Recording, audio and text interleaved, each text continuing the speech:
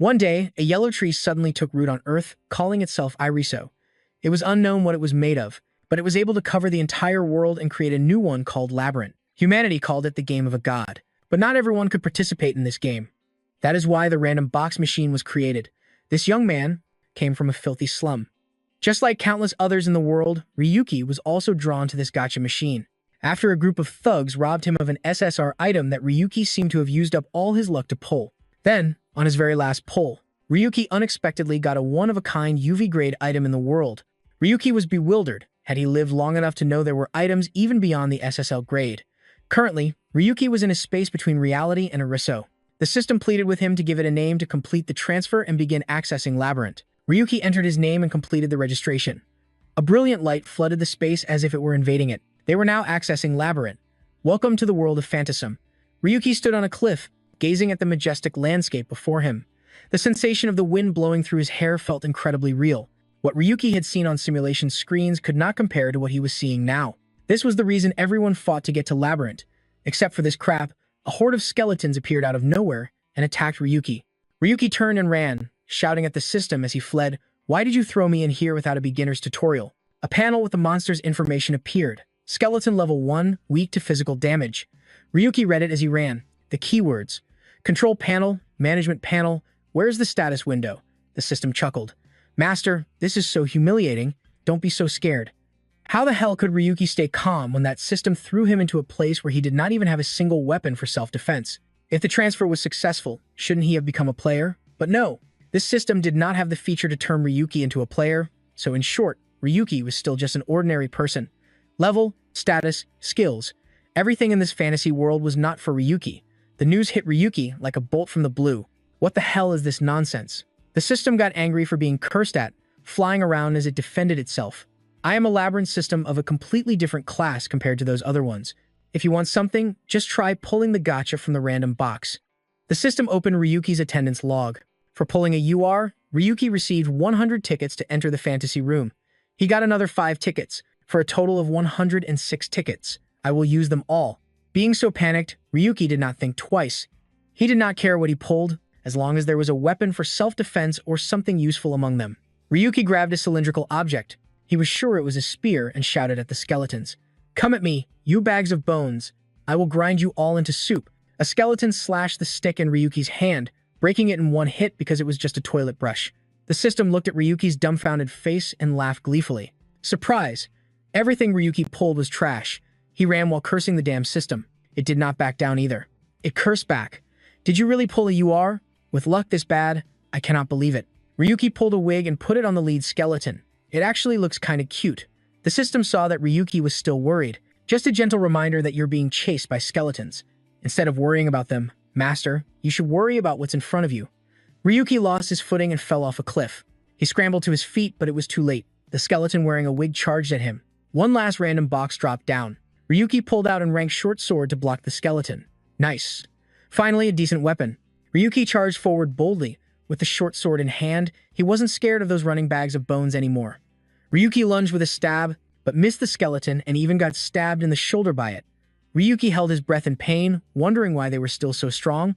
Its HP should have been completely depleted after taking 2 hits from the short sword, right? The system popped up to explain that because Ryuki wasn't protected by the Labyrinth system, the combat mechanics and HP were no exception. Why didn't you say so earlier? Ryuki clutched his wound. He had miraculously accessed Labyrinth, like using a back door. But now, Ryuki was in danger of dying a pointless death right after he had just entered. 2 golden random boxes fell down, and at the same time, Ryuki's will to live surged. He couldn't be the first main character to die so pathetically at the very beginning of the story. Ryuki swung his sword and hit a bean box, and the skeleton broke in half. Confused, he asked the system again. You can get skills from pulling gacha too? Moreover, this was a skill that didn't exist in World War of Phantasm Party, a slashing skill that creates a brilliant aura just for show, but its effect was also incredibly powerful, so it was classified as SL rank. Another SL rank skill was Swordsmanship Master, which automatically activates when using a sword. In Jigen, this type of blind box wasn't restricted by any system. In other words, as long as he had it, Ryuki could do anything. The skeleton with the wig rose again. Ryuki immediately turned and swung his sword, using Paris to blow away its wig. Then Ryuki reversed his grip and slashed down hard, splitting the old skeleton in 2. Since he didn't exist in the Labyrinth system, Ryuki could use any skill he had, without having to follow the rules and restrictions of Labyrinth. With this, the balance of Ariso could be disrupted. Surprised yet?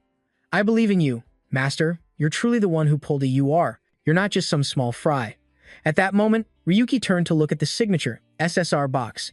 On the very first day, he had already pulled an SSR, making even the system gasp in awe. The corners of Ryuki's mouth curled up, unable to contain his joy. What was there to even think about? This was a miracle from the start, so if another miracle happened, he wouldn't be very surprised. Ryuki reached out to pick up the random box while the remaining 3 skeletons charged at him. In his state of ecstasy, Ryuki swung his sword and cut down all 3 of them on the spot for daring to ruin his moment of glory. Every player was aiming for the #1 spot in Labyrinth. Meanwhile, Ryuki had somehow hacked the damn system and was secretly conquering the skeletons, and he was also aiming for the #1 spot in Labyrinth just like everyone else. Today, Ryuki had defeated 7 skeletons and collected 5 magic stones.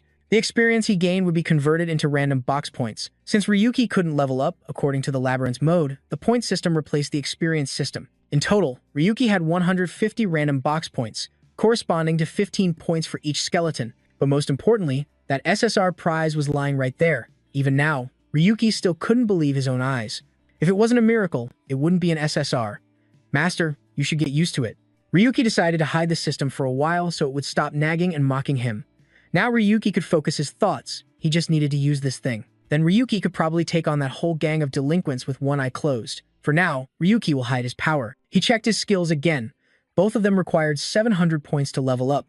And right now, Ryuki only needed another 100 points, so he just kept grinding all day without getting bored. From the dense forest, a horde of skeletons shambled over. Ryuki excitedly cracked his knuckles a few times. Perfect timing. Come at me all at once.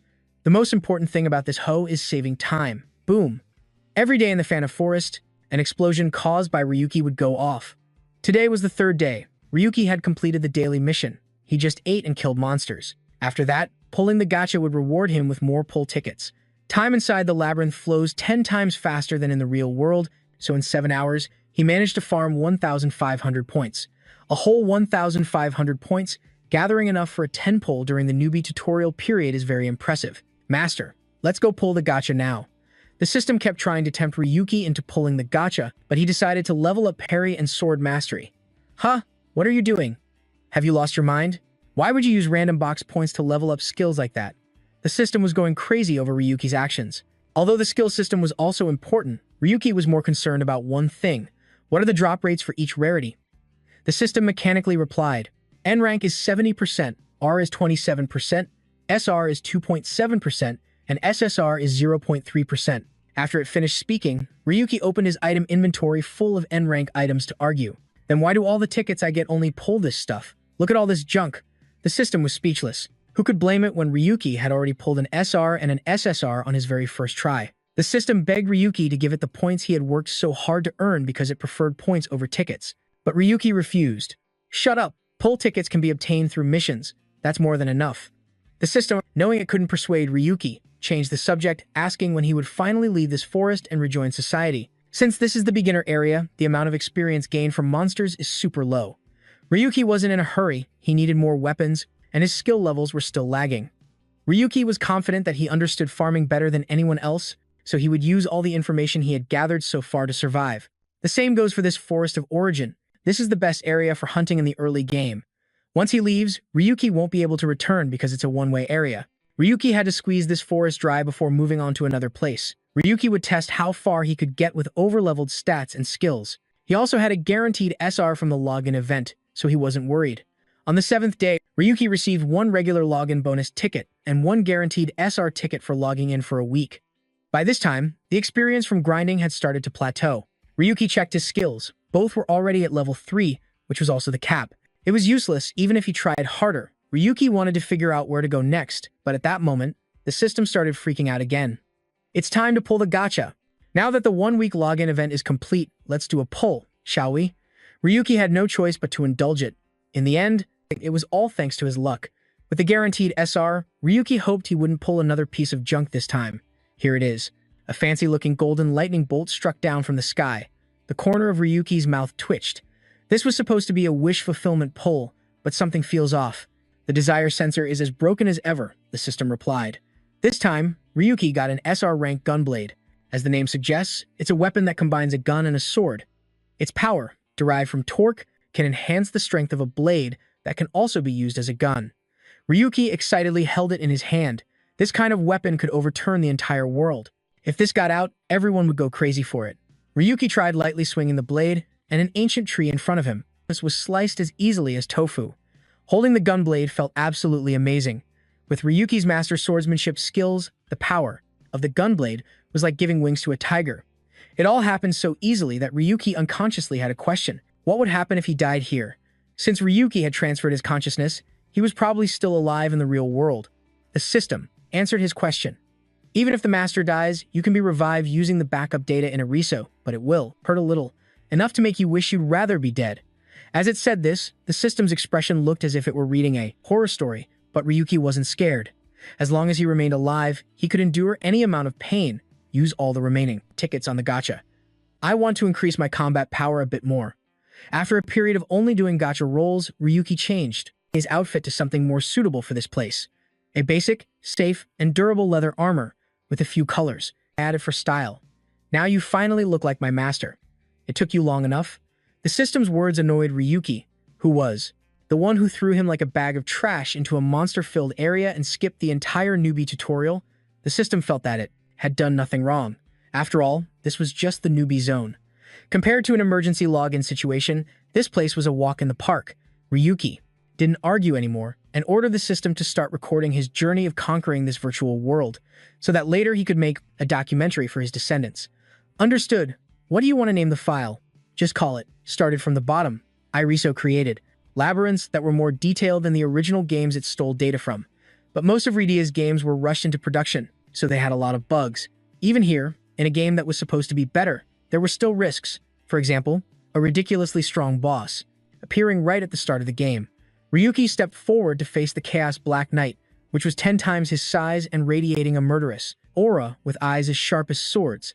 Ryuki received a sudden quest, with a reward of 10 gacha tickets and an insurance item. Ryuki gripped his gunblade tightly, taking the chance to test out his new toy. The Black Knight raised its greatsword. I am a knight of the Demon King. At the edge of the void, I await the strong. Now, show me your strength. Its sword came crashing down with immense power and weight. Ryuki blocked and used parry to knock the Black Knight's arm away, but he assumed the parry would negate any difference in combat power or level. Take this. Ryuki swung his sword at one of the Black Knight's legs. The sound of clashing metal rang out, but the attack was ineffective. Ryuki fell back. He thought that since he wasn't affected by the system, the attack would surely succeed. Master is so smart, but did you really think that you could ignore all buffs in the fantasy realm? Ryuki struggled to parry the attack. How the hell could he still not damage the Black Knight? The system let out a long sigh. Master, are you being an idiot again? Think realistically. Using a sword to slash at iron armor is completely useless, isn't it? Ryuki realized something. His strategy had focused entirely on the system without taking into account the real world. The labyrinth is a world simulated from a game. Normal players are affected by the system, but he was different. Ryuki blocked another blow and fell back, then charged forward, aiming for the Black Knight's weak points. Ryuki slid past the Black Knight's massive sword and got close to it. He pulled the trigger, creating a huge explosion. The Black Knight's sword arm fell off. It clutched its shoulder, staggered, and cried out. The HP mechanic wasn't that important in this system's programming. If he could accurately target its weak points, not only would he deal massive damage, but Ryuki could also take it down in a single blow. The Black Knight's massive sword and got close to it. He pulled the trigger, creating a huge explosion. But he was different. Ryuki blocked another blow and fell back, then charged forward, aiming for the Black Knight's weak points. Ryuki slid past. The Black Knight's sword arm fell off. It clutched its shoulder, staggered, and cried out. The HP mechanic wasn't that important in this system's programming. A series of black swords shot out. You hero who dares to threaten the gods, have a taste of the void. The Black Knight launched a barrage of black swords at Ryuki, but he was different. Ryuki blocked another blow and fell back, then charged forward, aiming for the Black Knight's weak points. Ryuki slid past. It was a mid-game boss, so taking it down with his current gear was nearly impossible. Moreover, this was a one-way zone, so once he respawned in another area, Ryuki wouldn't be able to return here. Even if he grinded to level up, there was no way to come back here to defeat the Black Knight. This was his second round against it, and no one had ever survived. Ryuki struggled and finally collapsed as countless black swords pierced his body. Suddenly, Ryuki tightly gripped the sword impaled in his stomach and stopped it. shocking the Black Knight. Where did you get that kind of power? But regardless of the power, the Black Knight still followed the Demon King's orders. It used its remaining arm to swing the sword in its hand. Ryuki wondered if everything would end like this. If so, his life up to this point had been nothing but trash. He had sworn that he would take back everything he had lost, everything they had done to him and his mother. Ryuki surged forward and shattered the black sword. Ignoring the numerous things impaled in his body, he rushed forward, grabbed the Black Knight's head, and jammed his sword into its eye. Ryuki would clean up all the trash and leave no one behind. A loud explosion erupted, sending the Black Knight's limbs flying everywhere. Ryuki received the loot from completing the emergency quest, obtaining the Black Knight. Vanquisher of the Void, please proceed. These were the Black Knight's last words, but even if it hadn't said them, Ryuki had no other choice but to move forward. The footage of the fight had just been spread online, thanks to the system. A man had just finished watching it, and his subordinate asked if they should contact Ryuki. There's no need, I know him. Instead, get the car ready. Where is Linfen now? This man was Gabriel Darius, the guildmaster of Linea. On JGTube, a video that made it to the day's top trending list appeared, posted by the account Ryu70 called Started from the Bottom. Everyone who watched it went crazy over Ryuki's video. No one believed he could have appeared in that area. But the image of the Black Knight was so realistic that no one thought it was fake. Soloing a bugged monster while still in the beginner's tutorial, just hearing about it sounded like total BS. Viewers couldn't tell if it was in the fantasy room or not, when Ryuki only used Paris and the Gunblade. No matter how many times they rewatched it, the video of Ryuki demolishing the chaotic Black Knight still left viewers bewildered, as he was able to deal an immense amount of damage having just started the game. There wasn't even a cooldown. To Iriso's followers, Ryuki was nothing but an asshole. A blatant case of game hacking. Even though his speed and reflexes were pretty good, a hack is still a hack. Ragna, a 52-year-old analyst at the Linea Guild, was also freaking out over Ryuki's video. She had always been proud of her professional expertise, but what she saw in the video was beyond her comprehension. Ryuki had wiped out a boss's HP in just one hit. Ragna had no other explanation other than a technical glitch. Linea is a major guild, and Ragna felt they should officially contact Ryuki, but her boss was covering his mouth in utter disbelief. No, it can't be. That face is unmistakable. A no-name possessing an account like that, there must be some mistake somewhere. Elsewhere, that guy Linfen was in the middle of getting completely wasted with two other girls. He glanced around. Who the hell is Ryuki? He was an analyst at Linea 3 years ago, the guy who came up with that legendary strategy. Remember, Gabriel approached Linfen because it was on his orders that Ryuki was purged from Linea, which was how he became a no-name. Linfen chugged another bottle of booze. In his eyes, any analyst he found annoying got purged. There were so many that Linfen couldn't remember any of them. Anyway, Linfen had also seen the video of Ryuki defeating the Dark Knight in a one-on-one solo match, but he felt that no matter how you looked at it, it was just a bug. Using a hack to defeat a super weak opponent is nothing surprising. Gabriel had to remind Linfen that he was the one who got Ryuki kicked out, asking if Linfen understood the implications of that. How would I know? Since when did we start caring about such trivial crap? What's the damn point of wasting time on a nobody like him? Faced with Linfen's rabidly aggressive attitude, Gabriel could only leave in silence. He felt that Ryuki was subtly attacking Linea, so he ordered his subordinates to monitor his every move. From now on, keep an eye on his next actions. It feels like this is a trap, so it's better to be cautious. As Gabriel walked away deep in thought, he told himself not to be hasty. He could still gather more information before taking action. In any case, regarding that godforsaken brother of his, Linfen, Gabriel just hoped he wouldn't do anything stupid right now. Meanwhile, Ryuki was finally able to move once his body had recovered to 87%. All of his internal organs and muscle fibers had been torn apart, resulting in severe trauma. The pain Ryuki was feeling was identical to the real world, so the system was extremely concerned about his mental state. Even though it hurt like hell, Ryuki was confident he would get used to it soon enough. After all, he would have to endure it hundreds of thousands more times. Ryuki returned to the cliff where he had started in the Starter Valley. But now, it was time to say goodbye. The world in this game is designed based on the Demon King's castle, but Ryuki couldn't just charge straight there in one go. First, he had to clear out all the dungeons surrounding the castle to prove his worth. Meanwhile, the system was busy speculating. It wondered why Ryuki posted the video. Was he inviting everyone to come and kill him? Ryuki knew it was dangerous, but he believed those people wouldn't dare do anything reckless at this point. They would probably just think it was a game bug. Besides, finding a bug like that isn't common in most games. Even if they wanted to take action, their first step would be to gather information, because the people at Linea had surely recognized Ryuki and his deep-seated grudge against them. Initially, they would think it's a trap. Unlike Linfen, Gabriel is extremely cautious. The system finally realized that Ryuki was trying to stir up confusion and uncertainty first. because the more attention they attract, the fewer choices they have. If what the system said about the conversion is true, then Ryuki can hide his real body in the labyrinth. This is how he would exploit the system's features to the fullest. UL. All this time, Ryuki had been figuring out a way to defeat Lin Fen. Now, he just needed to find a way to lure him out. Once he becomes a thorn in Lin Fen's side, he would come on his own. Therefore, Ryuki would relentlessly provoke Lin Fen from now on. The moment he appears will be Ryuki's chance to crush him. Seeing Ryuki's tense expression, it wondered why Ryuki posted the video. Was he inviting everyone to come and kill him? Ryuki knew it was dangerous. 20 tickets along with 2 SR pity pulls and 15,000 venom points. Time to get rolling? Gotcha, gotcha. Ryuki sighed. He had to go to the village first. To keep his body safe, Ryuki had to leave the labyrinth every 10 days. The system asked for permission to use a gacha ticket to break the tension. Ryuki had accumulated a huge number of pulls, but the conversion method had brought Ryuki's actual body here, so those worries were unnecessary. Only now did Ryuki realize this was his real body, not an avatar. However, the system had to forcibly stop the conversion process due to an emergency. It encouraged Ryuki to return to reality at least once for the best. The system reminded Ryuki again that his body and his avatar used 2 completely different technologies. The avatar could affect the real body if it were in the real world. The fantasy space vanished, and he returned to the real-world gacha shop. Ryuki's body didn't have a single scratch, except that the clothes he wore in the fantasy world had disappeared.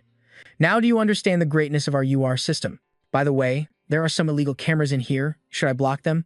Before Ryuki could even ask what cameras, the gang of moralistic thugs from the other day returned. It seemed they had been waiting at this gacha shop. Hey, Nameless, you look pretty healthy, but forget about that. The gacha god is calling you. But no, Ryuki decided to end the conversion, just waiting for Ryuki to appear before showing up. The gang leader hadn't even finished speaking when his underlings shouted, "Boss, he's making a run for it." The system also yelled, "Master, why are you running away? Was it blind? How was he supposed to handle 10 guys at once?" The system nodded. It would find the safest route for Ryuki. Following the system's guidance, Ryuki finally arrived. Straight into a dead end. What a fool I was to trust this piece of junk. Ryuki wanted to punch the system, don't you? Where have you been hiding for the past few days? It turned out they had placed hidden cameras in the gacha shop. You're a real pain. Disappearing into thin air yesterday only made me more curious about what you pulled, just waiting for Ryuki to appear before showing up. The gang leader hadn't even finished speaking when his underlings shouted, "Boss, he's making a run for it." The system also yelled, "You're a real pain. Disappearing into thin air yesterday only made me more curious about what you pulled." But the system didn't act immediately, saying there was a wooden sword next to him. Unfortunately, "Now, please use it." Ryuki picked up the wooden stick and cursed, "This isn't even a sword." Suddenly, but it said it had its reasons. Just then, the thugs also arrived. The leader, panting like a dog, said the cat and mouse game was over. "Huh, what are you guys waiting for? Get him." A guy in a leopard print shirt charged forward with an iron pipe. He was still talking smack when a spark of electricity shot through Ryuki and the wooden stick, as if they had just connected. Hey, what do you plan to do with that piece of firewood?" The leader didn't expect Ryuki to suddenly be so strong and ordered his entire gang to charge, but Ryuki was just laughing, gleefully. Why should he worry when this wasn't the labyrinth? With the 2 skills Ryuki possessed, using them in the real world was just like playing a game. "Now, you all can step aside and let me work." The underlings hesitated, not daring to move forward. Was he really a nobody? Had their leader lost his cool and picked a fight with someone dangerous? The leader furiously roared from behind, "You bunch of idiots, you're scared of a nobody? No matter how strong he is, that's all he's got. Kill him for me." The leader was determined not to let Ryuki go. He was a nobody, yet he dared to challenge him, which only proved that Ryuki had obtained something terrifying. The leader of the Black Snakes considered himself the #1 in this area. How could he be compared to a nobody like Ryuki? Ugh, arg, the sounds of pain groans pulled him back to reality. His expression darkened as he witnessed the scene before him. His underlings were being beaten to a pulp by Ryuki, had fallen from his hand. The next second, a powerful punch landed, deforming his face before sending him flying backward. He instantly felt that he could use his skills. Power surged through him like a flood. This was a change that was different from that of a normal player, because Ryuki had transferred into his real body, not an avatar. So if he grew stronger in the labyrinth, he would in reality as well. Ryuki slowly advanced towards the rest of the gang. Yesterday, they had stolen his SSR rank item, and every single one of them had touched him, even for just a moment. "You son of a B times teach, die, you bastard." The entire group charged forward in a desperate, fearful rush. Cracking sounds echoed as Ryuki broke even a single one of their fingers. "You must be the leader." Even the bald one had his hair grabbed by him. "Don't get cocky over just this. you bunch of thugs." The moment Ryuki gripped the wooden sword, "Don't come any closer, you loser. Stay right there." Whoosh! With a single move, Ryuki sent his iron rod flying. He closed in on the leader. It was probably time to end this now that there were no underlings left to protect him. "Shut up!" The leader lunged for his rod again, but Ryuki stabbed the wooden sword straight through his arm, causing him to scream out in pain, his whole body trembling violently. "What's wrong? Is it really over?" "Shut up, I'm Ruga of the Black Snakes." "Black Snake what?" Ryuki landed a home run swing right on his screaming mouth. Ruga collapsed to the ground at Ryuki's feet. Huh. Ryuki walked toward the boss. He was currently fumbling on the ground for an iron bar. He swung the iron rod continuously through the air. Seeing Ruga's despicable face get smashed was truly satisfying. His lips moved, "Stop, please." But he didn't have the right to say that. The account creation ticket that Ruga had taken from Ryuki was his only hope. So now, Ryuki would take away Ruga's only hope as well. Ruga had tears welling up but remained defiant. "And nobody dares to touch a bronze ranker. You think you can get away with this? I'm not afraid of anything." Ryuki's smile sent a chill down Ruga's spine. That's right. He just had to make sure Ruga couldn't speak another word ever again. "Help! Save me!" Ruga's last words escaped his lips, and then Ryuki brought the wooden sword down hard on his face, as if trying to split it in two. The next morning, Ryuki returned to his rundown home. The system was curious as to why Ryuki didn't just kill those gangsters. The chances of them seeking revenge were very high. Ryuki could have killed them with ease. Having power was truly exhilarating. He wondered if this was how Ruga felt when he had him pinned under his foot, so they would keep quiet for a while. I see. The fear of violence is truly a human weakness. But he didn't want to become lowlifes like them. He had already shown a clear difference in power and adjusted some of their visual information. You can do that? Ryuki was surprised, but the system wasn't. Because the manipulation is only effective when their psychological state is unstable. But they definitely saw Ryuki as a terrifying monster, completely different from anything they had ever seen before. Ryuki was nothing less than a frightening entity, so much so that they wouldn't even dare to think of resisting him. Ryuki sat up, thinking of how to keep the system's existence a complete secret. If this information got out, the whole world would be turned upside down. Then he picked up a knife, and the swordsmanship master skill activated immediately. It seemed that as long as he held something recognized as a sword, the related movements became like instinct to Ryuki. Ryuki swung the dagger in his hand, feeling it was quite good. Long-range weapons are sometimes inconvenient to carry. Ryuki was about to ask something when the system spoke up. Because Ryuki is in existence from outside Iriso, even though this is a real body, it doesn't have side effects like rapid aging due to the time in the labyrinth. Just as I expected, Ryuki said with satisfaction. Afterwards, he had a meeting at a cafe with a very familiar-looking young man. Modern technology is really amazing. You recovered this much in just a few hours? Yes, sir. Ruga, sitting on the other side covered in bandages, replied, but inwardly, he was still bitter that a nobody like Ryuki dared to order him around. As if reading his mind, Ryuki raised the knife. I believe the medical fees were paid with the money earned from my account, right?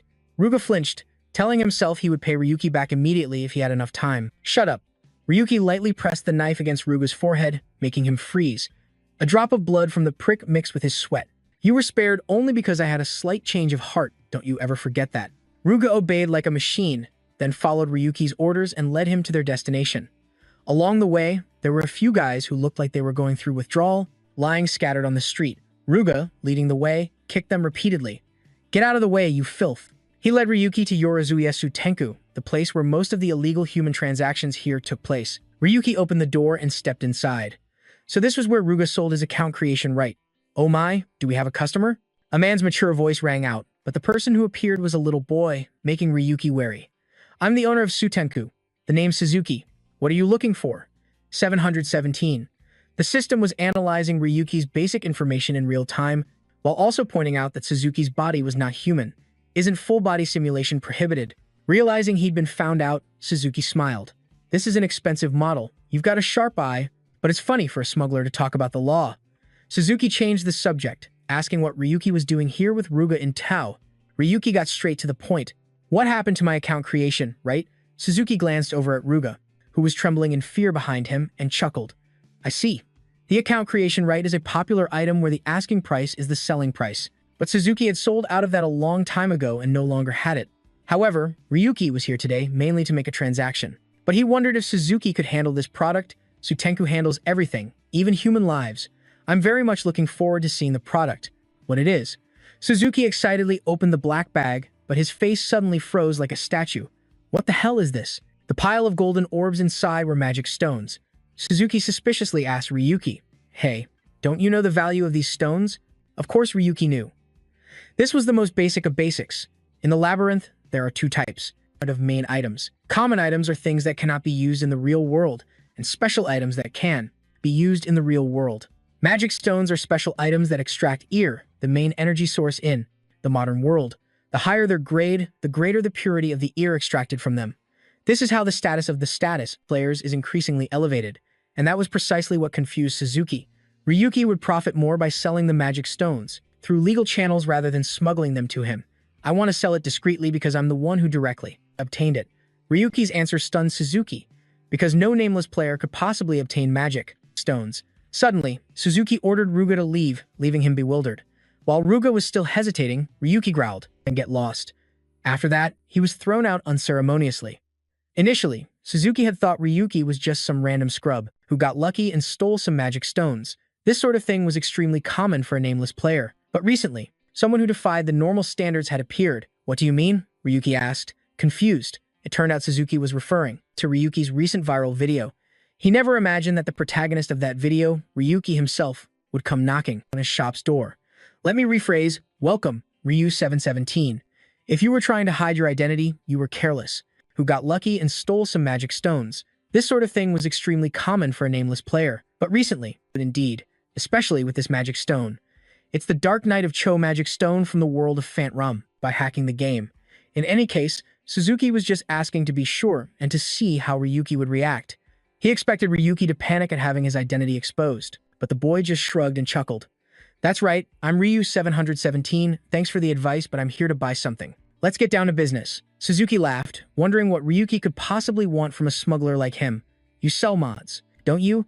Hearing that, it was Suzuki's turn to be so surprised that he had to ask if Ryuki was high on something. Did Ryuki even know what mods are? They're applications that artificially alter components of the labyrinth. Even a nameless player knows that. But Suzuki thought Ryuki was mistaken. Most mods are junk because they lack functionality and have deadly side effects. Even so, being a smuggler, you must have some special items stashed away, right? Ryuki was not swayed by Suzuki's words, as his goal was to lower the labyrinth's difficulty. As for some of the side effects of mods, Ryuki could handle them. Suzuki then reminded Ryuki of the lunatic near the shop who looked like he was in withdrawal. That was someone who used mods. He bought the PES version and said he wanted to experiment with sensory control. Through it, he managed to reduce his sensation of pain, but the result was tragic. In exchange for feeling less pain, his other senses became extremely sensitive, and so he completely broke down. Suzuki tried to remove the existing mods, but it was too late. It was a fate worse than death. People went missing, died suddenly, had mental breakdowns, or spontaneously combusted for unknown reasons, all stemmed from it. You should give up. These are things the government strictly banned from development and completely discarded. Suzuki advised Ryuki as such. Although a few mods were certified as safe, those could be obtained through normal means without needing to smuggle them. Ryuki suddenly cut him off. He sensed Suzuki's judgment of these fringe items. The ability to truly understand a person requires more. "Do I look like a normal player to you?" Ryuki was extremely confident because he was the one who single-handedly defeated the Black Knight.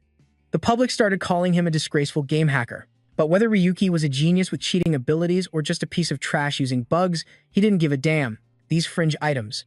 The ability to truly understand a person requires more. "Do I look like a normal player to you?" Untouched by anyone. Suzuki wasn't entirely sure, but a question from Ryuki made him waver. "Aren't you curious?" Ryuki didn't care about the ways or means. He would use them instead of letting them rot here. People gave up. He had kept a few copies at the last minute. "If you can really use these mods, try one of these first." Ryuki called out his subordinate, the system, to check, and the first mod tripled the damage output, but the system. "About what could happen, Mr. Smuggler?" So Suzuki showed Ryuki his wares, when most, for 1 second. It sounded good, but the implementation was a failure. It even obstructed Ryuki's vision during battle, deemed it to be trash, as it only multiplied the numerical value by 3 without any real effect. The next one was future prediction, distorted vision, but what's the point of using it when everyone becomes a good person? The mod that increased all. The next mod changed all characters to become beautiful. This might be due to a similar principle as the one that. Next one was a mod that increased the sensitivity of all senses by 3,000 times, but pain was the most affected sense. After a while, abilities by 1.2 times put too much strain on the brain and body. Plus, the multiplier was of poor quality. The He never expected them to be this useless. The last one was the probability control mod. The system had to admit that its creator was truly a genius. It controlled the probability of possible events in the player's favor. All probabilities. Ryuki pulled his hair out in frustration, as every single one was junk. He had thought they would just be somewhat low quality, but this number could even go up to 1%. It might be hard to feel the difference with just a 1% advantage, but if that number also affected random boxes, it would be a different story. Ryuki decided to take this mod, mainly to increase the success rate of the random box, much to the system's disappointment. I can't believe you're skipping the true feeling of gacha. It's about betting your entire fortune on low probabilities. Suzuki saw that Ryuki wasn't just talking big and had actually picked out the best mods from a pile of trash. Trash? Ryuki frowned. Did this guy just try to pull a fast one on you? Suzuki waved his hands dismissively of the random box, much to the system's disappointment. I can't believe you're skipping the true feeling of gacha. It's about betting. Ah, wait, I didn't mean to deceive you. I received orders to test all customers who come asking for mods. Mods, you say? But Suzuki couldn't answer that question, so he compensated Ryuki with a special price. As long as Ryuki made good use of the mods that had faded from the spotlight, never getting a chance to shine on the main stage. A series of external applications are installed when Ryuki uses the mods, and they are single-use only and cannot be cancelled. Before Ryuki agreed, Suzuki wanted to ask him one last thing. If you truly master the use of these mods, what will you do with that power? It was truly an interesting question that made Ryuki burst out laughing. And afterward, who knows what Ryuki said that made Suzuki also burst into maniacal laughter. Rob the top tiers. Bronze, silver, gold, platinum, and even diamond. Crush all the worthless trash and stand at the pinnacle of the world. That's what Ryuki said. No wonder Suzuki found him so interesting. He even allowed Ryuki to visit him anytime. The next day, Ryuki arrived at Labyrinth smoothly, exceeding the system's expectations. But in Labyrinth, everyone is a nobody, so no one bothered to question Ryuki's identity. More importantly, it seems Ryuki has reached that village. It looked like a medieval fantasy world, and it was even a bit peaceful. The system, once let out, constantly nagged about doing gacha pulls, giving Ryuki a headache. Control yourself, you gacha addict. Do you think I can do gacha pulls in a crowded place like this? For some reason, ever since Ryuki set foot here, the villagers started looking at him differently. The system wondered what the two of them did wrong to make the NPCs dislike them so much. Ryuki understood why they were acting that way. It's because NPCs hate players, the fools who treat them like insects and make excuses that they aren't real. They do all sorts of terrible things, so of course, the NPCs don't like them. Got you, you thief. A young man was suddenly sent flying in front of Ryuki. He begged the shop owner, saying he was about to starve to death, but was still mercilessly dragged away by the owner. Ryuki sighed. You said this place was a bit peaceful earlier, but now it's complete chaos. But Ryuki suddenly noticed the young man's attire looked very different from the NPCs of this village. It turned out he was a citizen from Space Alien, a game Iriso had shut down 3 months ago. And a shutdown means that the game completely disappears. The citizens had no choice but to migrate to other labyrinths to survive. Ryuki sighed. It's not easy to adapt quickly to a different world. No wonder there are so many stylishly dressed young people starving to death all over the streets. Iriso ruthlessly deletes any labyrinth it deems worthless, including this fantasy world. In that case, Ryuki had to hurry even more. Even before the game ends, as long as he can crush Linfen and Linzia, he'll be satisfied. Half a day later, Ryuki finally managed to rent a room. The first thing the system said upon entering the new room was, of course, about gacha. Not right now, I need to check the mods first. The system hurriedly opened its books to check, and unexpectedly, the gacha rates had slightly increased. For example, the SSR rate went from 0.3% up to a whole 1%. Only the rate for getting N-grade items decreased, which was a sweet deal. That SSR rate in particular was absolutely perfect.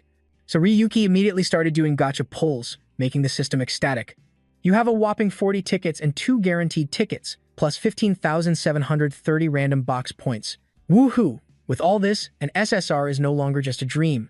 The system immediately burned through the first 40 tickets, causing the entire room. The room was flooded with light. Ryuki's face went blank, seeing that after a spectacular explosion, his room was now filled with a pile of junk.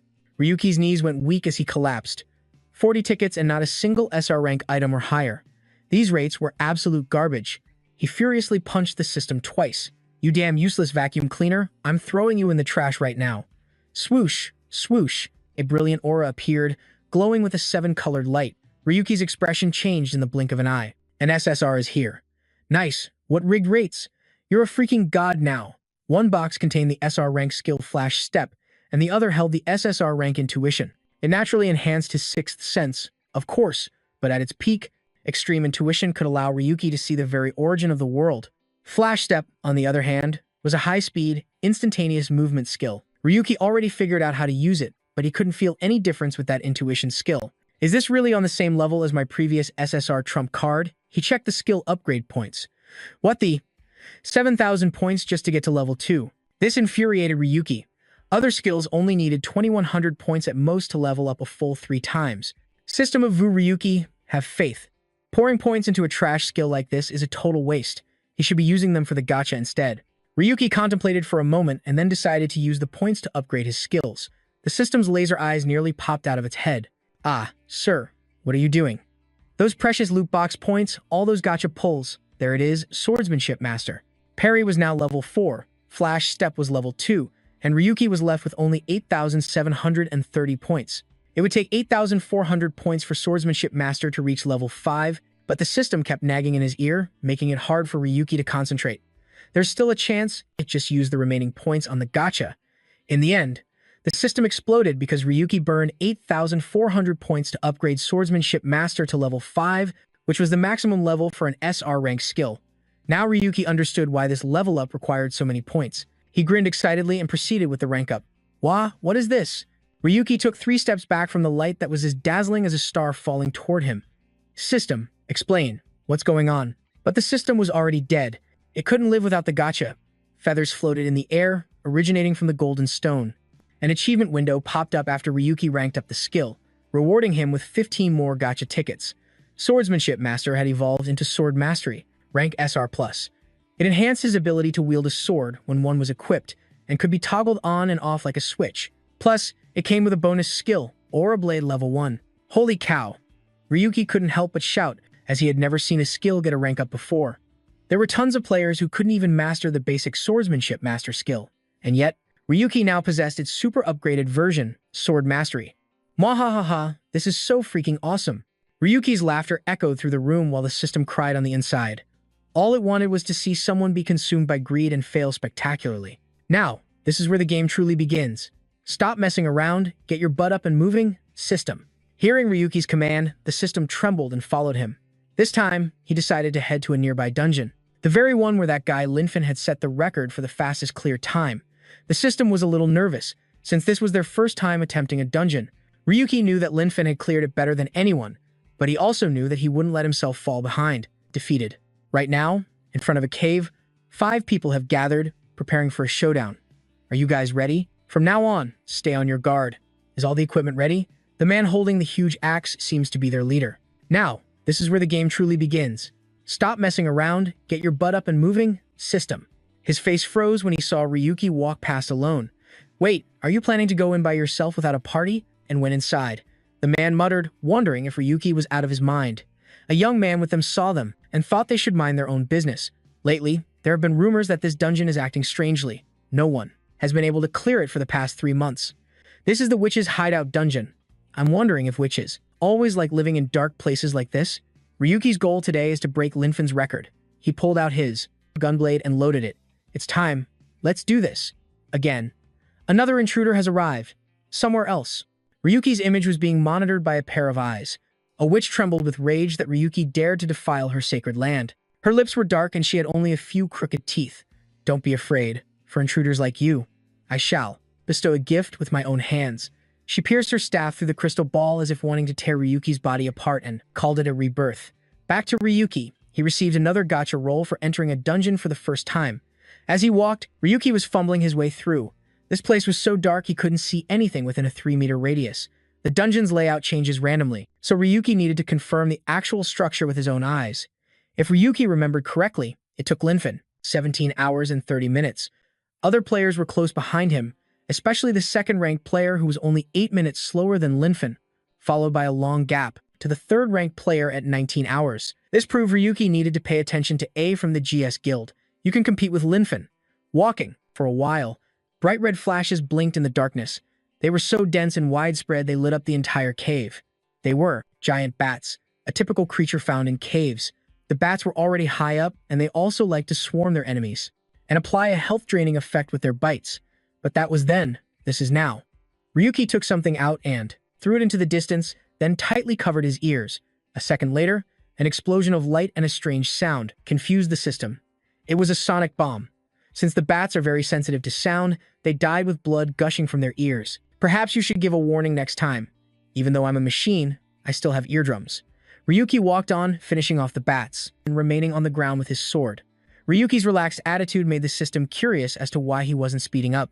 But Ryuki understood that clearing a dungeon takes a lot of time, and understanding the patterns and tricks would reduce the clear time more effectively than just blindly rushing forward. The worrying part is that no one has managed to clear this place in the last 3 months. This is extremely unusual because this dungeon was famous for being a piece of cake.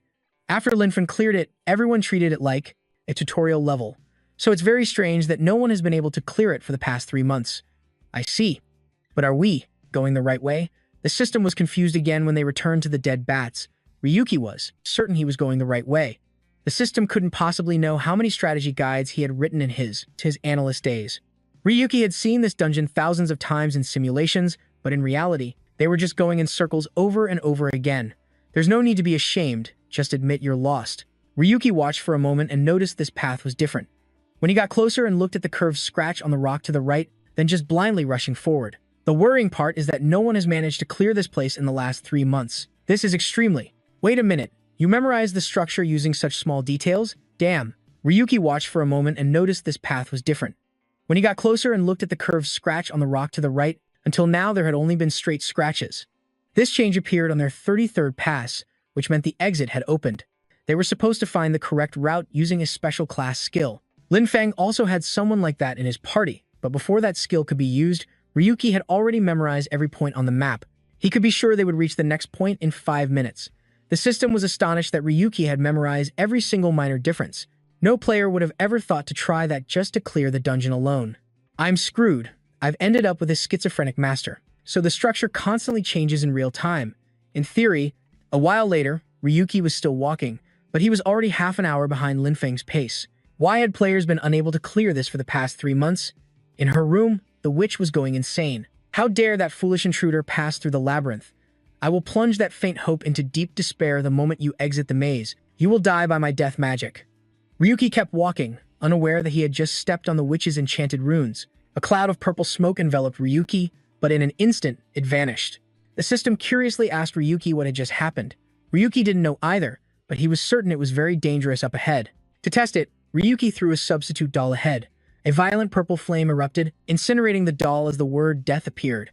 Ryuki recognized it as death magic, something that shouldn't have appeared until they entered the tower. Although the reason was unclear, the dungeon's parameters had changed. The system advised Ryuki that he should retreat. Ryuki was also hesitating. He hadn't expected such a terrifying trap right from the start. Should he turn back? Behind Ryuki were 2 forks. The path on the right should have been a dead end, but somehow he felt it was extremely safe. And before, Ryuki had also sensed the death magic and saved his own life. It was all thanks to that intuition skill. The witch was no longer screaming in anger, but was just sneering.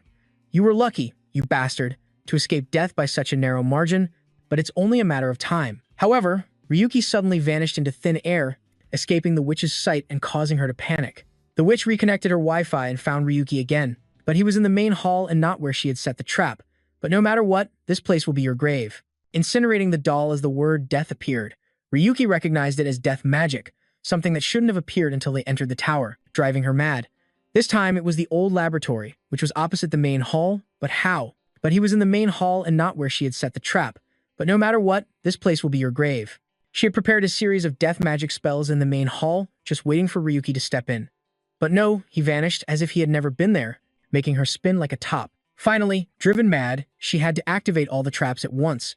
Looking at the crystal ball reflecting the billowing black flames, she laughed maniacally. Are you dead yet, brat? In the end, that's all you amounted to. It's a shame the materials were damaged, but before she could finish speaking, the wall behind her suddenly exploded. Ryuki's voice echoed in, See? I told you I'd make it to the boss room. Sir, could you please turn off that motor mouth skill of yours? However, Ryuki was dancing through the empty spaces between the witch's lethal magic. She couldn't understand how he could have found his way here. Ryuki chuckled. Explanations and introductions are a hassle, so let's skip them. It's time to end the game. Lonely Witch Dungeon Boss, Serial. Ryuki drew his gunblade and pointed it straight at Serial. He had a better name for her. a witch whose front was just a pile of scrap metal. She was no different from a hunk of junk. The witch slowly turned her head towards the destroyed wall where Ryuki was casually walking in. This place was truly a death trap, a labyrinth filled with snares.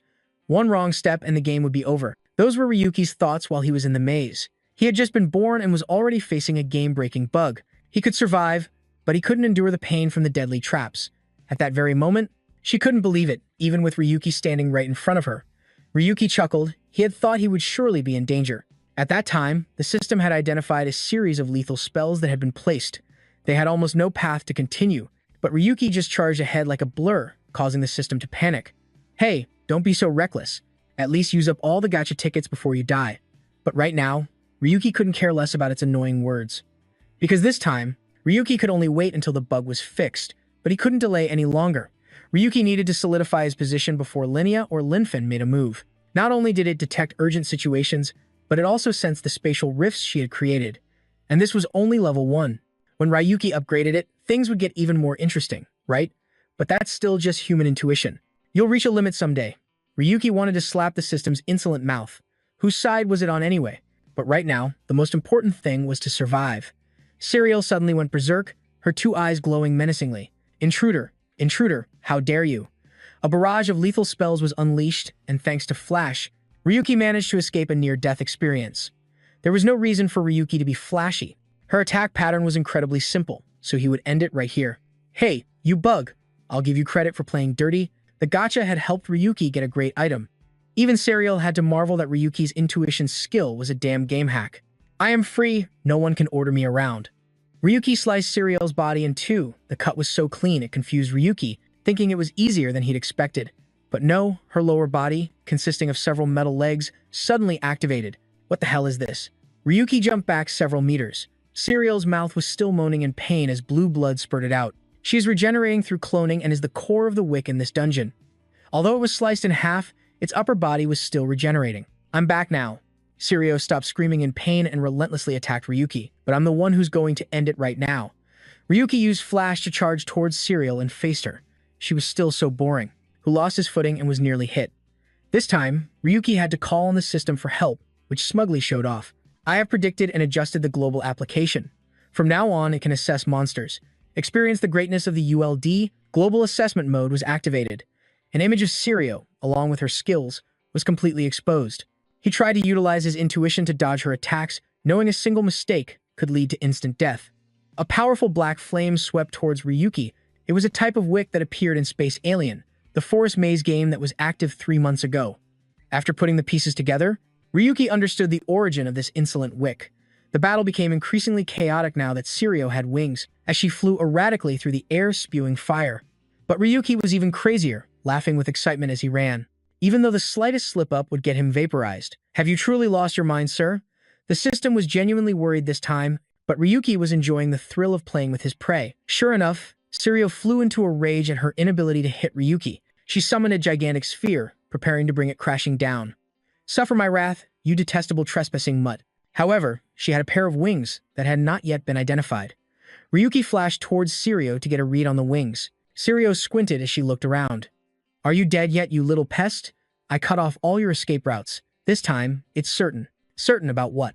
A cold, sharp blade was pressed against her head. Ryuki had appeared behind Serial without her even noticing. You're just like this dungeon. The stolen power you cling to is nothing but a crutch for the weak, no matter how you try to hide it. Your weakness will eventually be exposed, just like the cracks in this dungeon. Now that he was close, Ryuki could see it clearly. Just as he had surmised, the wings were the source of the wick. Serial suddenly trembled when he touched her wings. If touching it meant death, then all Ryuki had to do was dodge it to survive.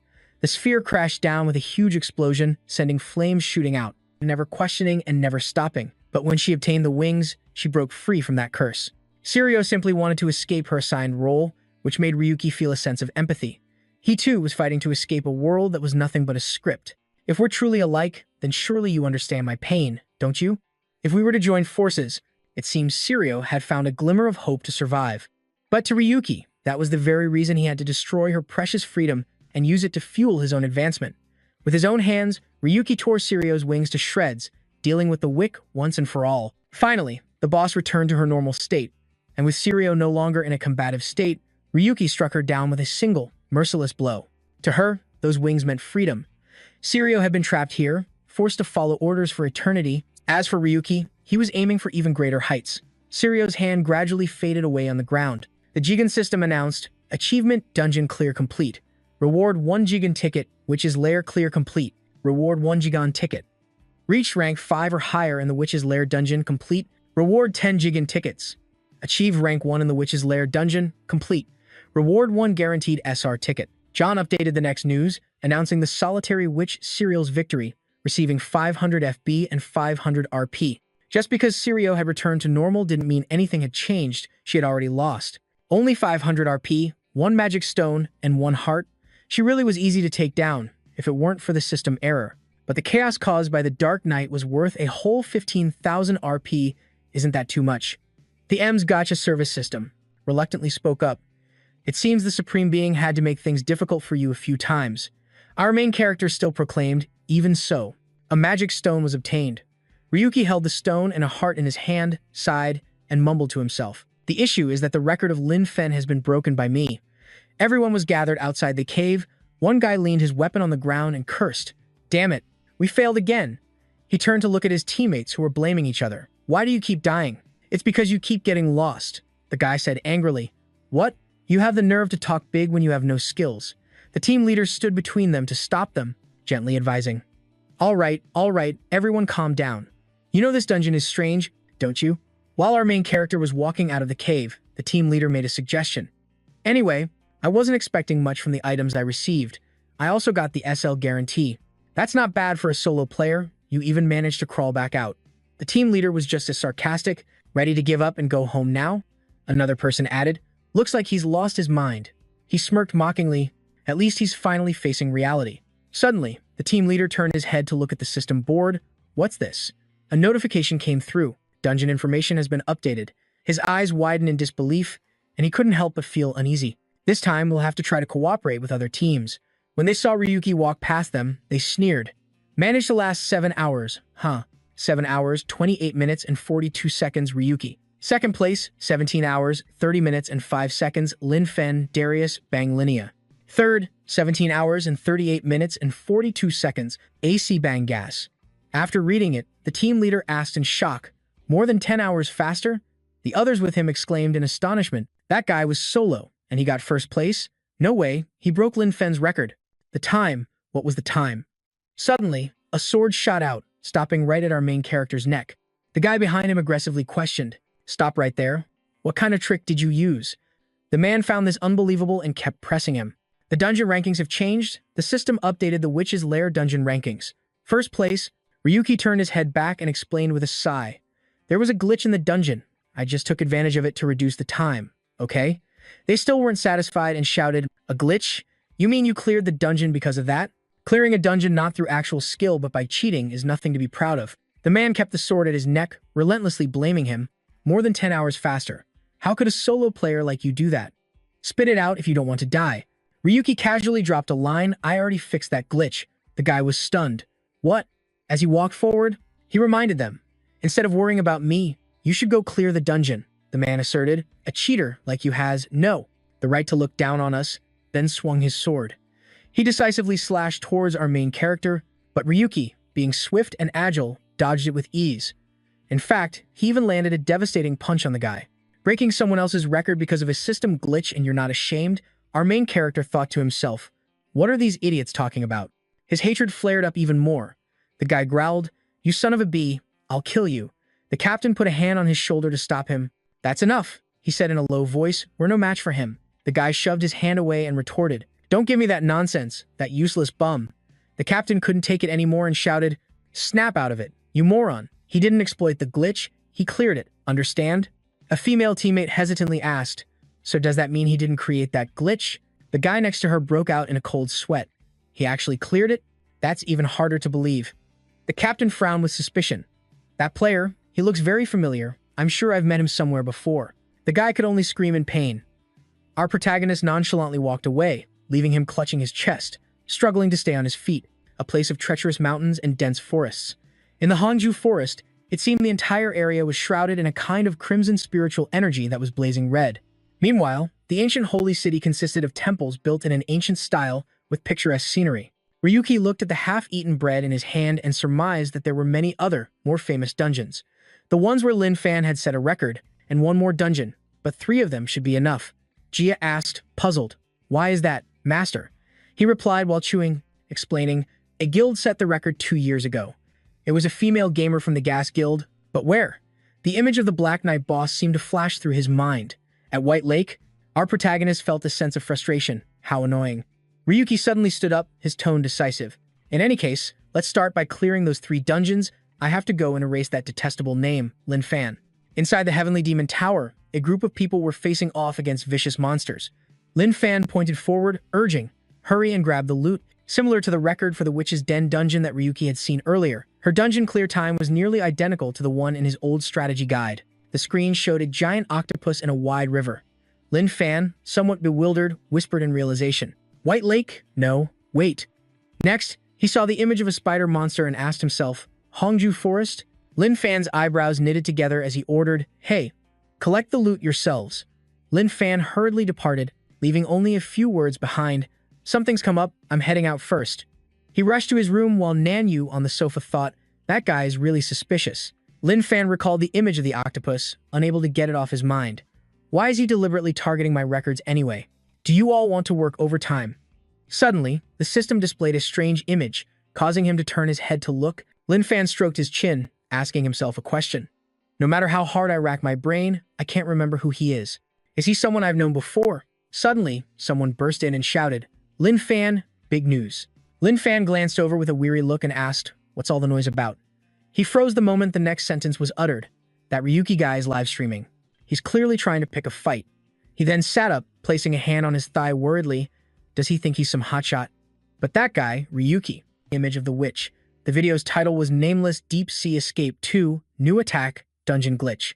She wondered if she got some ideas from the top monthly players. Next was a video about the giant octopus. Nameless Escape Deep Sea 3, a new record for White Lake. After that was a video of the beast spider. Nameless Deep Sea Escape 4, a new record for the Hongju Forest. Finally, there was a video of the mysterious separate zone, Nameless Deep Sea Escape 6. Ryuki was a bit surprised. The analyst for the Linnea Guild, a girl named Japna, stood with her arms crossed as a bead of sweat rolled down her face. Rapna recounted. But as expected, public opinion exploded. The info showed 1.7 million views. 3 days ago, the monthly survival game, Dungeon, new record, 24,000 comments. While killing monsters, he thought to himself, I guess after that Black Knight video, they've been eagerly awaiting the next videos. Radna replayed his fights in her head. She speculated, there must still be some skills and items I haven't discovered yet, but the strategy in this video requires a deep understanding of every element in the dungeon. Radna's eyes widened, as if she were calculating something, thinking he couldn't believe he could clear those 4 dungeons and upload the videos, immediately shattering all records. No one had succeeded in the last 3 months. Radna thought of his silhouette with the sword resting on his shoulder, feeling suspicious. Yet Ryuki managed to complete it so easily. Everyone couldn't help but whisper among themselves. The last 3 months were a complete waste.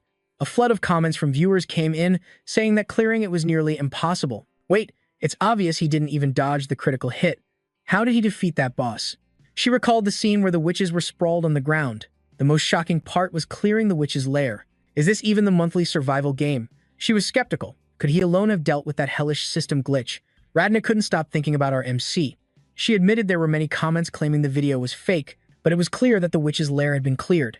Radna stood before the large screen, hesitating. Surely there's a masterful analyst or some guild backing him up. Her face revealed a trace of fear. This is going to cause an uproar, even bigger than the Black Knight chaos. Radna picked up her phone and whispered, this is absurd. What is this spatial gap nonsense? Or is he just exploiting a system glitch? Why does the boss look like that, compared to the one I'm about to post? Meanwhile, on our MC's side, Jigen said in a panic, Master, this plan is completely different from the original one. From now on, they'll see us as enemies. He walked and said resolutely, I'm already prepared. The system looked at Ryuki as he slowly sat down and asked urgently, wouldn't training a bit more be better? Isn't it still not enough right now? He fell silent, deep in thought. Jigen was right, but the longer this goes on, the more time they'll have to prepare. I can't stop here. The past flooded Ryuki's mind. He thought to himself, my time has been frozen since 3 years ago.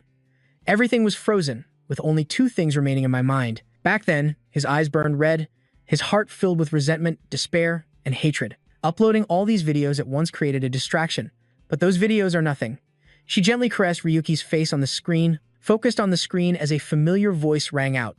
Hello everyone, I'm Ryu70, the one who uploaded these videos. My name in the labyrinth is Ruki. Lin Fan listened with a serious expression. I'm sorry, but today's video isn't about clearing a dungeon. His face appeared on the screen. Ryuki emphasized each word. From now on, I will reveal the truth that I know to everyone. Ryuki sat in front of the camera and began to speak.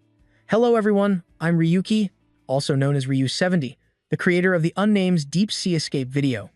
Radna stared intently at his image on the screen. Those were the only two reasons for our MC to keep on living. Just then, a new video appeared on the system. Many members of the Linnea Guild were gathered, rang out through the space. First, many of you might be curious about what the word unnamed in my video title means. To be clear, you can all take it literally. This startled people, making their eyes widen. Ryuki said seriously, I know it's hard to believe that an unnamed person without an account could enter the game's labyrinth. Many people will find it hard to believe. He continued, after all, to get an account, you have to be at least. Muttering to himself, is that guy really Ryu70? He looks more ordinary in person than I thought. Our protagonist's voice, to be an unnamed. Someone else added, isn't this just a ploy to get attention? Our protagonist frowned and asserted, but I assure you, I am an unnamed from the very bottom of society. Gabriel was also standing. To be clear, you can all take it literally. This startled people, making their eyes widen. Ryuki, doesn't matter. The crowd buzzed with chatter. This guy is crazy. He's like a criminal. Everything's gone haywire. An unnamed, how shameless. Can someone take this guy down? Who do you think you are? The speech of our protagonist continued. This isn't a live stream to clear my name or anything, so I don't care. Muttering to himself, is that guy really Ryu70? He looks more ordinary in person than I thought. Our protagonist's voice, a silver rank or higher, pass a test, and have a recommendation from a guild. A bewildered person said, he's claiming his own status. Ryuki said slowly, but the reason I became an unnamed is because I was framed. This made. In a corner, listening with his arms crossed, he continued, as for the account, it was just pure luck, whether you believe it or not. Lin Fan froze on the spot. He cleared his throat, preparing to get to the main point. But as I said, I'm not. His fist, his eyes filled with resentment. Ryuki pointedly called out, I know you're watching, Lin Fan, and the rest of you from the garbage livestream on the air. Is this guy insane? He truly doesn't know his place. That worthless, unnamed trash doesn't know. Pathetic look on my face as I fell into the abyss. Lin Fan was glued to the screen as soon as he mentioned that familiar place. That hell, I've returned from it now. Ryuki's face was stern, his tone resolute as he declared, just you wait, now it's my turn. Mr. H, Mr. V, and Secret were also watching this video. Mr. V nodded. It seems an enemy of Linnea has appeared. Mr. V, H chimed in. The view count is no joke. Mr. V wondered, is this the guy we mentioned before? I heard he's under surveillance now. Secret analyzed the situation. It seems he used to work for Linnea before becoming an unnamed. The detailed records were deleted, but it was definitely Gabriel's doing. It seems as if he held a grudge against Linfen and deleted all those versions. Mr. V stated the objective, Linfen Darius is a key candidate, so remember to monitor him. Mr. H said with some hesitation, to be honest, they all look so pathetic. Secret was endlessly worried. He raised a point. So what should we do? Lindsay won't let Ryu70 off the hook either. Mr. H suggested, let's just set this aside for now. What can the three of us decide anyway? Mr. V agreed, let's just observe for now. I have my own matters to attend to. Secret stroked his chin thoughtfully for a moment, then said, right, so we'll observe for now, but I might take my own actions, you know. Hearing this, Mr. H made an excuse to leave, saying, since when did you start asking for my opinion? I'm out. Not to be outdone, Mr. V added, I'm hanging up too. Secret grumbled, what an uncooperative bunch. His figure gradually faded away. Secret schemed to himself, I'll have to do things my own way, whatever I please.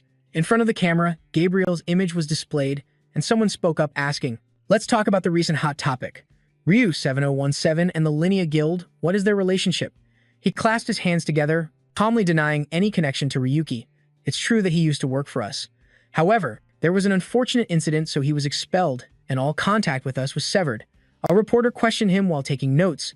There are allegations that Linnea forced him to confess. Is this true? Gabriel glanced down, stammering his reply, that is completely false. The reporter pressed on. There are many other suspicions as well, including malicious actions against other gamers. We've also heard rumors about a conflict with the developers of the virtual world. In Redia, a series of allegations were made about seizing control of the virtual world's economy. They say you control the dungeons and collect the loot. Gabriel, the guild master, faced the reporters alone. So, what are your thoughts on those allegations? He stood firm. They are just baseless rumors, meant to destroy Linya's reputation. We have already contacted Ryu 70 for more information. Our boy was in a dark corner watching this interview. Gabriel's brow furrowed as he emphasized each word. Soon, everything will go back to normal. Suzuki watched the broadcast intently.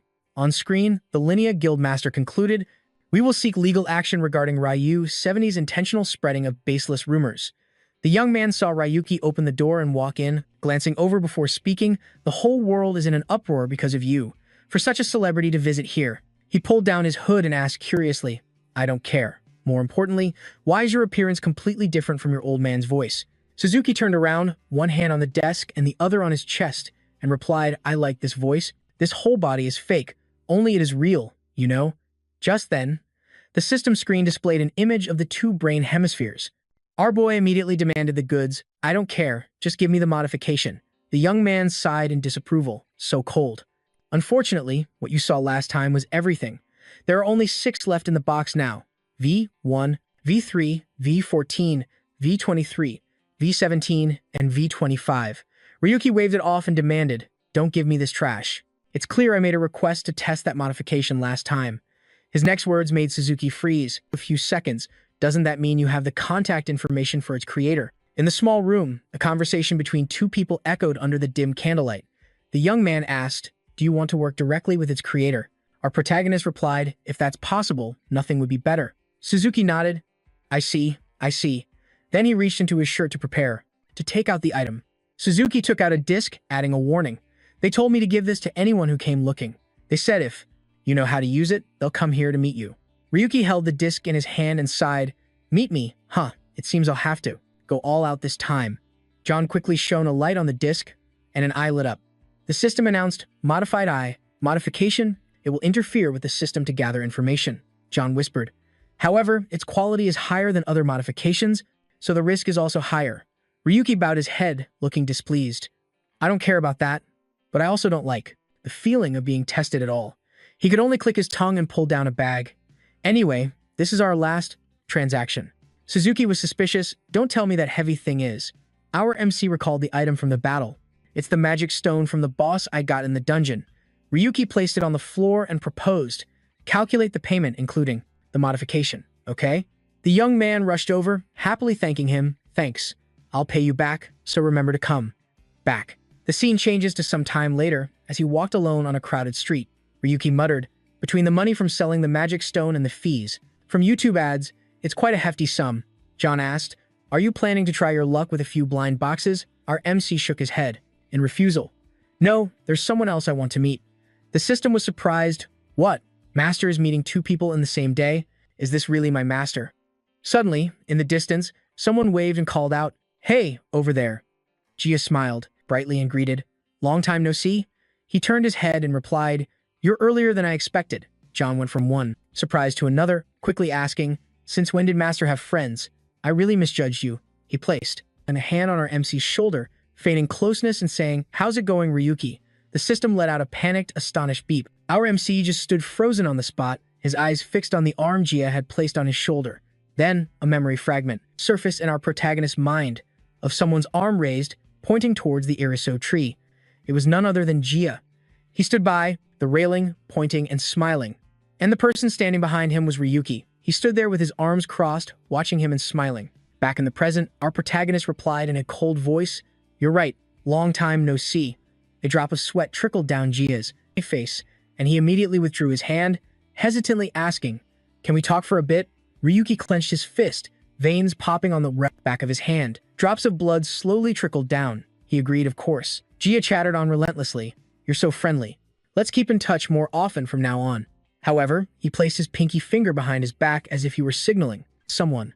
Gia kept rambling on the whole way. "I still feel regret about what happened 3 years ago. Back then, I really had no other choice." Behind the 2 of them, men in black suits armed with guns were tailing them.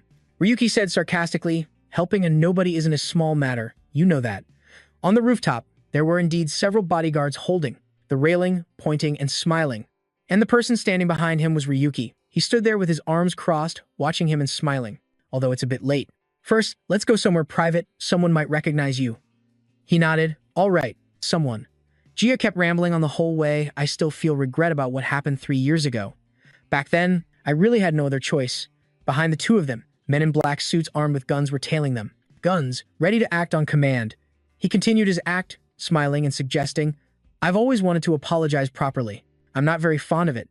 Do you think your apology means anything now? He hastily replied, No. Let's keep in touch more often from now on.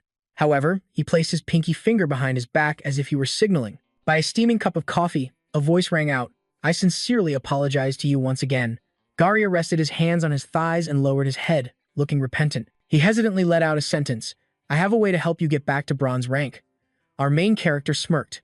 He continued, About what happened 3 years ago, I'm truly sorry. Ryuki raised his palm and asked quietly, To be honest, that night, he stood under an umbrella and heard someone call his name, Gaxia.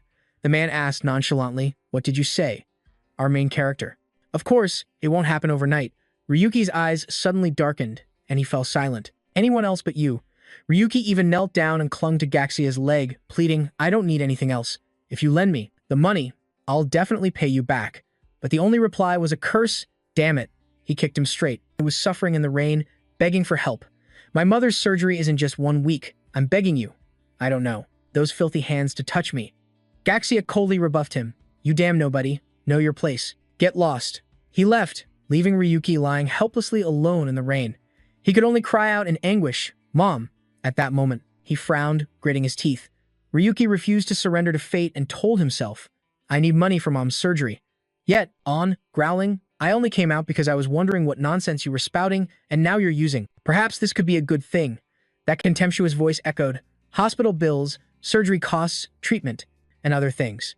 On the screen was a picture of his mother. This isn't something someone like you can afford. A moment later, with dark circles under his eyes after days of searching for a solution, Ryuki could only stand there and listen. The whispers of others. Everything's been confirmed. Get out. This is no place for a nobody like you. Garia's cold words echoed endlessly in his head. You damn nobody. Know your place. Get lost. Returning to the present, our main character leaned over and let out a mocking laugh.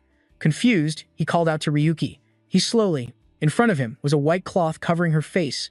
Ryuki stood before his mother's coffin, his heart shattering, despite, while he still considers you a human. Ryuki remained silent, his lips pressed tightly together as if he was about to explode with anger. Perhaps this could be a good thing. That contemptuous voice echoed, hospital bills, surgery costs, treatment. From game development operations, the side game for the outer space game, Labyrinth, has been shut down. He stood up. Ryuki spoke. Garia, let me give you some advice since we were friends once. Ryuki snapped his fingers. Casually. Here? Gaxia flinched and exclaimed, No, I'm serious. Our main character turned to leave, his tone decisive. That was in the past, not now. Garia hurriedly stood up, threatening him with a black card. Hold on, I will hand over your information to Linnea. Scoffed. It seems your labyrinth has been failing miserably lately. In that situation, what could you possibly do to help me? And other things. On the screen was a picture of his mother. This isn't something someone like you can afford. Our guy recalled Gabriel's question, Are you the one who came up with this strategy? He remembered that comment. Garia's cold words echoed endlessly in his head. You damn nobody. Know your place. Get lost. It can easily find out who you're associated with. Isn't this a subsidiary of Redia? Information was displayed on the screen. And other things. On the screen was a picture of his mother. This isn't something someone like you can afford. You know exactly how terrifying that man is, don't you? If you're smart, you'll sit down. Our guy recalled Gabriel's question, Are you the one who came up with this strategy? He remembered that comment. It can easily find out who you're associated with. Isn't this a subsidiary of Redia? Information was displayed on the screen. Returning to the present, our main character leaned over and let out a mocking laugh. Confused, he called out to Ryuki. Ryuki cut him off and said angrily, Can you just shut your mouth? I don't want to hear that garbage. For a newcomer, it was quite well developed. Ryuki analyzed, Unlike Linfandarius, he is the guild's trump card. I had to lower myself to come here and meet a lowlife like you. And this is how you behave. He couldn't control himself and raised the dagger, shouting, So you must know the guildmaster of Linzia and his younger brother, Linfandarius. Ryuki squinted and glanced over, mocking, No one is going to believe your garbage. Our main character had already figured out his move, His eyes were incredibly sharp, as if he wanted to tear his opponent apart. Ryuki said in a low voice, What? The force from our protagonist's hand grew stronger. He asked coldly, Do you have any last words? When he saw that Garia could no longer resist, I had to lower myself to come here and meet a lowlife like you. And this is how you behave. He couldn't control himself and raised the dagger, shouting, mocking, "No one is going to believe your garbage." Our main character had already figured out his move, Ryuki lifted him into the air, his tone filled with killing intent. Have you forgotten how dangerous this piece of trash can be? This left the man only able to struggle and groan, pointing their guns at Ryuki. They shouted, "Stop, hands up," but one of them was instantly hit so hard by him that his gun flew out of his hand. Garia pulled a dagger from his clothes, his fury reaching its peak. Damn it. Pulling up his hood and warning, "Don't ever let me see your face again." Behind him, the man could only let out a few dry coughs, but he had already leaped up over the wall in front of them, giving them another surprise. What the? Where did he go? Ryuki threw him back and coldly uttered one phrase, "Get out." He then left. Flash step, level 3. A drop of sweat ran down his face as he worried. Gabriel Darius, he's using more forceful methods than I expected. Garia quickly informed his accomplices, "Emergency, the target is escaping, capture him now." Outside, a group of thugs immediately appeared. No, things are just becoming clearer now. Ryuki clenched his fists, deciding what they needed to do next. He pushed up his glasses and said in a serious tone, "I'm quite looking forward to your next strategy." Garia held out the card with the word rate on it threateningly. "Garia, and to think I trusted you. Is this how you repay me?" He got on his knees, explaining pathetically, "I'm sorry for disappointing you, master, but I have information about him. He's 25 years old and from..." Gabriel couldn't stand it anymore and cut him off. They chased him into an alley, and one of them said hurriedly, "Hurry! After him, he's cornered now." You think I wouldn't know that basic information about someone who used to work at Linea? I didn't come here to listen to such useless information. Garia held up his palms and loudly mentioned the mystery box. That nameless one definitely opened his account thanks to a mystery box. One clueless guy insisted he definitely ran this way. By then, Ryuki was already hiding on the rooftop, and the system displayed the SR skill. Jig asked curiously, "Stress levels are rising. Master, is something wrong?" Our protagonist replied grimly.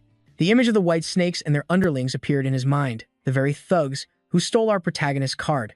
Gabriel assessed the situation. There aren't any stations around here where he could be living. That guy Ryuki must have a supporter, which is why I want all the information on his connections. Garia scowled, extremely irritated. "The more you talk, the more disappointed I become." His face darkened as he coldly interrogated him. What a waste of time, talking to a piece of trash. Someone willing to betray the nameless one for immediate gain. He remembered Ryuki's smirk from that time. Garia's eyes widened in realization, and he tremblingly repeated the two words, "Nameless one." Gabriel crossed his legs and nodded. It's true there was information about an account being opened via a mystery box, but it was publicly auctioned off. He asked bitterly, "How dare you look down on me?" Suddenly, a hand had grabbed Garia's head before he knew it. It turned out Gabriel had spun around, moving at the speed of light to get behind Garia, and then grabbed his head, slamming it hard into the ground. Gabriel lectured him sternly. "A bronze rank dares to attack a gold rank? How disrespectful." And with witnesses here, Gabriel crossed his legs and nodded. It's true there was information about an account being opened via a mystery box, but it was publicly auctioned off. He had used so much force that the ground beneath had cracked. Gabriel ruthlessly announced, "Normally, you'd be sentenced to death, but I will show you mercy." He enunciated every word. "Garia, from now on, you are demoted to a nameless one." Thinking to himself, he's been a nameless one for a year now. How would I know? Gabriel glanced behind him, weary. He once again drew his dagger, his hatred surging. "Damn you, you lowlife." Garia charged at Gabriel from behind. "I am not a nameless one." Gabriel paid him no mind and quietly left the scene. He furrowed his brow and thought to himself, he might be a brilliant analyst, but that's all. In Gabriel's mind, Ryuki's handsome face appeared. How could he possibly compare to Linfen? That's obvious. He sensed the strange energy behind him and speculated, but there's something that makes him special. Gabriel frowned and began to scheme. You have no way to deny it. The people standing there could only gape at Garia lying pathetically on the ground. A small village nestled on the side of a mountain, a desolate wind blew past, carrying the lush green leaves with it. Suddenly, a bolt of lightning struck down in the middle of this place, shattering its inherent tranquility. Ryuki held the stone in his hand, pushed up his helmet, and said, "I like this village." The system displayed A-rank upgrade stone, teleporting to a previously visited location. John asked wearily, "When are you going to open the blind boxes?" The system following behind wondered, "Why do you keep wandering around so much?" Our boy pulled his hood down again, muttering, "The number of online players is important, not just the size of the village. Too few or too many won't work." Ryuki slowly explained, "I need witnesses for what I'm about to do." He thought about his previous video and told himself, "The views increased significantly since I showed my face. With so many people watching, they can't ignore it, so they'll have to take action." His feet moved silently. Ryuki thought to himself, the target is the Linnea Guild, the leader in this virtual world and Linnea's trump card. Immediately, he enthusiastically took off his battle hood, his voice ringing with energy and enthusiasm. Time to set the trap. John excitedly mimicked, let's begin.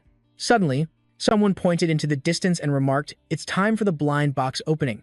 The person next to him turned and called out, hey, look over there. The two of them noticed Ryuki stretching and throwing his hood off, and one whispered, isn't that the no-name guy everyone is always talking about? The other person exclaimed in surprise, is it really him? Right here. The Jigen system announced 92 Jigen tickets, 5 guaranteed SR tickets, 8,525 RP points.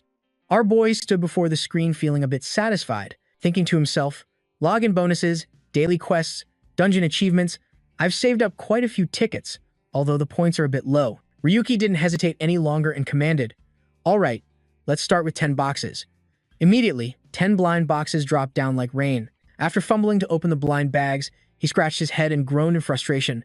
Not a single SL item, not even a rainbow effect. How is this possible? John, standing nearby, laughed.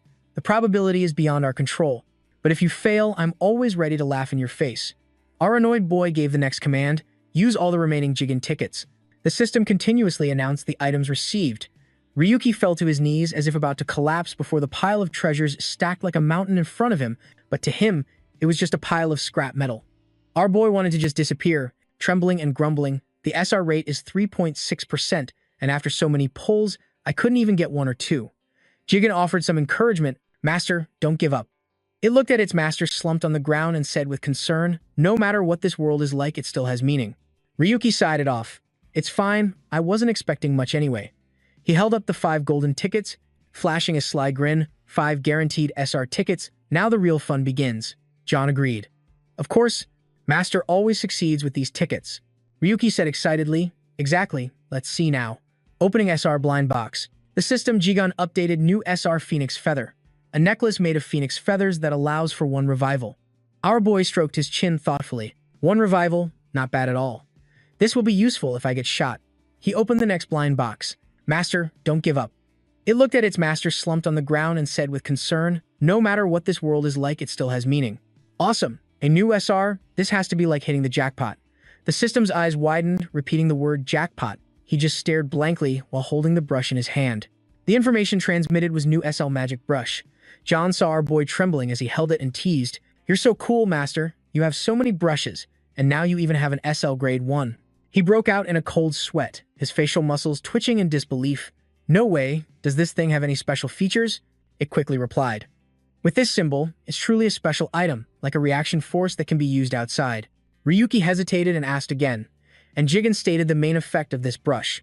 Using it regularly will prevent cavities, and it doesn't even need electricity. Our boy's blood boiled. He raised his fist and punched the system, cursing it as trash. Ryuki pondered to himself, damn it, at this rate, should I just use all my pulls at once? Will it increase the probability of getting something good? He glanced at the 3 golden tickets, then decisively made his decision, shouting, use them all at once. As the 3 golden boxes fell, Ryuki prayed silently, please. Our protagonist clasped his hands together, pursing his lips and begging silently for a weapon. Suddenly, his eyes widened as far as they could go, a question mark practically appearing on his face. The system announced 3 SL gunblades.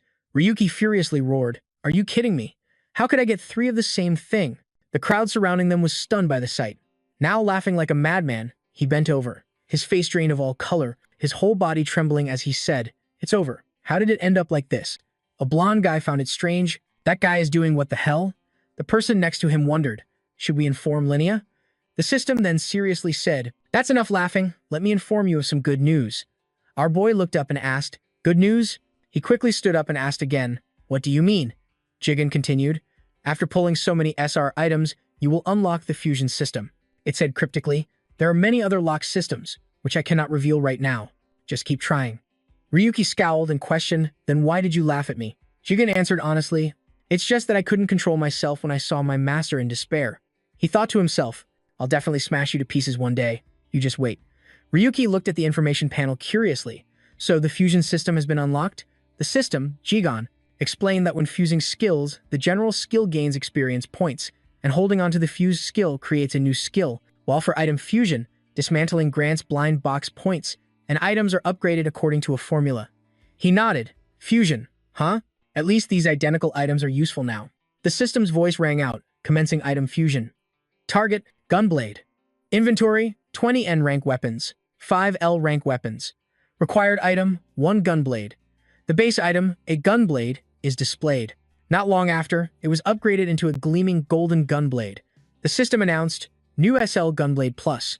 Ryuki held the weapon in his hand, his eyes shining as he exclaimed, Gunblade Plus, it's so much stronger now.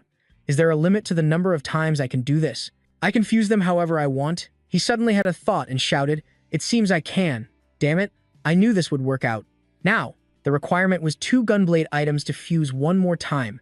The system announced the base item, Gunblade Plus. Ryuki raised the gunblade high, and a golden energy shone down on him. Our boy excitedly shouted, Fuse. A second later, the weapon transformed, now featuring a sharp red blade running from the gun's barrel down to the middle of the main blade. The Jigen system updated, New SL Gunblade Plus, D-type blade. It has 3 energy charges on each side that can be used for firepower.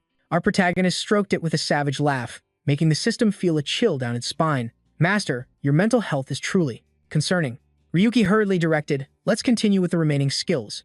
Upgrading parry. Parry level 4 requires. It costs 8,400 RP to upgrade parry to level 5, ready to be upgraded into an SLR plus parry. He made his next request, what about fusing radiant parry with divine sword? The Jigen system relayed the information on the skill fusion results. The possible items to obtain included SL plus sword Saint level 1, SL plus sword God level 1, and SLC plus sword Emperor level 1. Ryuki wasn't satisfied with this, so he pointed at the system and questioned, why are the results so random? You should at least give me a choice. It casually replied, isn't this more fun? Jigen winked provocatively.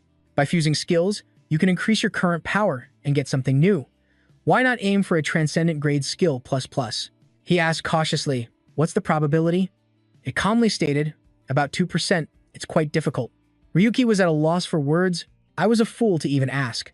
Our protagonist placed his bet and went for it. The Jigen system announced the result. Item. SL plus Sword Saint level 1.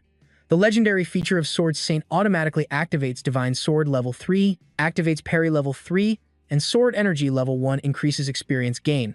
He looked at the information and wondered, Sword Saint, huh? Ryuki covered his mouth in astonishment and said, too bad it's not a ++, but that's okay. It seems to be a fusion of old skills. Wait a minute, did the skill levels decrease? It gave a wry smile. It's random. Our protagonist could only cry out to the heavens. Then he let out a long sigh and grinned. Whatever. Seeing it wasn't doing anything, Ryuki asked in confusion, Jigen, why are you just standing there? Let's try it out. The system noticed someone appear behind him and shouted a warning, Master. Suddenly, a masked man placed a sword against Ryuki's neck and growled, Are you Ryu 707? Our protagonist wasn't scared at all and even smiled as he asked back, You finally showed up. Did Linnea send you? The man angrily slid the sword, making a small cut as if he was about to slit his throat. I'm the one asking questions here. Ryuki's eyes widened as he made an excuse. Drawing your sword in the middle of town? This is a non-PK zone, isn't it? A second later, the man in black slashed him without hesitation, causing blood to gush from his neck. He looked at Ryuki, who was hunched over, clutching his neck, and mocked. Why should I care about that stupid rule? The surrounding crowd watched in shock. The man in black pointed his sword at our protagonist, explaining the rules of the game.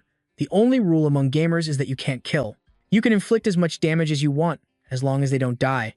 Our protagonist thought to himself, right, this is Linnea's style. It feels so real. He held his neck to stop the bleeding and provoked the man. If you're from Linnea, why not take off your mask? Ryuki seemed to be asking for it as he continued. Aren't you supposed to attack right after your declaration? Instantly, the man stabbed his sword through Ryuki's chest from behind.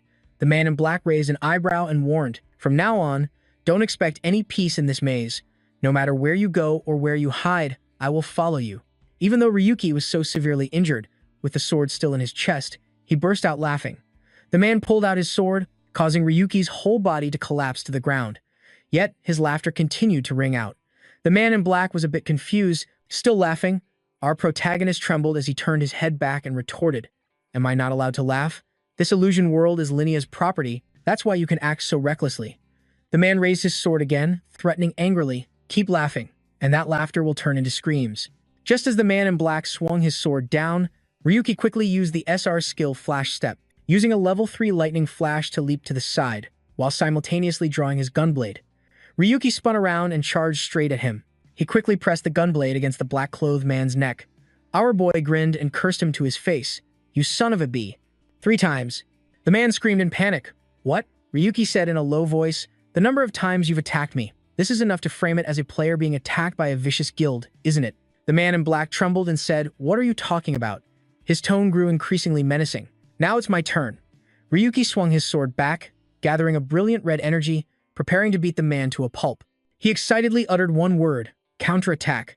The crowd watched in horror at the scene before them, as the man in black's screams echoed endlessly. No, he was run through in the exact same way he had just done to Ryuki, and collapsed to his knees, begging loudly, "Stop!" Ryuki kept the gunblade impaled in him, planting a foot on the man's back and taunting, "Why are you acting so weak now? Weren't you the one who said you'd hunt me to my death?" Ryuki sneered. "It hurts, doesn't it? I felt the exact same pain you're feeling now.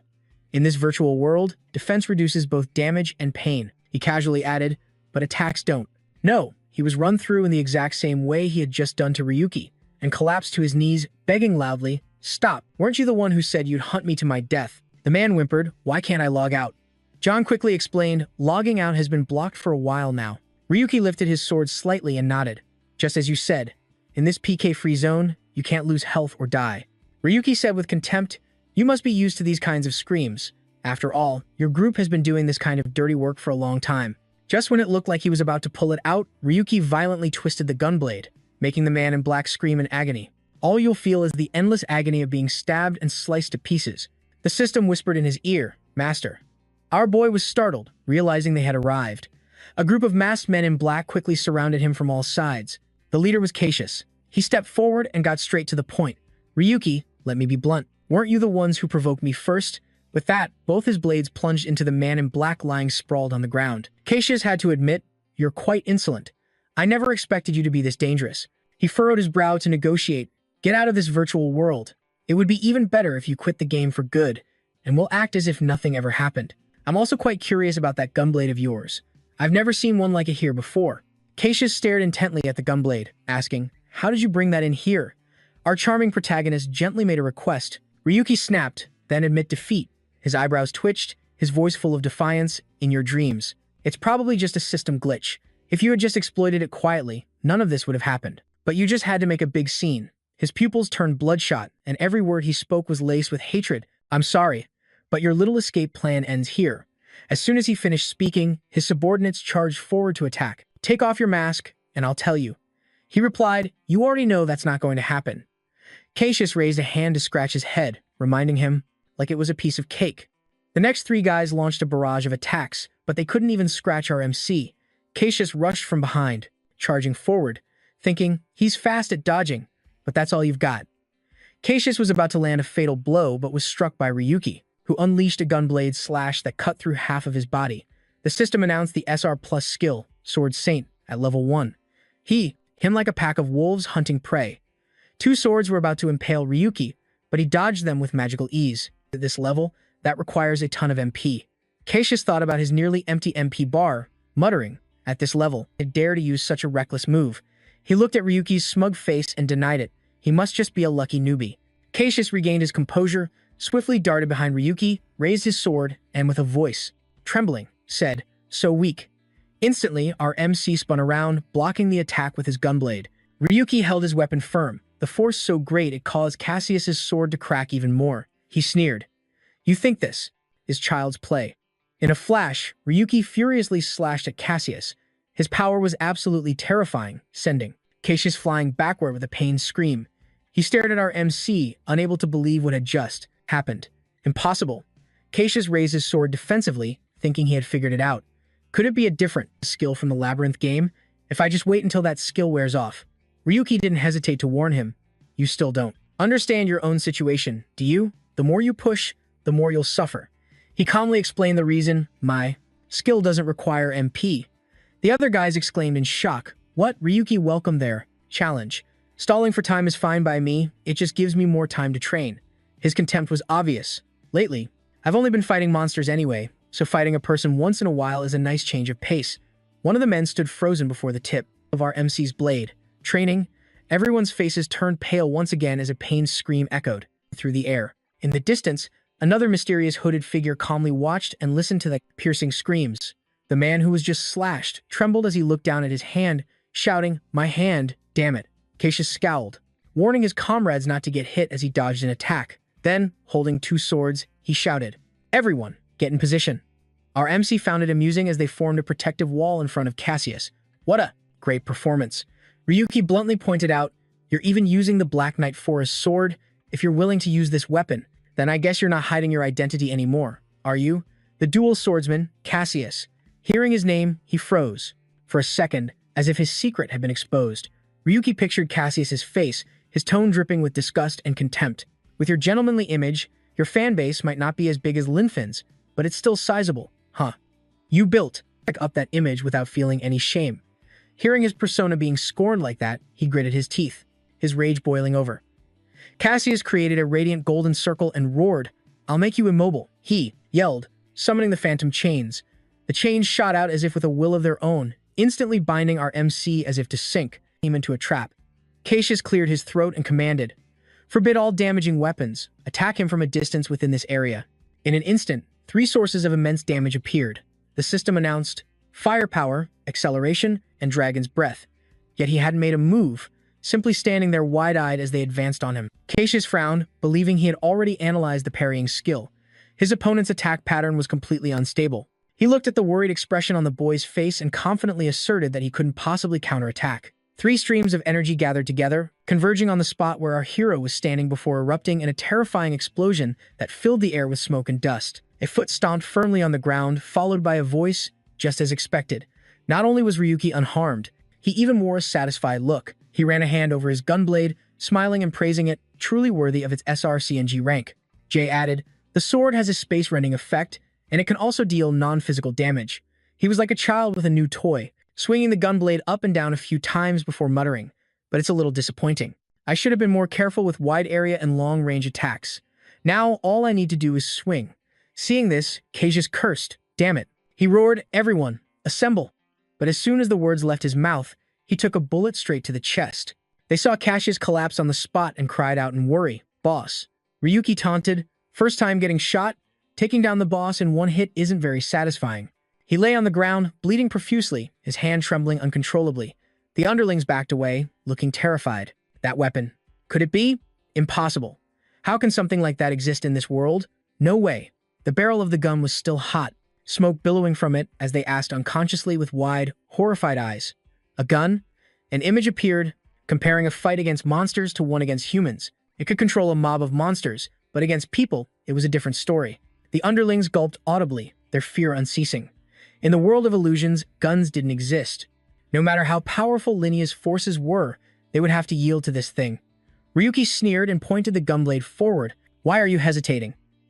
Our hero provoked them, you attacked me first, so get ready to become a vegetable or die from shock. Now would be a good time to prepare." He pulled the trigger, and a brilliant stream of energy spread from the barrel, illuminating his face. Ryuki, filled with excitement, asked, "Right?" Meanwhile, a mysterious bear was secretly observing the shootout on a screen, unable to hide its curiosity. What the hell is going on? A system error? It chuckled. "This is getting more and more interesting."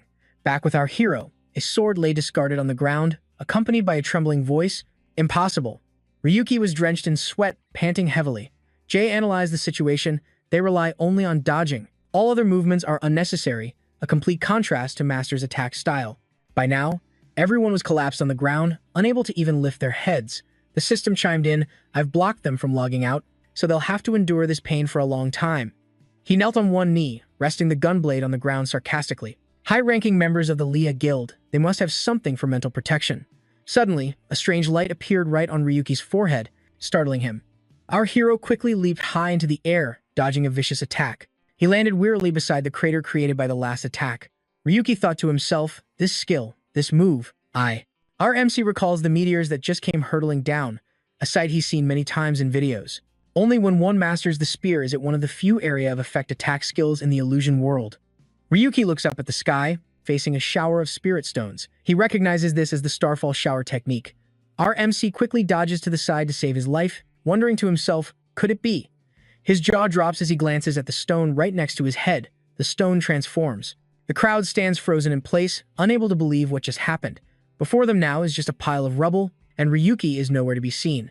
They say to each other in confusion, "He's gone. What's going on?" If they're on the same side as Linnea, then could it be? Sias weakly struggles to sit up, thinking to himself, so they've personally intervened? The source of energy from high in the sky continues to chase Ryuki relentlessly. Wherever he runs, it shoots. Ryuki turns his head and exclaims, "You!" It turns out Lin Fen has appeared. He lands with a powerful aura and says, "I couldn't just sit back and watch any longer." The Vice Guild Master of Linnea, Lin Fendarius, challenges with a stern face. "How could I possibly ignore your invitation?" Right now, Lin Fen stands there smiling, his weapon slung over his shoulder, speaking calmly with a sarcastic tone. "You didn't want the easy way. You just had to charge headfirst into your own grave, huh?" The AI immediately alerts him, "Master, your heart is beating too fast." Ryuki stares blankly at the enemy before him and thinks to himself, "I've imagined this moment in my head for a very long time." He speaks in a cold voice, "I just want to ask one question. Lin Fen, do you even remember who I am?" He lets out a sigh and replies, "I have so many enemies, how could I possibly remember them all? Which is why I came here in person. Looking at you up close, maybe I'll remember something." Lin Fen ignores Ryuki's stunned expression and continues nonchalantly, "But I still don't remember a damn thing. Are you sure you have a grudge against me or something?" Our MC smiles, his voice choked with resentment. "You ruined my life, and now you don't remember anything?" He holds his face, pretending to remember, and mumbles, "Wait, Ryuki." Then, putting on a mocking expression, he continues, "Damn, I still can't recall." Images from the past begin to surface in his mind. Images of his sick mother, of himself being beaten and scorned. Ryuki's face darkens as the irresponsible words of Lin Fen echo. "Is it that important? Does it feel unfair? Do you really think whining like this will change anything?" His hand tightens around his long spear, a dense golden aura radiating from it. He lectures him in a condescending tone, "You're just blaming others for your own misfortune. That's all there is to it." Lin Fen lowers his stance, an aura radiating from his body. It seems he doesn't take our MC seriously at all, taunting him. "But since I've come all this way, don't disappoint me too much." On the other side, Ryuki smiles back and replies, "You don't have to worry. I have no intention of going easy on someone like you." He grips the SRC gunblade in his hand, his dominant aura a deadly red. The two face off, one with a long spear, the other with a gunblade. Their two auras cause the atmosphere to fluctuate. The spear in Lin Fen's hand suddenly glows with a blinding light. Ryuki tightens his grip on his sword, his face slightly tensing up as he anxiously thinks, "He's coming." In the blink of an eye, the Vice Guild Master of Linnea dashes in front of him with a cold smile and weapon in hand. A second later, it seems as if the tip of the spear is about to pierce right through our MC's eye. Ryuki grimaced in horror, wondering what kind of speed this was. A powerful stream of energy shot straight out from the spear. It destroyed the earth and rock in its path, creating a huge explosion in the distance, the air filled with dust and smoke. After unleashing the attack, Lin Fen just stood there. He continued to scoff, looking somewhat surprised. "Oh, you actually managed to dodge that?" Our boy sat beside the large trench created by the attack, which proved its power was far from simple, as his disdainful voice rang out. Ryuki grimaced in horror, wondering what kind of speed this was. A powerful stream of energy shot straight out from the spear, his face slightly tensing up as he anxiously thinks, "He's coming." In the blink of an eye, the Vice Guild Master of Linnea dashes in front of him with a cold smile to himself. Is this just his normal strength? He's so fast my guard can't even recover, and relying only on. On the other side, our boy Ryuki raised his weapon just as many times to defend, but he was constantly pushed back. Ryuki thought, "For a nobody like you, that's not half bad." Ryuki's eyes widened as he stared at his own trembling arm, thinking, instinct makes it impossible to dodge. Meanwhile, Lin Fen swung his spear upwards in a wide arc, pushing Ryuki back a fair distance. Ryuki planted his sword into the ground after skidding to a halt as his opponent's voice rang out again. "I guess I might have underestimated you a bit." Ryuki immediately shot back. "Underestimated me?" Lin Fen spun the spear in his hand, swiftly brought a strike straight down. Ryuki used all his strength to raise his gunblade and block. Lin Fen swung his spear repeatedly. Error energy, but in the past, people played games just for fun, right? He shouted, "I've been going easy. On you." He followed with an incredibly powerful downward strike that made the ground tremble, the radiating energy sending dirt. He stepped forward and declared coldly, "The fun and games are over. Nowadays, gamers are only used to harvest." He was smugly confident, "Only someone as outstanding as me can do this." The spear in his hand spun faster, and rocks flying everywhere. Lin Fen closed the distance, bringing his face right in front of our boy Ryuki. The smile never left his lips, spear high, preparing to strike down with his skill, Meteor Strike. The blow carried an immense purplish-blue energy. Its power was so immense that it shattered the ground all around our boy. Ryuki raised his gunblade to block, and thought to himself, my wrists feel like they're about to shatter. But at that moment, Lin Fan's voice held a hint of surprise. Huh, what the? Than ever before. He taunted Ryuki to try harder and get a high score. He laughed loudly, gripping his weapon with both hands and raising the blow. Then, Ryuki finally activated his skill. SR Sword Saint, level 1, with the innate skill Parry, level 3. The move knocked Lin Fan's weapon upwards. Ryuki's expression brightened, thinking to himself that, heck is this? The gunblade vibrated violently under the weight of the meteor strike. Ryuki told himself, almost there, parry. Lin Fan executed a quick spin to instantly close the distance again. This time, the tip of the spear was closer to Ryuki's body than ever before. Using parry creates an opening for his own attack, but just as he was about to counter, using his experience, an incredibly powerful swing sent our boy skidding far back. The gunblade in his hand trembled, and Lin Fan stood there, calmly assessing him. Parry? That skill doesn't exist in the phantom world. His mind, a thought surfaced. Does parry have no effect on him? This counterattack is even stronger than the Dark Knight's. Will this work? With that, Lin Fang quickly thrust the Starlight Spear straight at our MC. He quickly tilted his head to the side to dodge, wondering to himself, shouldn't parrying have worked? Does it? How interesting. He stated coldly, I guess I'll have to get a little rougher with you. Let's see if you can block this one.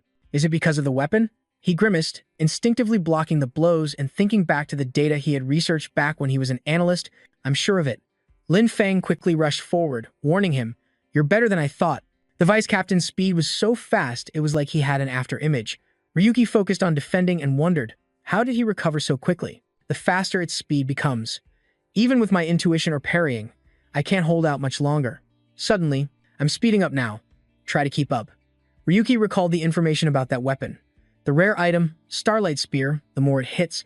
However, withstanding such immense pressure for a long time made Ryuki's face turn pale, and blood welled up in his throat, causing him to let out a dry cough. At that very moment, the Starlight Spear had pierced through his body. Lin Fang gave a cold smirk and said sarcastically, right after that, our MC launched a direct slash to counterattack. He thought to himself, this is my last chance. I have to aim for his weak spot. Just a little exciting. It's over. After that, Lin Fang mercilessly flung our MC away. Ryuki fell backwards onto the ground, a large hole pierced through his body, bleeding profusely.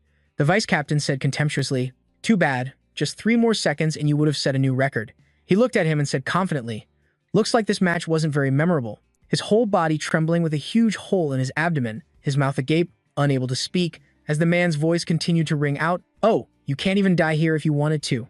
This is a no-attack zone, just like the village where our MC fought Cassius. It looks like a pile of ruins, and there are no NPCs around, but due to a system glitch, to be honest, I'm a little disappointed. Did you really think you could take me down at your level? He lay there, just talk. Someone else is backing you, aren't they?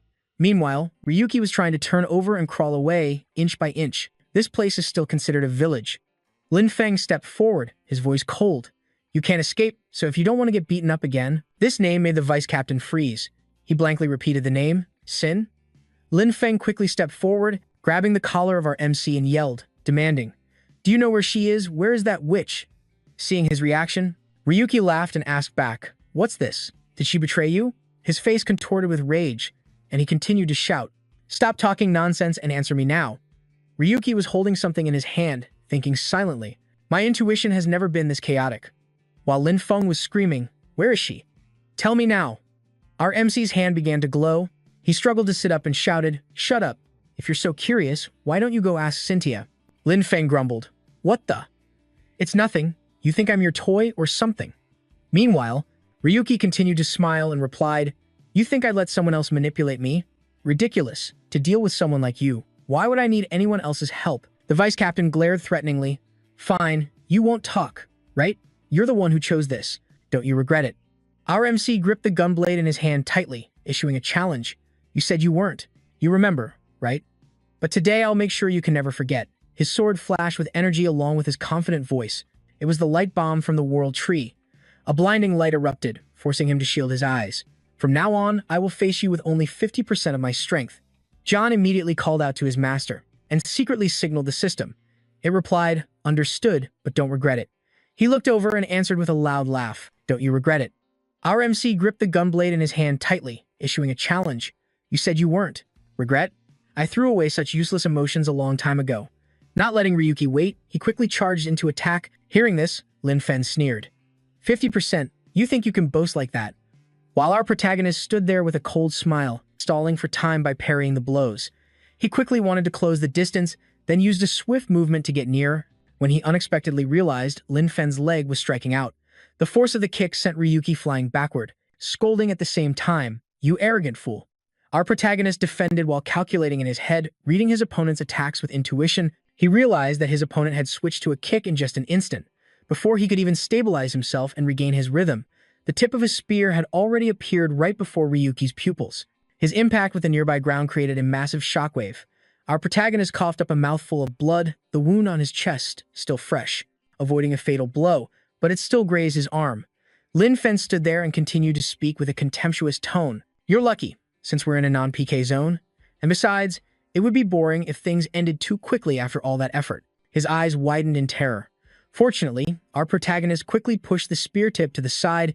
"My right arm barely has any strength left to move. If I had been just a little slower, it would have been severed." His opponent raised a hand, rubbing his neck as he continued. "Besides, if I fought in town, the leader would definitely chew me out. There's no better place to fight than here, quiet and undisturbed." He immediately stood up, activating a skill on his legs and shouting loudly, "Shut up." In the blink of an eye, Ryuki moved from in front of Lin Fen to behind him, simultaneously swinging his gunblade and yelling, "Die." His opponent glanced back and sighed, "I already told you, that's not going to happen." As he finished speaking, Lin Fen swung his starlight spear backward, both nullifying the sneak attack and delivering a powerful counterattack to our protagonist. He smirked coldly as his spear continued to radiate a dense aura. Lin Fen looked over and asked, "Do you think you can withstand this move?" He used the skill Meteor Shower. A series of deep purple crystals simultaneously struck Ryuki's position, causing the area to erupt in a blinding light. He lay there amidst the smoke and dust, mouth agape, eyes rolled back, letting out a pained groan. Lin Fen looked over and assessed, "You're slowing down, aren't you? After all that boasting about fighting with 50% of your power, is this all you've got?" Ryuki's hands trembled as he immediately used his sword to prop himself up, trying to get to his feet, while his opponent's voice remained full of mockery. "I should have known it would end like this. Do you think a guild's ace gets to be pampered?" Lin Fen rested his spear on the ground, using his other hand to beckon tauntingly. "Fight harder. This is the perfect time for your revenge, right?" While our protagonist struggled to get back on his feet, his opponent watched calmly, finishing with a completely dismissive remark. "Normal. How boring, you pathetic weakling." Then Lin Fen stepped forward and grabbed Ryuki by the collar, lifting him up. He laughed loudly, then tossed him into the air effortlessly, continuing to gather energy at the tip of the starlight spear. Lin Fen said coldly, "Now that the end is here, I feel it would be a waste to finish you off so soon. Perhaps I should play around with you a little longer." He used his Meteor Shower skill, then immediately aimed the tip of his spear forward. The accumulated energy shot out with his Lightning Flash skill. A powerful beam of golden light struck Ryuki directly, causing him to be thrown backward. The spectral image of the starlight spear pierced straight through his body. After unleashing the attack, Lin Fen looked disdainful, turned to walk away, and said in a bored voice, "Truly disappointing." Behind him, a cloud of dust and debris erupted. Suddenly, a notification popped up from his system. Lin Fen glanced at it, startled, and wondered, "What is it? A call from the boss?" He muttered, "I must have been gone too long. He's about to scold me again." On the screen was a message from Gabriel Darius saying, "Stop the fight and return immediately." But at that very moment, from within the ruins, Ryuki's voice yelled out, "Wait." Lin Fen spun around in shock, thinking to himself, "Impossible. How did my attack fail to penetrate his armor?" Using his other hand to beckon tauntingly, "Fight harder. This is the perfect time for your revenge." The pain would have killed an ordinary person from shock or at least left them bedridden. He looked at our protagonist kneeling there and judged. He muttered, "I must have been gone too long. He's about to scold me again." On the screen was a message from Gabriel Darius saying, "Stop the fight and return immediately." But at that very moment, from within the ruins, Ryuki's voice yelled out, "Wait, that last attack really could have been fatal." Ryuki replied, "I have no other choice if I want to have a chance. Sensation control only adjusts sensory input to a minimum of 50%. You will feel less pain, but your movement speed will also be slowed." His eyes flashed with determination as he faced the man who had humiliated and trampled on him in the past.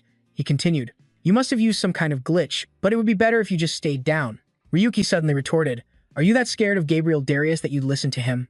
This question seemed to strike a nerve. Lin Fen froze, stunned for a moment, then his voice rang out as he asked, "What did you just say?" Our protagonist smirked sarcastically and said, Did that get on your nerves? He braced his hand against the ground, secretly activating an ability, while continuing to provoke Lin Fen with his words, "Seeing you here, it's obvious you're acting on your own." A weapon materialized in his hand. It was a wind blade. Ryuki voiced his speculation to throw off the vice leader of the Lia Guild. By this time, Gabriel was undoubtedly fuming, but Lin Fen remained surprisingly calm and replied, "So what? I acted recklessly, but in the end, I still got what I wanted."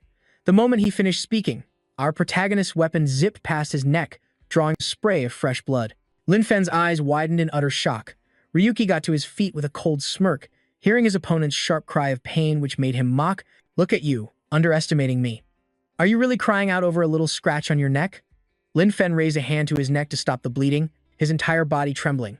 Ryuki's taunting voice continued, "Well, I guess it's understandable if this is the first time you've ever felt such pain. Your armor is supposed to reduce both damage and the sensation of it, but my attack isn't, following those rules." The cut from the blade seemed to have severed his carotid artery, blood gushed out endlessly, and the pain was excruciating, causing Lin Fen to scream nonstop. He began to lose control and cursed out loud, "You bastard."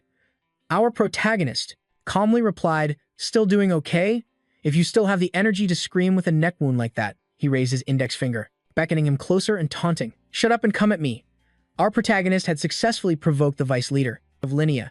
He frantically charged forward with his starlight spear while shouting, "Shut up."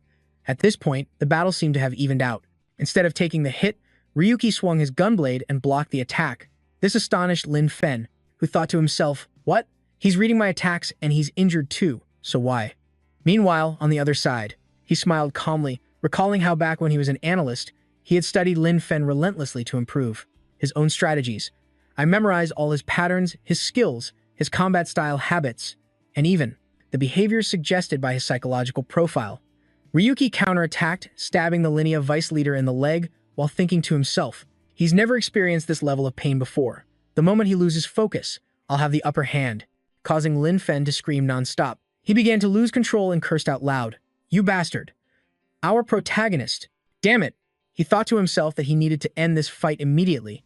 The two now stood facing each other. After the clash, Lin Fen's entire body began to radiate a golden energy. As blood spurted from his leg, he made a decision. "I'll put everything into this next strike." He activated a series of skills, first with Sonic Spear to increase attack speed, followed by Monstrous Strength to increase attack power, and also adding Double Strike, doubling the damage of a single hit. And finally, he used the 7 stars skill to increase his critical hit rate. All of this power was channeled into his Starlight Spear, with each skill manifesting as a different color on it. Lin Fen looked over with a confident smile, thinking, "This is my awakening skill. I usually only use it for hunting tower bosses. This blow will pierce right through him." Then he used the Meteor Strike skill. On the other side, our protagonist remained perfectly calm. He frowned slightly as he assessed the attack. The Invincible Spear? Ryuki thought to himself, "I just need to hold on. As long as I don't leave the area, I'll be safe." I've used the terrain to redirect the attack and tried to endure it. Immediately after, his figure vanished from his spot and reappeared elsewhere. Much to Lin Fen's surprise, he immediately charged forward to attack, shouting loudly, "You think you can dodge with that pathetic speed?" Surprisingly, our protagonist threw out an item, a wooden doll and a rusty gear. It hit Lin Fen right in the face. He exclaimed in surprise, "What the hell?" Ryuki raised his glowing hand and thought, "If I can't dodge that attack, I'll minimize the damage and knockback by any means necessary." He threw out a series of junk items from his inventory, hoping to block him. There was a toothbrush, a rug, bathroom slippers, a trash can, a fake doll, a cheap hat, and a woman's shirt. Lin Fen's furious voice yelled, "Are you kidding me? Do you really think you can block my meteor strike with this pile of trash?" Ryuki ignored him and continued to unload his inventory. He used flash steps to jump left and right, while Lin Fen's face darkened and his eyes began to glow. He thrust the Starlight Spear forward, his voice filled with rage. "Die." The spearhead once again stabbed directly into the old wound on our MC. The blow sent him flying, creating a huge shockwave and a dense cloud of dust mixed with a powerful beam of light. Lin Fen then looked over and remarked, "You annoying little rat, you managed to dodge a direct hit." He pointed his spear at him decisively, "But there's no way you can win in your current state." Suddenly, Ryuki cracked a smile, replying in a weak voice, "I've finally reached this point." His hand gripped tightly onto Lin Fen's weapon. He snarled, "You scum, how dare you dirty my weapon with your filthy blood." He thought to himself, this leech just won't let go. Our MC grabbed the Starlight Spear with both hands, pulled it closer, and slowly stood up, asking Lin Fen, "Want me to show you something fun?" He shouted back, What are you babbling about? Let go. Ryuki recalled the SSR item, which he had initially tested on Serial's wings. In the video, he had claimed it was a skill, but in reality, it was neither a skill nor an item. Back in the present, Lin Fen's eyes widened in shock at the blue light in front of him, and he exclaimed, "What the hell?" Seeing his spear glowing and fading in Ryuki's hands, he shouted, "What's happening to my spear?" Lin Fen was completely stunned, his jaw dropping as he yelled, "My status window." Ryuki just smiled. SSR system, delete. His spear was slowly dissolving in Ryuki's hands. Lin Fen stared blankly as his weapon turned into faint, tiny fragments. He exclaimed in disbelief, "What the heck is this?" The Starlight Spear. Lin Fen looked at his empty, seeing his spear glowing and fading in Ryuki's hands, he shouted, "What's happening to my spear?" That item is one of a kind. There's no item destruction function in this game, so how? The vice leader of Linnea gritted his teeth, glaring at Ryuki with suspicion. Is it some kind of illusion technique? That's right. This guy must have used some kind of cheap trick. While he was lost in thought, with a click, the gunblade in our MC's hand was fired. The bullet flew straight into Lin Fen's right shoulder, fast and powerful, drawing blood. Everything happened so quickly that he didn't even have time to react to the new wound. A few seconds later, he clutched his chest, his whole body trembling, and doubled over, screaming in pain. Ryuki stood there with a cold smile and said, "I was aiming for your heart. You reacted pretty fast, just as expected of their ace." Lin Fen looked up, frowning, and demanded, "You, what did you do to my weapon? Speak." He replied with a smile, "Still don't get it? Your precious weapon is gone forever." "I deleted its data." Our MC's face lit up, his tone filled with confidence and conviction about what just happened. That is the power of delete. The system displayed information for the SSR item, delete, a system intervention type that deletes data within the game's labyrinth. Activation condition, maintain contact with the target for at least 5 seconds. Uses, 4 times per week. Calculated in real time. Current uses, 1 out of 4. As the vice leader of Linnea, Lin Fen quickly took out a new weapon and said, "I don't know what kind of trick you're playing, but all I have to do is kill you to solve everything. One weapon is more than enough to kill you." Contrary to his expectations, Ryuki immediately turned and fled, as if taunting him to follow. "Then come and get me. I dare you to catch me," he roared angrily. "You bastard." Then Lin Fen immediately rushed towards him, at the same time shouting, "You think I'd let you get away?" Unconsciously, where his feet passed, there was a clicking sound. It seemed Linnea's vice leader had stepped on something. He looked down and wondered, what the hell is that? On the other side, Ryuki looked back and smiled as he witnessed a massive explosion behind him. After the smoke and dust cleared, Lin Fen stood in place, covering his face and screaming, "This is crazy. What the hell just happened?" Just as he was trying to figure out the situation, another bullet was shot straight into his chest. Looking at Lin Fen slumped before him, bleeding non-stop, Ryuki gave a warning. "If you want to live, stay still. I've planted a lot of mines around here." This information made Linnea's vice leader's face darken. He looked up and asked, "Mines?" He continued confidently, "That cheap junk. You don't even know this place." As soon as he said that, another click sounded from under Lin Fen's feet. As if understanding his implication, our protagonist smirked and asked back, "You don't really think I don't know this place, do you?" Linnea's vice leader turned purple with rage, veins popping on his face, and he screamed curses. "You son of a b times Taish." Ryuki confidently pointed his index finger to his own head. "I know everything you plan to do, from how you'd appear to how you plan to kill me. I've had a plan ready ever since I posted that video." Lin Fen was furious, standing still as he continued to listen to him speak. "This is the place where dirty bastards from the Linnea gang like you pull your cheating tricks, right? I guess you would lure me here." In the middle of the crater from the exploded mine, Ryuki continued, "So I prepared a gift for you in advance. Thanks for walking right into my trap." He smiled, his eyes filled with a deadly and cold determination. "To return the favor, I'll be sure to stay and play with you until the very end." Being mocked, Lin Fen gritted his teeth, frozen for 5 seconds. Then he lost his cool, and despite the minefield, he charged straight ahead, screaming furiously, "Shut up." And just like that, more shocking explosions erupted from the minefield. Lin Fen raised his hand in front of his face. Was that the faint silhouette of our protagonist behind the dust? He thought to himself, "Damn it, like a rat." He dodged again. "The dust is blocking my view." Immediately, Linnea's vice leader used his weapon to stab straight at the head of the silhouette in front of him, a triumphant smile spreading across his face. "Die, you bastard." But what was in front of him made him stop, slightly surprised. His eyes widened, his mouth agape as he uttered, "This is..." It turned out the thing Lin Fen had stabbed was a decoy trap item. Our protagonist's hand seized the opportunity, gripping his weapon tightly and starting a countdown. 5, 4, 3, 2, and 1. And in an instant, it rang out. When the time was up, Lin Fen's weapon began to show cracks and faintly fade away. He screamed in horror. Impossible. How can this be?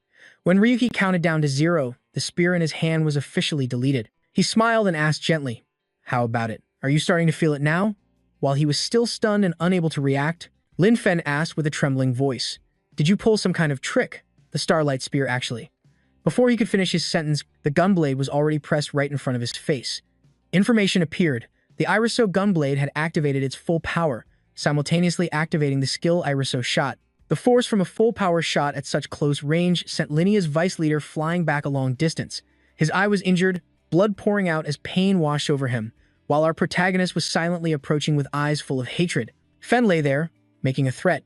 "Damn it, one day I'll make you pay. Log out." The system displayed a notification. The virtual world confirmed the logout, but the result was not as expected.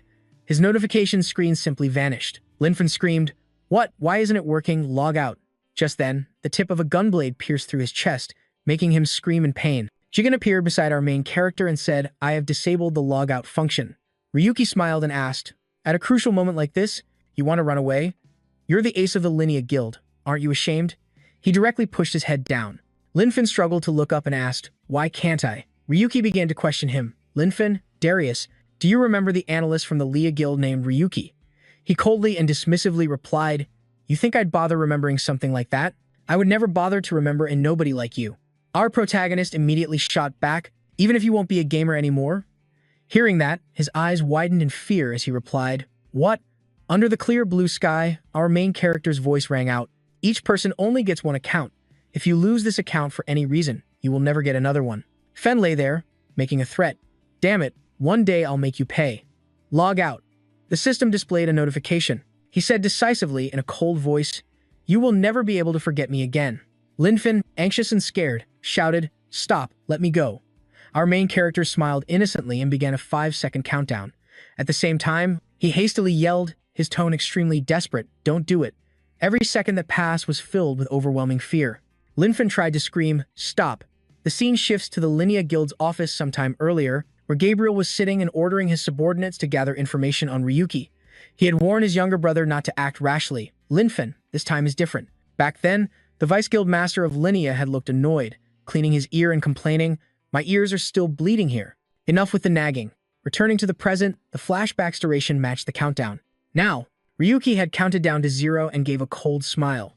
As he finished speaking, Linfen let out a long, drawn-out scream. His eyes became bloodshot, and then his body began to disintegrate, just like the weapons that were erased before. Ryuki knelt there, watching his body evaporate before his eyes.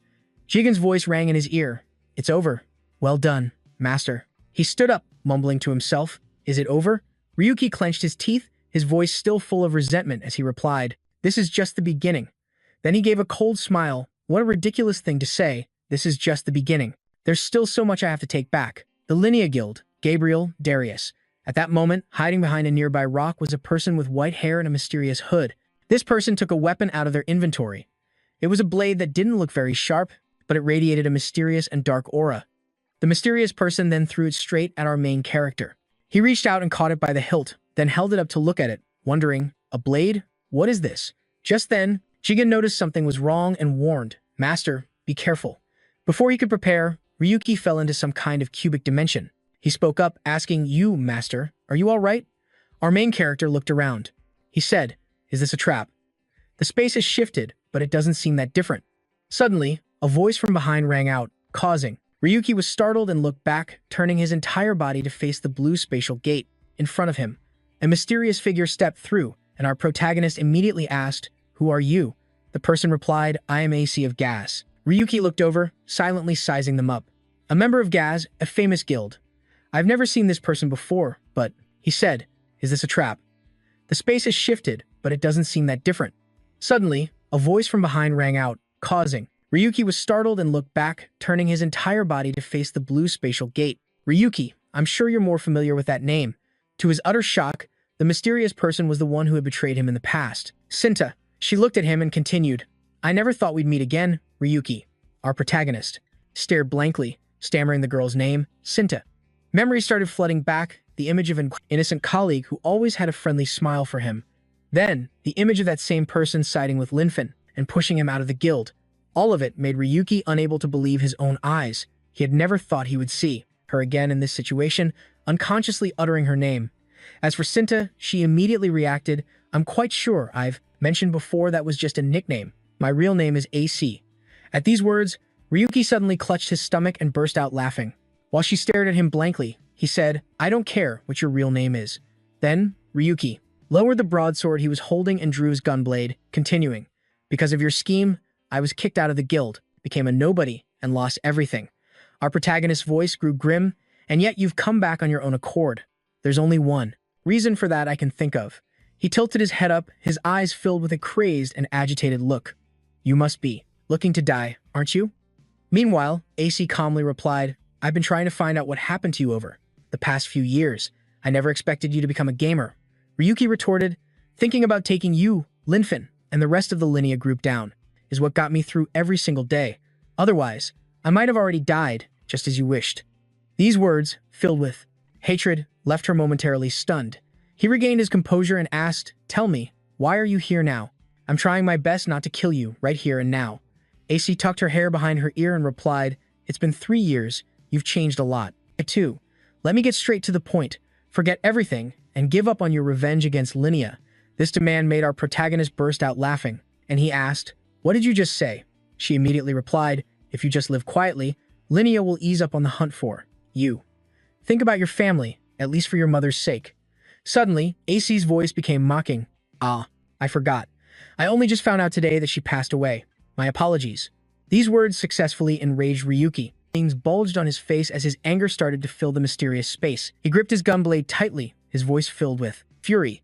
"You really are asking to die, aren't you? If so, then I'll grant your wish right now." The moment he finished speaking, Ryuki charged towards AC. A hateful, murderous glint flashed in his eyes. The tip of his blade was almost upon her, but she remained standing there calmly. In the next instant, the tip of the gunblade pierced the hem of AC's cloak as she pushed off her foot and leaned from her body to the left, dodging the strike. Then, she stomped on the floor once more, and the space flashed with light. Pink. AC quickly left him behind to rush towards the dagger over there. Ryuki looked confused. Who was she? What was so special about that dagger? In the blink of an eye, she successfully grabbed it. But surprisingly, AC's eyes went blank as she watched her own hand holding the dagger fly off, while blood spurted from her wrist. Our protagonist had appeared behind her at that moment. His gunblade was raised, ready to strike down. A second later, AC's head flew off her neck and to the side. Ryuki declared, "You're still a long way off. That's all you've got." "Ah!" Suddenly, her familiar voice rang out from behind him, startling him. "I didn't expect your hatred to run so deep." AC's rolling head was dissolving, making Ryuki wonder, "What is this?" Then it grew back on her body. AC continued, "Turns out defeating Lin Fen wasn't just luck. I have to go now." He aimed his gunblade at her, pulled the trigger, and then yelled out, "What?" AC replied calmly, "I didn't come here to fight to the death. I didn't expect you to have actually defeated Lin Fen." Just then, Jigen informed him, "Master, that thing isn't real." A large amount of data was transferred when she touched the dagger. This made our protagonist exclaim in confusion, "What?" It continued with a grimace, "You always call it a glitch, a cheat, but now that you've seen it with your own eyes, you're shocked. This is what a so-called artificial glitch looks like." Ryuki said, "I don't care. What matters is I can't kill you right now." AC then asserted, "Overthrowing Linzia is my mission. I don't know what tricks you pulled, but can you handle things when Lin Fen returns?" Hearing this, Ryuki gave a cold laugh and replied, "Lin Fen, I won't give up on my revenge. I don't care about the consequences." This startled her, making her look astonished at his spirit. She was slowly disappearing while issuing a warning, "You will regret this." In response, Ryuki asserted that she would never see Lin Fen in the game Labyrinth again. He held out his hand and continued, in front of AC's shocked face, "I have deleted his account completely." He was crying and screaming until the very end. She raised her voice, questioning, "Wait, what did you just say?" Ryuki affirmed once more, "So just shut up and wait. It won't be long before I make sure it's your turn." Immediately after, they both escaped from the mysterious space. He looked at his hands and thought to himself, "She played me." Ryuki slumped to the ground, deep in thought. That glitch, or whatever it was, had completely neutralized me. If AC had intended to kill me, I would have been dead long ago. He recalled, but the most surprising thing was that suspicious dagger. Ryuki blamed himself. If touching it triggered something, I should have avoided it instead of grabbing it. However, he also realized that he hadn't sensed any danger from it. "I need some more specialized information. I need an ally."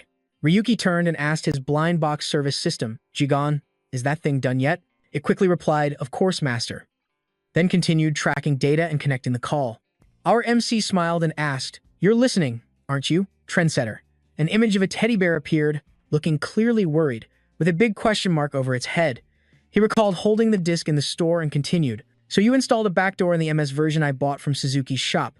You thought I wouldn't recognize the one who hacking my vision? On the other side, the style creator anxiously thought to himself, has he already found me? I need to disconnect. Ryuki continued in a cold voice, it's useless. I assume you saw how I blocked Cassius and Linfeng from logging out, didn't you? It hurriedly explained, I'm sorry, but I meant no harm. Ignoring those words, Ryuki continued, whether you meant harm or not doesn't matter. You tested me and then spied on me, right? Of course, that's incredibly annoying. He immediately demanded a meeting. You know Suzuki, don't you? Let's meet in person now. The time and place were immediately set. Meet me at Suzuki's shop tomorrow night at 8 o'clock. If you don't, I will trace your source and wipe all your data. A serious threat that made the style creator break out in a cold sweat. The screen on the Jigen showed a bear's face, along with the style creator's voice. All right, I understand. Just let me ask one thing. It continued, when you fought Linfeng, was it also you who cut the signal for a moment? After hearing this, Ryuki became a bit pensive and worried. Did he miss AC's communication at that time? That bug must be very dangerous. I have to catch this guy at all costs. Then he smiled coldly and replied, what right do you have to question me? If you don't want to end up like Linfeng, then show up obediently. Understand? The scene shifts to that evening at Suzuki's antique shop, where the door was mysteriously closed as it was every day. Inside, Ryuki was standing there, raising his voice. Unbelievable, you've got some nerve. I arrived at the appointed time and you still haven't shown up? Are we going to make this deal or not? Meanwhile, the shop owner asked in surprise, what are you talking about? Suzuki smiled and continued, the style creator is already here. Can't you see him? Our protagonist, somewhat angry, got right in his face and shouted, I didn't come here to play games with you. If he's your friend or something, or if you're hiding him somewhere. Before he could finish his sentence, a voice suddenly came from behind, I'm here. Ryuki was startled and exclaimed, what? The style creator appeared and introduced himself. This is the first time we've met in person, so it's a bit awkward. I am the style creator. He was surprised and thought to himself, a teddy bear? Ryuki immediately grabbed it, lifted it up, and said, unbelievable. Do you think I look easy to fool? The style creator winced and cried out, ouch, you're crushing me. Our protagonist frowned and warned, that's enough joking around. My patience has its limits. But Suzuki, who was sitting nearby, suddenly collapsed onto the table. This startled him, and he looked over. Ryuki wondered, what's wrong? Suzuki's voice rang out. I suddenly thought that instead of explaining, showing you would be much faster. Simply put, I've moved my consciousness. The slightly glowing bear continued, the person who just spoke through this body was the style creator. And at the same time, the one who spoke to you on the other side was me, Suzuki. Now, can you let me go? We're here to make a deal, after all. Hearing that somewhat familiar voice, he pondered to himself, the tone has changed to Suzuki's, then what is that thing lying on the table? The AI appeared and added, they are indeed the same person. It seems he uses multiple bodies and can adjust his personality programming. It's like a form of shared consciousness among different identities. Ryuki let go of the bear and spoke, in an astonished voice. It's insane. He can even change his own personality. Sure enough, Four Seasons 5 replied, that's some sharp observation, you noticed immediately, just like with the previous body. It waved its hand and said cheerfully, anyway, congratulations on taking down Linfen, especially with that final skill. Where did you get it? Are there any limitations? Like the number of uses, cooldown time, or any additional costs? Our MC noticed something was off as the voice changed again. So this is Four Seasons 5. He replied to it, brushing those questions aside. Why won't you tell me who you are? It immediately replied with a warning. Suzuki will explain that, but regardless, you should still be careful when using that deletion skill. Ryuki replied coldly, thanks for your concern, but it's too late. Jigen announced that the video editing was complete and the battle had been uploaded. He quickly told Four Seasons 5, the fight with Linfen from start to finish has been posted online. Its eyes glowed red and it reacted harshly. You uploaded the entire fight? You're insane. All of Linnea will be hunting you down immediately. Ryuki replied with a cold smirk. That's exactly what I want. For them to tremble before a nobody they have always looked down on. Four Seasons 5 sighed. Talking to you is like talking to a brick wall. Do you even know that you're being followed? Our MC was taken aback and immediately asked, followed by what? It slumped onto the table and switched to the opposite persona and answered, forget it, just talk to Suzuki about these headaches. Fan Yan woke up, adjusted the hat on his head, and spoke up. Four Seasons 5 doesn't like to talk, unless it's his area of expertise. Suzuki snapped his fingers and said with a smile, anyway, let's look at this first. Instantly, a map of the neighborhood appeared on the floor. Ryuki was startled and exclaimed, "What is this?" Suzuki replied. "It can display the area within a 100-meter radius around this shop in real time, which is quite useful for detecting who is targeting us." On it, the Black Snake Gang appeared, located away from the shop by 47 meters with their leader in front. Seeing them, he wondered aloud. "The Black Snake Gang, they haven't given up yet?" Fan Yen replied, "Not exactly, they're probably just bait. The ones really behind this are likely them." Inside a building was the Iron Blood Gang, at a distance of 47 meters. Our MC looked confused. "What is the Iron Blood Gang?" Suzuki explained, "It's a major criminal organization that thrives on blood and violence in the underworld. Luckily, it seems they have no connection to Linea. The leader had to retire as a pro gamer due to a past incident, and rumor has it that Linea was behind it." Upon hearing this, Ryuki nodded in understanding. "That's right, so they wouldn't side with the people who ruined them. But you still haven't told me what you really are." At a distance of 47 meters, our MC looked confused. "What is the Iron Blood Gang?" Suzuki explained, "Let's move to a more private location. There is a place well suited for our conversation." He followed while listening to its explanation. "Whether as Suzuki or Four Seasons 5, I have the same goal, and I've been searching for allies to achieve it." Meanwhile, Ryuki thought to himself that the shop's basement connects to the underworld sewers. Suzuki stood beside an entrance and then smiled. "This way." Jigen did its job and informed our MC. "Scan complete, no dangers detected. Let's move to a more private location. There is a place well suited for our conversation." He followed while listening to its explanation. "Let's move to a more private location. There is a place well suited for our conversation." He followed while listening to its explanation. Receiving this information, Ryuki confidently followed him inside. Before him were many puppets being, "Where I keep my goods and my bodies are where I store my greatest creations," John said in surprise. "Impressive. I don't care much about these bodies, more importantly, Four Seasons man." "Suzuki, what should I call you?" The young man quickly replied. "For now, I'm Suzuki, but as a hacker, I'm Four Seasons man, though it's quite difficult to explain to you." He snapped his fingers and continued, "Before we proceed with the transaction, I'll explain who I am." On the screen, an unknown name appeared, estimated age between 20 and 30, estimated gender female, along with Suzuki's voice. "Unfortunately, that's all I know about myself." Ryuki asked in amazement, "You don't even know who you are? Does interfering with personalities cause some kind of split?" The young man replied and asked back, "Something like that. Have you ever heard of the 707 explosion?" It was widely reported as a common plane crash with no survivors, but in reality, there was only one survivor, a body so charred that it couldn't be identified or communicate. That person was dissected in a laboratory until there was nothing left, and then some sicko turned it into a full-fledged cyborg. Hearing this information, John exclaimed, "Humans really are trash, aren't they?" While he asked doubtfully, "So you're that survivor?" Suzuki pointed to his head and explained, "More accurately, we are." That accident merged countless memories together. The young man tried to explain in the simplest terms that whether it's souls or minds, "I don't know either. I'm just artificially controlling those personalities, so I can only say that I don't know who I am."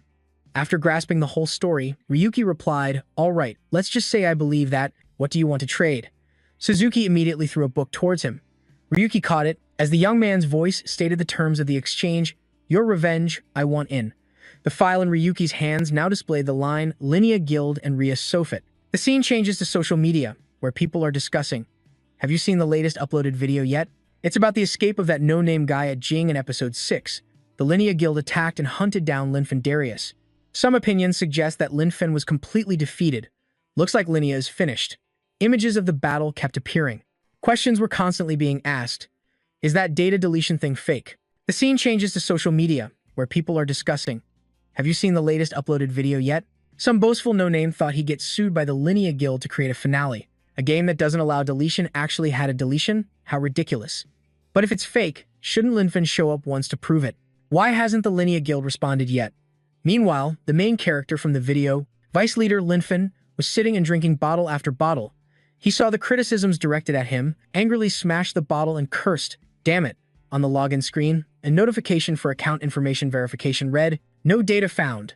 Linfen laughed foolishly, slurring his words in lament. My account is gone."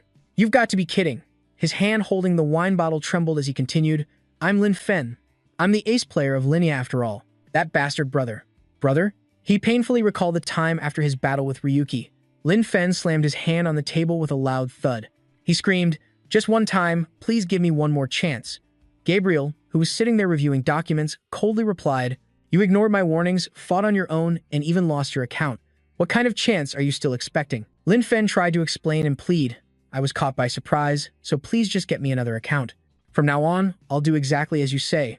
Then he yelled, there has to be a way, even if it means stealing an account from another gamer or getting a license to create a new one.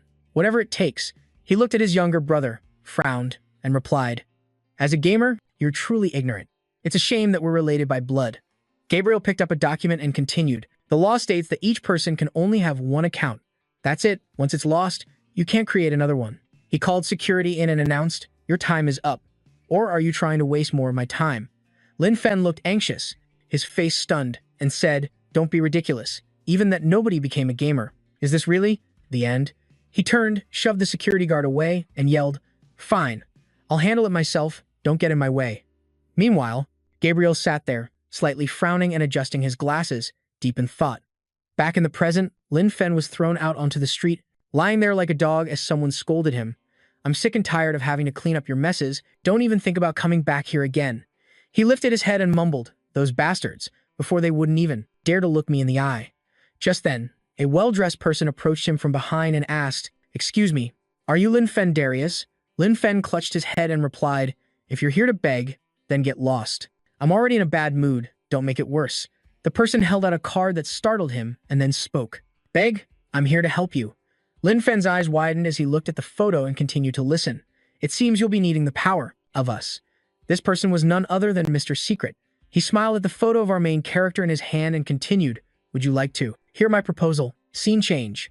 After reviewing the documents, Ryuki voiced his question, is everything written here true?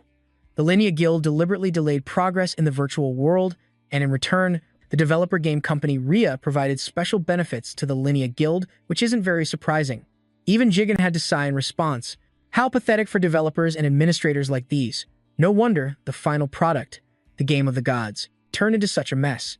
Suzuki picked up an orb, smiled, and added, that was the secret agreement between the Linnea Guild and RIA Soft.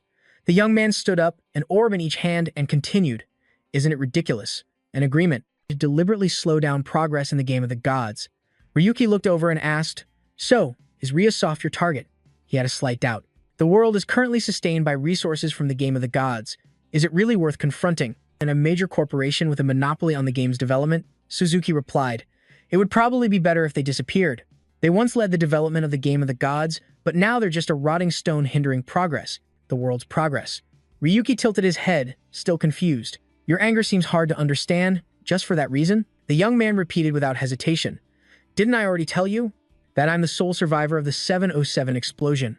Suzuki recalled that incident and revealed some incredibly surprising information. The object that exploded on the plane at that time was an in-game item from Iris. In front of the two of them now was a female puppet. Our main character's voice rang out, I see. So that's why your mind is so disturbed? Are you saying RIA Soft was behind that explosion? Suzuki continued, I am almost certain of it. Hearing this, Ryuki thought to himself, if we target Linnea, it will eventually lead to Redia. Suzuki's intention wasn't just to destroy Linnea. At this point, he turned to ask, are you planning to erase the entire virtual world? The young man closed the wooden chest and replied with another question.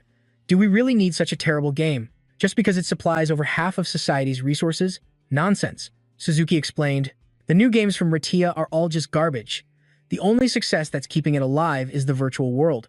And even its resources are slowly running out. Society might be stable now, but what about 5 or 10 years from now? Can Retia possibly create another success by then?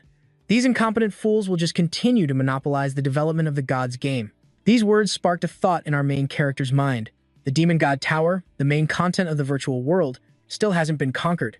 The Linnea Guild is controlling it and planning to dominate it, but Suzuki's idea is to destroy their entire foundation. Immediately, Jigen's screen displayed a nuclear explosion along with its own opinion. Do it, master. That game is crude and boring. It's unbearable to watch a withered branch cling on for so long like that. Ryuki turned and replied, I'll consider it. Anyway, let's put that aside for now. You haven't forgotten the reason I came here, have you? He gave a cold smile and held out his hand, demanding, the mods. Hand them all over. A while later, our main character was leaving by climbing up through a sewer pipe. John announced, I've checked all 13 mods that Suzuki provided. The camouflage mod seems quite useful. He continued, there's a lot to think about, but that was certainly an interesting exchange. By the way, have you investigated the incident Suzuki mentioned? The system replied, "The records of the incident that Suzuki mentioned do exist. Have you?" He gave a cold smile and held out his hand, demanding, "The mods. Hand them all over. A while later, I suggest a separate investigation into this Suzuki fellow." It spoke sarcastically. After all, humans are untrustworthy creatures. Ryuki pushed up the manhole cover, poked his head out, and added, "I completely agree." Anyway, Suzuki mentioned the back alley near the hotel in the entertainment district, right?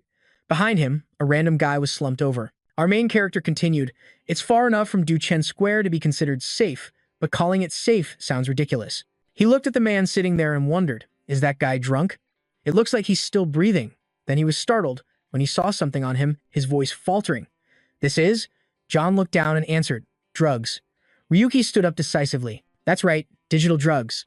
I've heard about them." He stood there and mumbled, "I heard they're really popular recently, probably because this is the entertainment district." Suddenly, a sound from behind startled our main character. It was a man's shouting voice. "Over here." Ryuki quickly leaped into a nearby dark alley to hide. A group of men approached. Their leader, wearing a white vest, walked towards the slumped-over guy and said, "This guy really causes a lot of trouble." The system alerted him that they were wearing the same type of uniform as the people monitoring Duchen Square. The leader frowned and continued, "Making busy, guys like us run all over the place." Ryuki took out a dagger and muttered to himself, "Suzuki, did that bastard dare to say this was a safe route, or is he trying to set me up?" This man was Ona, a member of Iron Blood.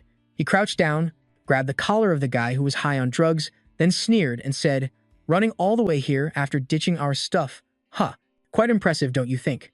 He swung his hand and slapped the guy so hard he toppled over, then stood up and watched the body tremble, while dusting off his hands and ordering his underlings, "Idiot, drag him away."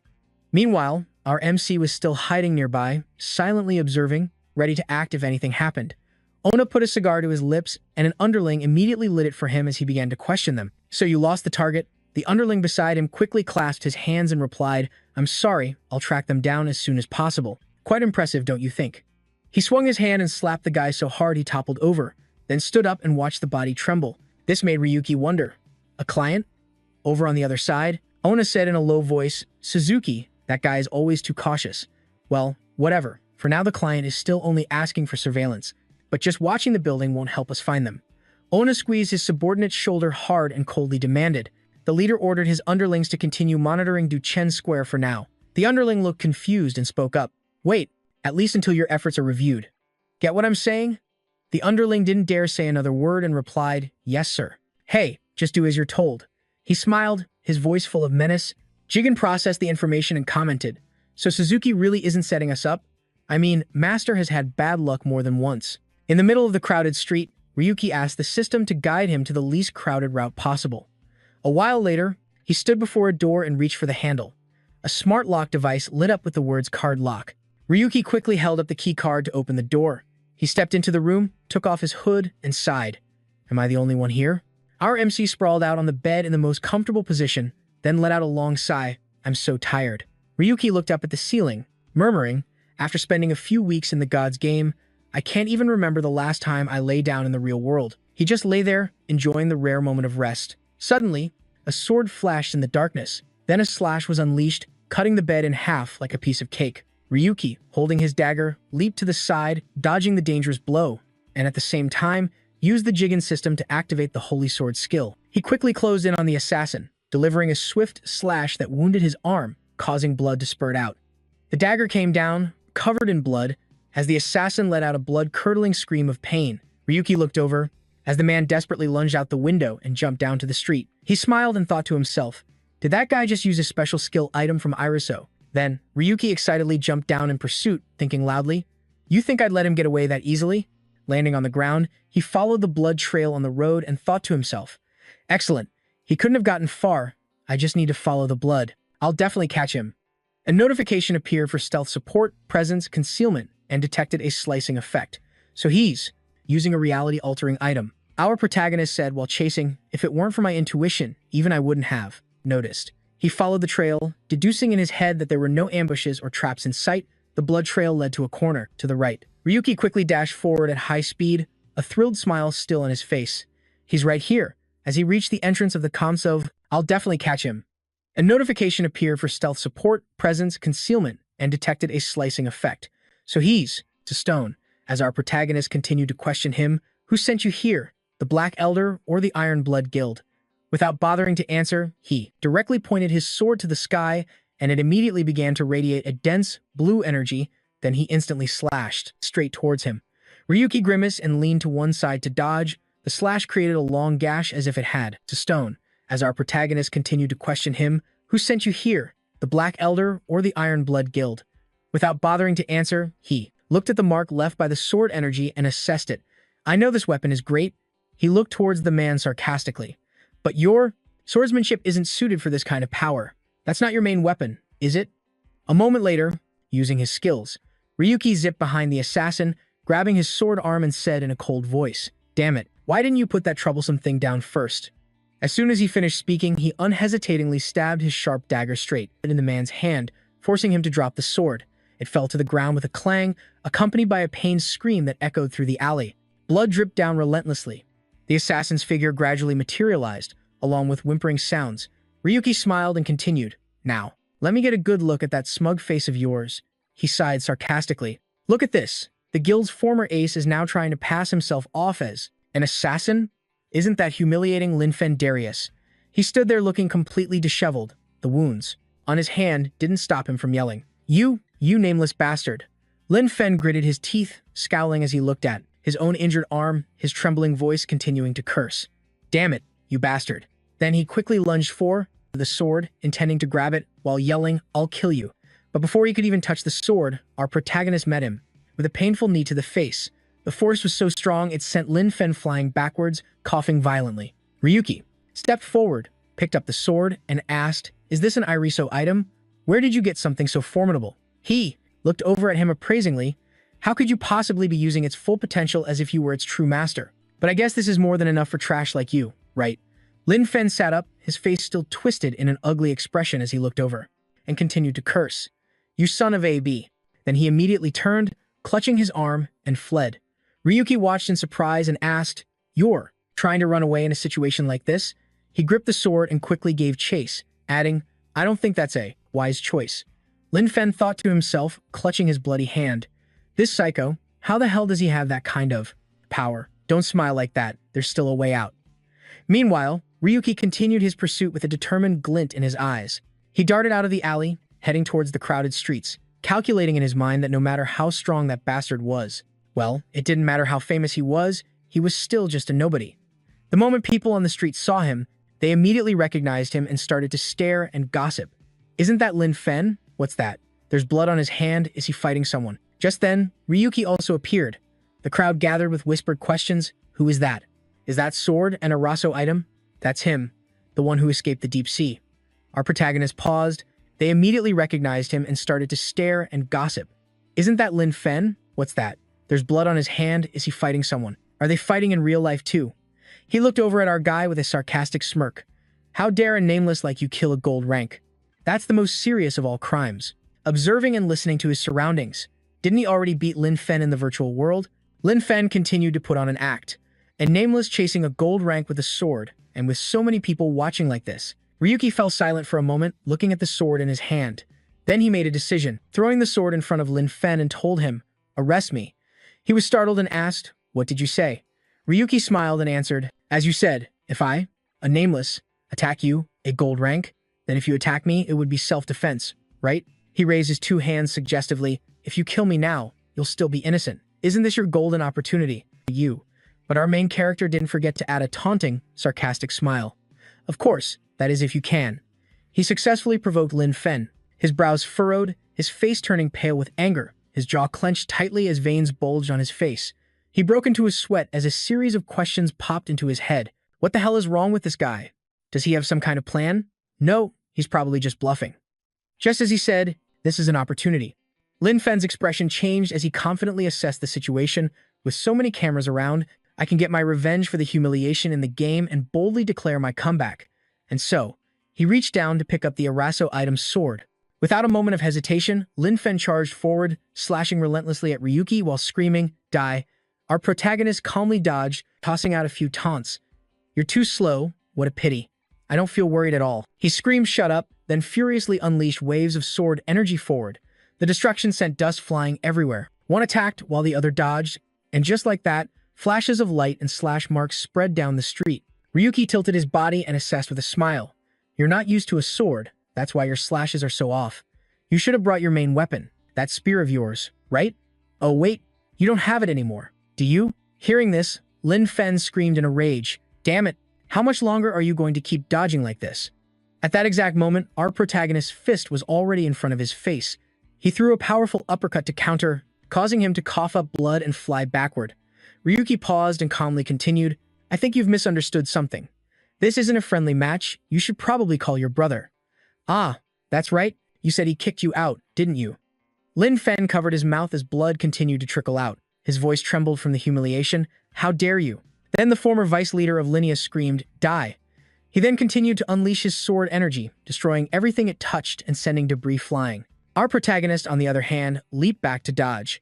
Lin Fen charged forward while holding his bloody mouth, thinking, I have to kill you. I absolutely must kill you. His frenzied state started to give Ryuki some trouble.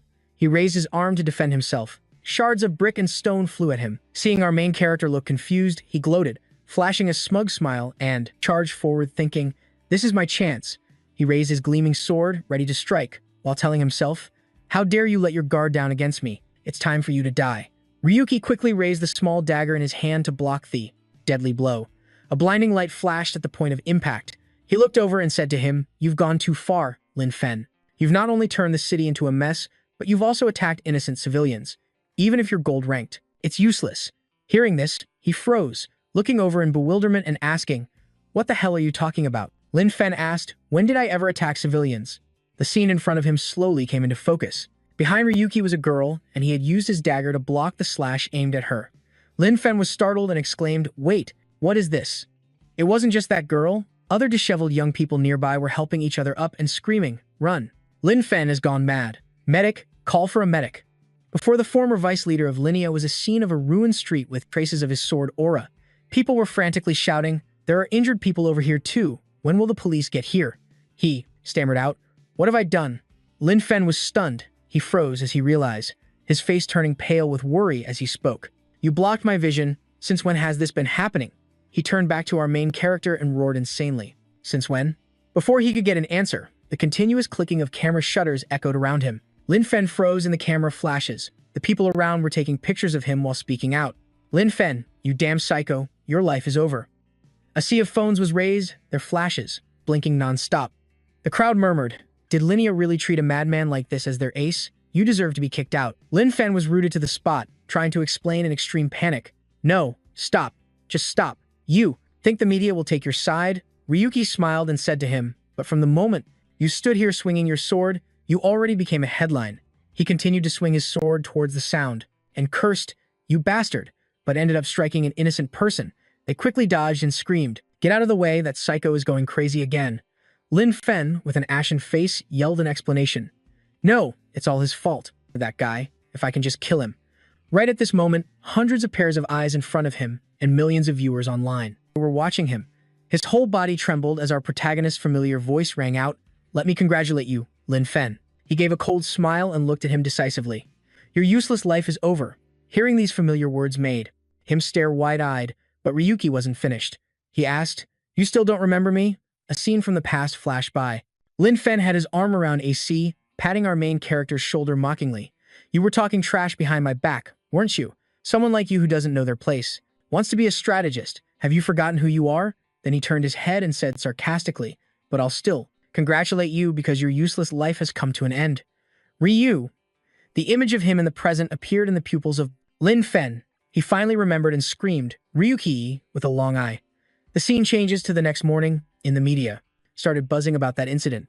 Breaking news, a terrifying event occurred last night. On the screen, an image of the former Vice Guild Master of Linea being arrested by the police, Lin Fen Darius, appeared.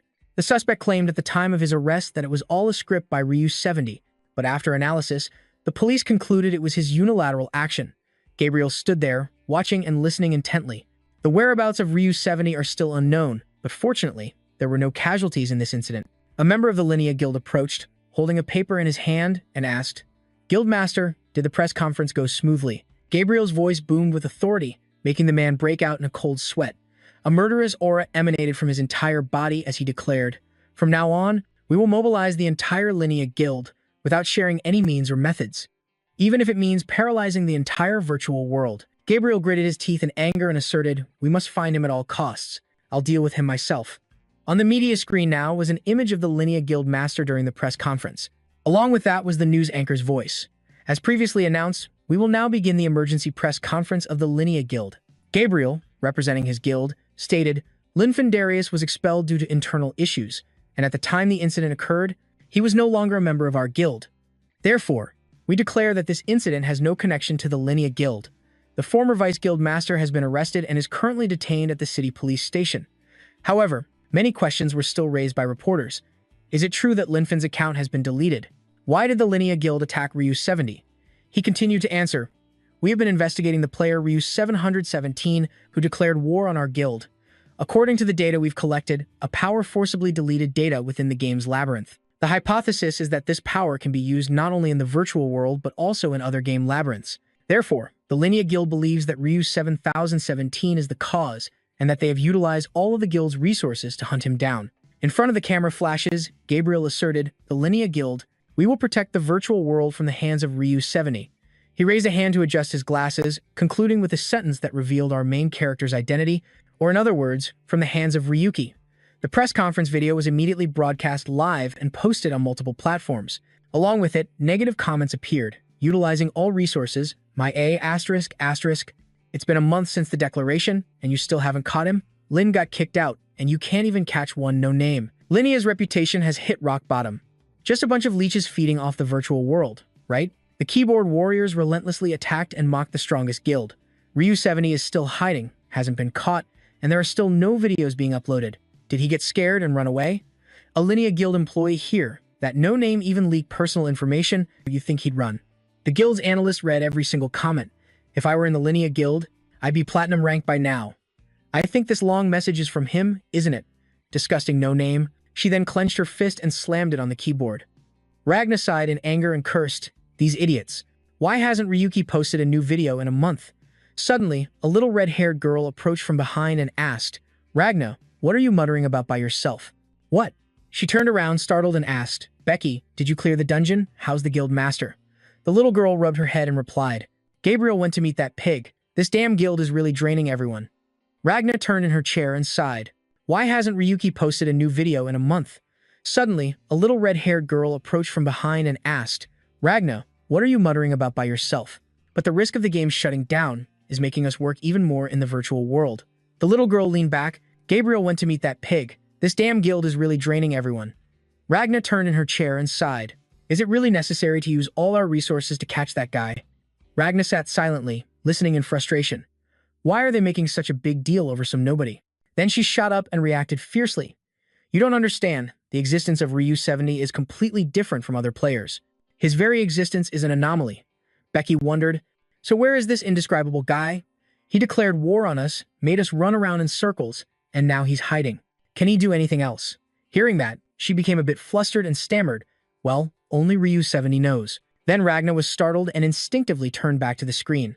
A new video had been uploaded, and her face turned to a look of astonishment, wondering to herself, what is this? The scene changes to the Redia headquarters, a building with a triangular block-like architecture near the iriso tree. Inside, a man's voice asked, they still haven't dealt with Ryu 70. Gabriel was kneeling there, offering an apology. The man sitting there replied, is an apology enough? Didn't I tell you that if you can't handle it in the game, then handle it in real life? He turned to face him, questioning in an annoyed tone. He's just some nobody who cheats. Isn't that right? And you can't even catch a guy like that. This portly man is the CEO of Rediasoft, a platinum ranker, named Stevero Redia. He continued to ask, did I overestimate your abilities? Stevero pressed on, I heard that our flagship product, the virtual world, is still in decline, right?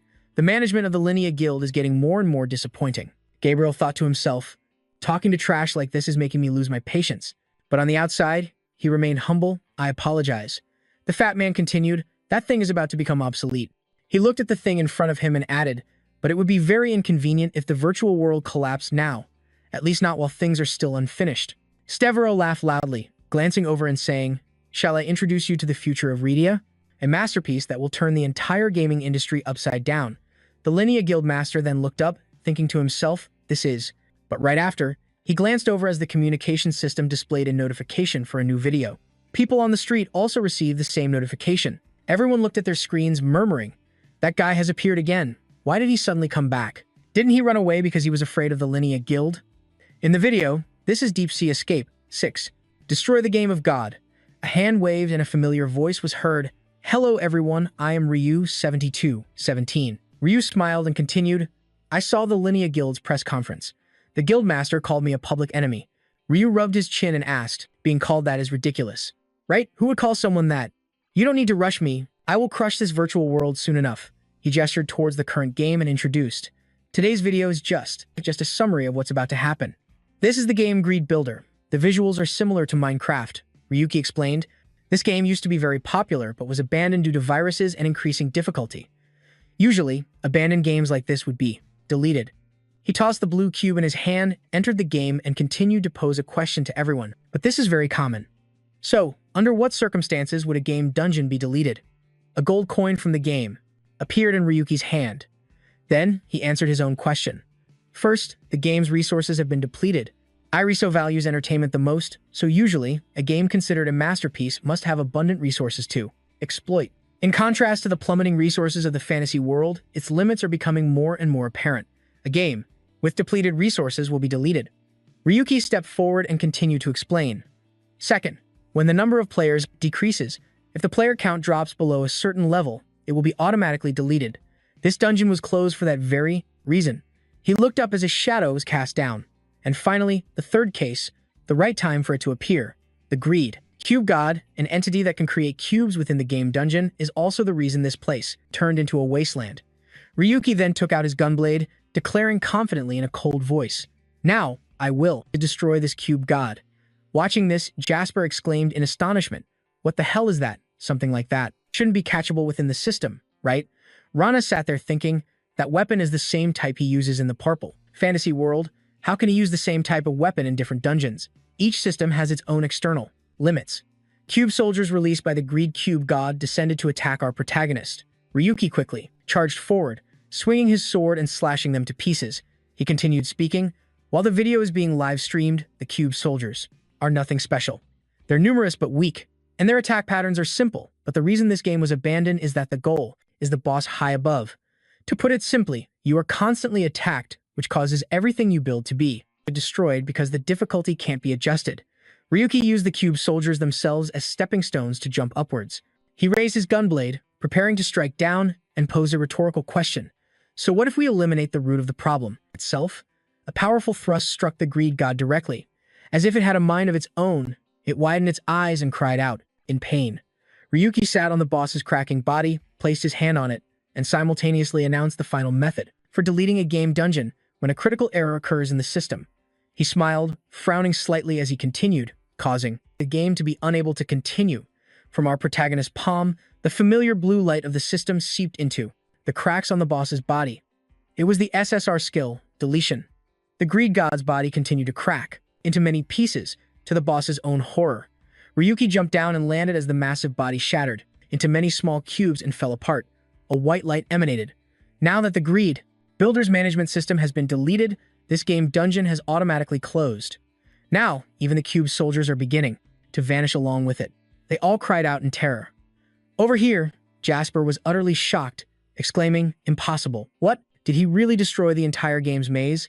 The analyst Ragna was also extremely surprised, thinking to himself that the skill that deleted Linfin's weapon and account could even delete the game's maze. Ryuki spread his arms wide and enjoyed the sensation while sending a message to the viewers. "Thank you all for watching the entire video. You will get to see more content like this in the virtual world." His image also slowly evaporated from the game, and he left a final message. "I would like to correct the words of a certain high-ranking individual who said that if the virtual world were to disappear, the world would collapse." Gabriel was pensively watching as the final sounds of Ryuki's voice rang out.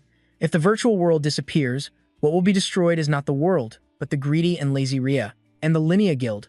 Our protagonist pointed directly at the screen and declared, "I am not an enemy of society." He affirmed, once again, what he was aiming for.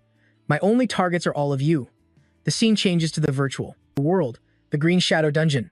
At the entrance, a fully equipped party stood guard, while outside, there was a long line of players queuing up, waiting for their turn. One of them held a wanted poster for Ryuki. He checked each person carefully, and only let them pass when he was certain they were not him. This annoyed the other players. A girl wondered, "It's been a whole month. Every time we enter the dungeon, we're closely monitored. Why do we have to endure this just because some guy named Ryuki is hiding here?" The man with her replied, "Even if they think this is their territory, this is going a bit too far." Behind them, a person in knight's armor, with a helmet completely covering their face, listened intently in silence. "Shh, they'll hear you." When it was this person's turn, the inspection team's leader immediately demanded, "We will be conducting an inspection from here, so we ask for your cooperation. Please remove your equipment and place it on the ground." Hidden behind the helmet was a familiar smile. A gunblade was drawn, and our protagonist's voice rang out, "Is this the equipment you're talking about?" The whole team hastily backed away, getting into a defensive stance. Their leader shouted, "That's a gunblade. It's him." The man beside him, Ryu70, ordered someone to call the organization. Ryuki quickly took off his helmet to face them and said sarcastically, "In broad daylight like this, it must be so hard to find an unknown person like me." Jao wondered, "If you didn't want to hide, why did you disguise yourself?" He pulled back his hand and replied, "I was just testing a new skill and warming up a bit before entering the dungeon." As soon as he finished speaking, Ryuki dashed through the crowd, leaving behind his sharp sword slash, followed only by screams of pain and spilled blood. That person was blown right out of the virtual world. A notification appeared. Jigan System Eijutsu SR, Level 1, quickly draws the sword from its sheath to attack. Speed plus 50%, power plus 20%, critical hit 30%, cooldown 30 seconds. Ryuki raised his hand and took out a sword, wondering to himself, "Should I try switching weapons?" Immediately after using it, he quickly took down the second guy. New information, Jigan System Soul Sever Sword SR, a weapon that can destroy souls, increases the critical hit rate against souls. The last member of the group, holding a large axe, prepared to strike from behind, shouting, "You arrogant bastard, I'll kill you." Before he could even finish his sentence, his face met our protagonist's fist. With just a single blow, the aura of the punch still lingered with the image of a golden dragon. The man lay collapsed behind him, covered in blood. The onlookers screamed in shock. "That's insane. Those things don't even exist here. Just what the hell has he been doing for the past 1 month?" The scene flashes back to 1 month ago. Ryuki arrived in a certain land and announced, "I'll be staying away from the virtual world for a while. Now I have to act very cautiously. Otherwise, the Linnea Guild and other players will find out," Jigan asked. "So that's why you came to a game dungeon?" Ryuki replied. "Well, I also need to test if I can really destroy a game dungeon, and maybe find some new items and skills too." He thought to himself that just his deletion skill and intuition weren't enough to act decisively. He entered the game Heavenly Dragon Sword Online, produced by Ria Soft, a martial arts action game. Here, our protagonist defeated a series of in-game NPCs and told himself he needed new power. Ryuki stood facing a dark shadow before him, determined to gain enough power to fight Linnea and Ria Soft without losing. But when he fought the boss of this game, he failed repeatedly. Again and again, the "You have died" notification popped up. It's impossible to know how many times Ryuki challenged it, but the result was always the same: failure. It got to the point where the boss even laughed at him mockingly. "After all that, you still want more?" In front of our protagonist was the final boss of Heavenly Dragon Sword, the Sword Demon. He looked at him and remarked, "You're pretty stubborn, aren't you? Let me show you what true mastery is." Ryuki slammed his fist on the ground, shouting, "Damn it." He said angrily, "Even for a final boss, if it's this difficult, nobody would play it and the game would shut down. This is a dead dungeon. There are no strategy guides. There has to be a way." Jigen seized the opportunity to tempt him. "Just roll the gacha. It's time to use all the RP we've earned, by any means necessary." Ryuki immediately pushed it away, retorting, "How many more times do I have to say it? That's only for upgrading skills." Suddenly, a thought flashed in his mind. "Wait a minute. By any means necessary." That's it. The scene shifts to the Heavenly Dragon Stronghold, the final stage. The demonic sword demon was still sitting there, laughing heartily as he said, "You don't even know how to give up, do you?" He looked down with some confusion and asked, "Don't you think all your efforts are just futile? An ignorant fool should know his place." Ryuki stepped forward and replied, "I've heard your lines so many times, I have them memorized." This took him by surprise, and he asked, "What?" Ryuki smirked and retorted, "You damn old geezer, still talking big at your age, huh? Enough talk, bring it on." The sword demon, furious, furrowed his brow and shouted, "You insolent whelp." He quickly charged forward, adding, "How dare you insult me?" From the sword in his hand, a blast of purple energy shot out, aiming straight for the spot where Ryuki stood. The sword demon shouted again, "Let's see how far you get." Ryuki quickly turned and fled, thinking to himself, "Damn it, what kind of broken game is this? Are all of his attacks really area of effect?" In the blink of an eye, the final boss appeared behind Ryuki, sneering coldly. "Is that all you've got? All bark and no bite." He quickly spun around, raising his gunblade to try and block the attacks. The sword demon let out a cold laugh. "So you know how to fight back? Not bad. In that case, let me show you the true power of the Heavenly Dragon Blade." But just then, he had already thrown a grenade. A massive explosion erupted right next to the final boss, while our protagonist had already taken cover behind a boulder, without him even realizing it. The enraged sword demon continued to charge forward, shouting that the thunder bomb, disguised as a pinecone, was a filthy trick. He charged relentlessly, shouting, "That brat is over here." Ryuki dropped grenades as he ran and smirked triumphantly. Behind him, a series of massive explosions erupted one after another. The final boss shot out from the smoke, his voice filled with fury. "Do you think you can defeat me with these childish toys?" Another bomb was thrown, and the sword demon swung his sword, slicing it in half as compressed brown gas burst out. He wondered, is it poison this time? For someone like me who is immune to all poisons, it's probably. Before he could finish his sentence, Ryuki quickly took out an R-quality gas mask, muttering, "This will work, it's not poison, and your keen senses are perfect for this." After inhaling the substance, the final boss's face darkened, and he pinched his nose with both hands. This smell was coming from an L-quality skunk bomb. For someone like me who is immune to all poisons, it's probably. Before he could finish his sentence, Ryuki quickly took out an R-quality gas mask. "Damn you! Are you mocking me?" Ryuki continued his assault, quickly putting on sports goggles and earplugs, while throwing out a bunch of flashbang grenades. This blinded him, forcing him to cover his eyes. The sword demon shut his eyes tightly, gathering purple energy into his sword and declaring, "Even if my eyes are closed and my ears are plugged, killing you will be a piece of cake." He used the Heavenly Dragon Sword Online Ultimate Skill, Heavenly Thunder Dragon Piercing Blade, but before the sword demon could unleash the attack, his eyes shot wide open as a hole appeared in the middle of his forehead. Seeing the boss collapse in front of him, Jigen exclaimed in shock, "Master, are you even human?" That was terrifying. Ryuki, who had just taken him down with a single gunshot, replied to his system, "You were the one who told me not to hesitate no matter what."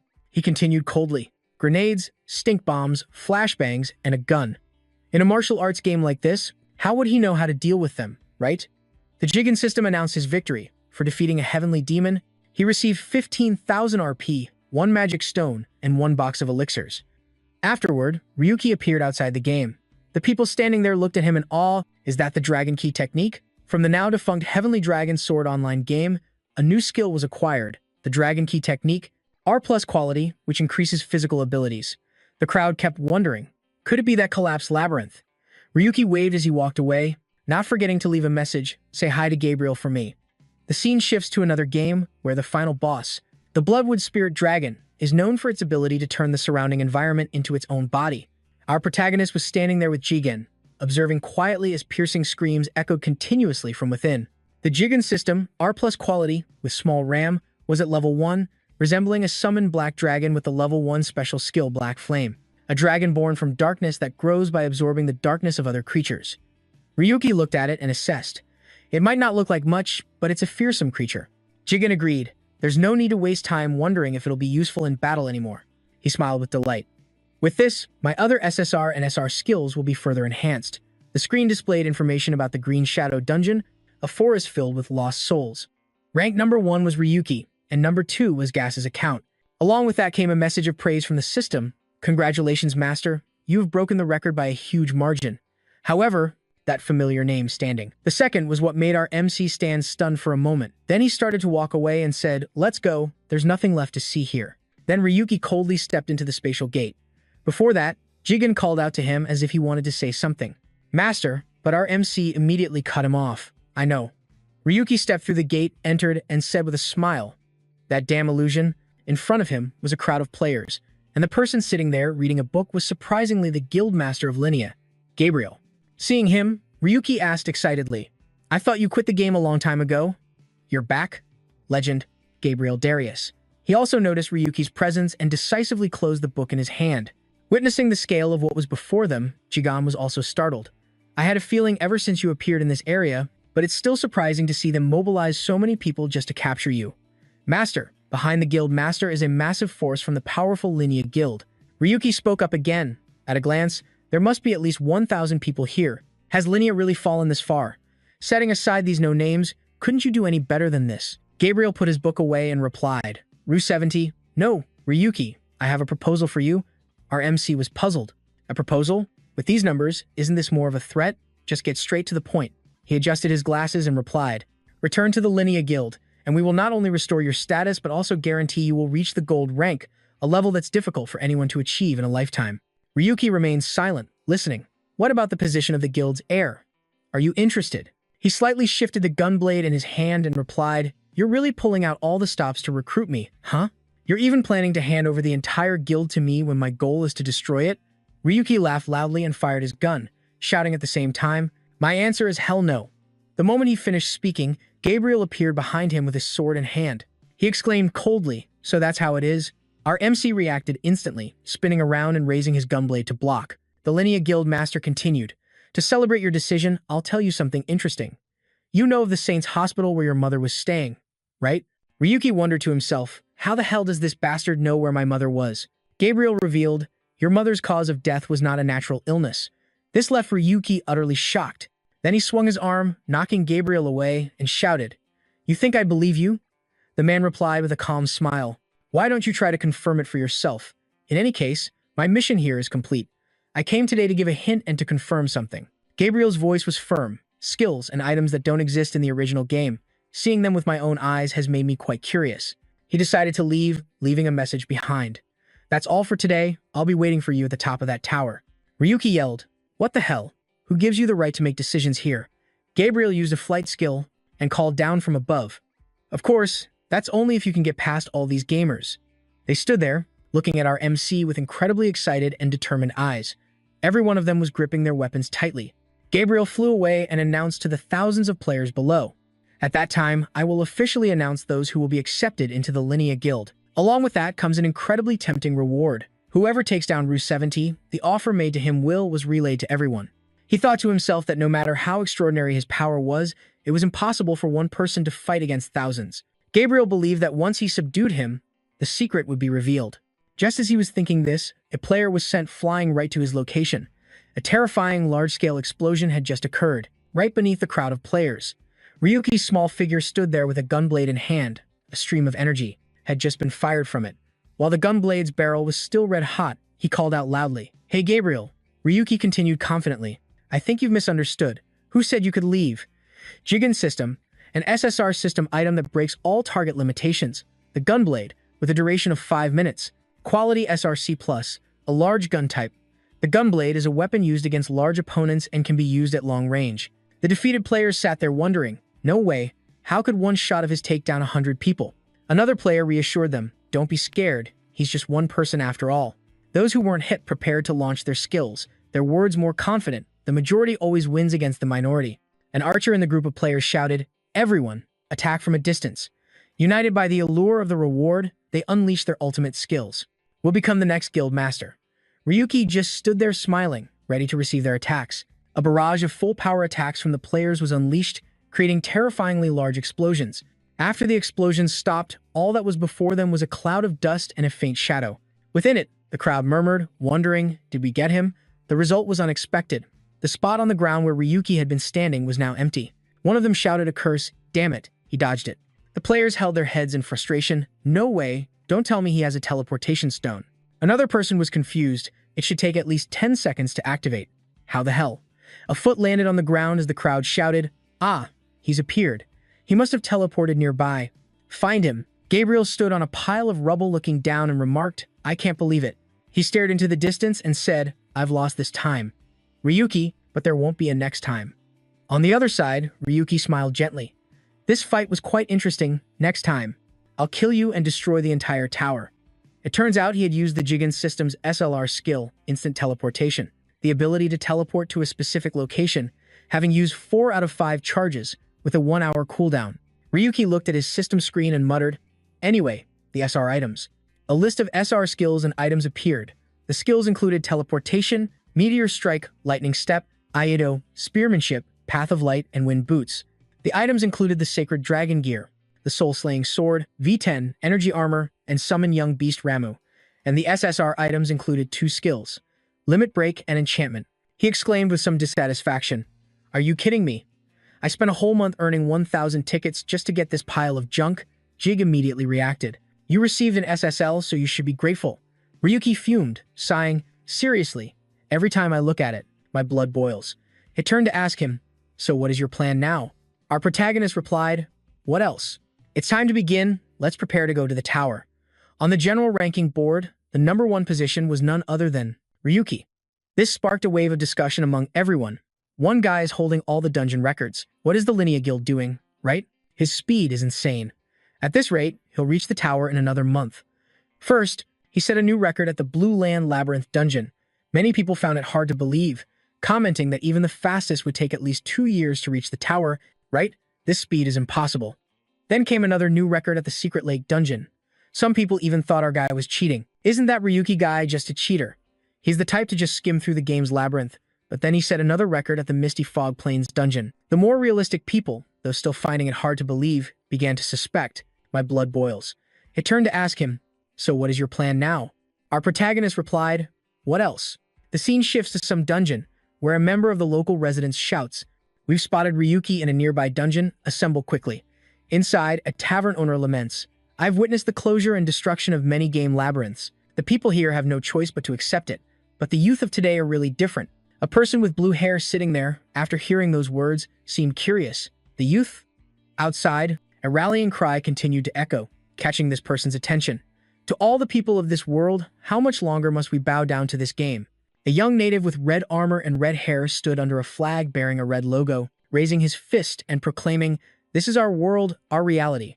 We were born here, and we will die here." The surrounding crowd was drawn in and moved closer to listen. "We must drive the invaders out of here and reclaim this place." This person is Kugan, the leader of this youth group. He continued his call to arms. "We, the Blood Sun Squad, will prove that the existence of this game does not require players. Tomorrow, we will attack the dungeon." The people below responded in unison, cheering, "This world is ours. Those gamers are crazy." The tavern owner continued, "The Blood Sun Squad are passionate young people, but they don't see the full picture." He came out to clean up and then reminded the young person, "All the customers have left. Let's call it a day. I'm closing up shop. You should head home too." The form of this person changed, revealing none other than Ryuki. He had just used a disguise skill, and after reverting to his true self, he immediately asked, "Is that all? Any more information?" On the other end, the Four Seasons man seemed to answer excitedly, "The Blood Sun Squad. Interesting, right? They're a group formed by the locals, led by that guy who was just giving a speech. His name is Kugan," he continued. "It seems they've tried to enter the dungeon a few times already, and only now are they bold enough to declare they'll conquer it." John added, "That's not just reckless, it's a suicide mission. The people here can't level up." The players held their heads in frustration. "No way, don't tell me he has a teleportation stone." The Blood Sun Squad are passionate young people, but they don't see the full picture. He came out to clean up and then reminded the young person. This information made him pause. He recalled her image and wondered to himself, AC colluding with the Game Labyrinth server. Don't tell me it's a system error. Ryuki pulled up his hood and said, "I've got a bad feeling about this, because the system doesn't exist for them. If they die, they can't respawn." Ryuki wondered, "So the NPCs still haven't found a way to conquer the dungeons? I was wondering why those Fionan hangers-on were swarming into the dungeon like ants. So it was them." The Four Seasons man replied, "Probably not. More importantly, there's a rumor that Gas has been colluding with the Blood Sun Squad." John, flying beside him, also complained, "The entry limit only applies to gamers, but residents are allowed in without restriction. They have their tricks." Ahead, a large number of adventurers gathered with shields and weapons in hand. But thanks to that, we were able to pretend to be commoners and sneak in. Recalling a moment ago when they had gone deep inside, Ryuki, disguised as an adventurer, glanced around and observed carefully. He narrowed his eyes and wondered, but what's the use of unlimited entry? Aren't they weaker than gamers? How are they planning to fight? Suddenly, a large pink scorpion appeared, blocking everyone's path. Without warning, it immediately swung its sharp tail toward the group of adventurers. Fortunately, everyone was on guard and managed to dodge the attack. Its tail stabbed deep into the ground, creating a long crack. Kogan, who seemed to be the captain, shouted a command. First wave, retreat. Second wave, attack. The entire party of adventurers immediately got into a fighting stance, making Ryuki nod in approval. Even though they are NPCs, it's best if I keep an eye on them. The scene shifts to a deep pit in a monster nest dungeon. Ryuki is hiding behind something, muttering, "That blade severed its tail. and at the same time, the others nearby charged in one by one to attack the scorpion, causing green blood to splatter everywhere. John's voice rang out, "We've detected a pattern similar to Gas AC's dagger. If we can obtain that weapon, we can perform a structural analysis on it." His eyes were still glued to the situation, his mouth repeating the system's words. Gas might be even more troublesome than Linnea. On the adventurers' side, they had managed to defeat the scorpion. Everyone cheered excitedly, "We got it." But during the fight, one person had been seriously injured. One of the party members shouted out in extreme worry, "Coogan, what do we do? Our teammate is in critical condition." That person looked at their teammate's body, which was covered in a green substance, and informed Coogan, "It looks like they've been poisoned by the scorpion." It answered honestly, "They will be absorbed into the iriso and be reborn in a different form. You can think of it as being similar to reincarnation." Everyone cheered excitedly, "We got it." But during the fight, one person had been seriously injured.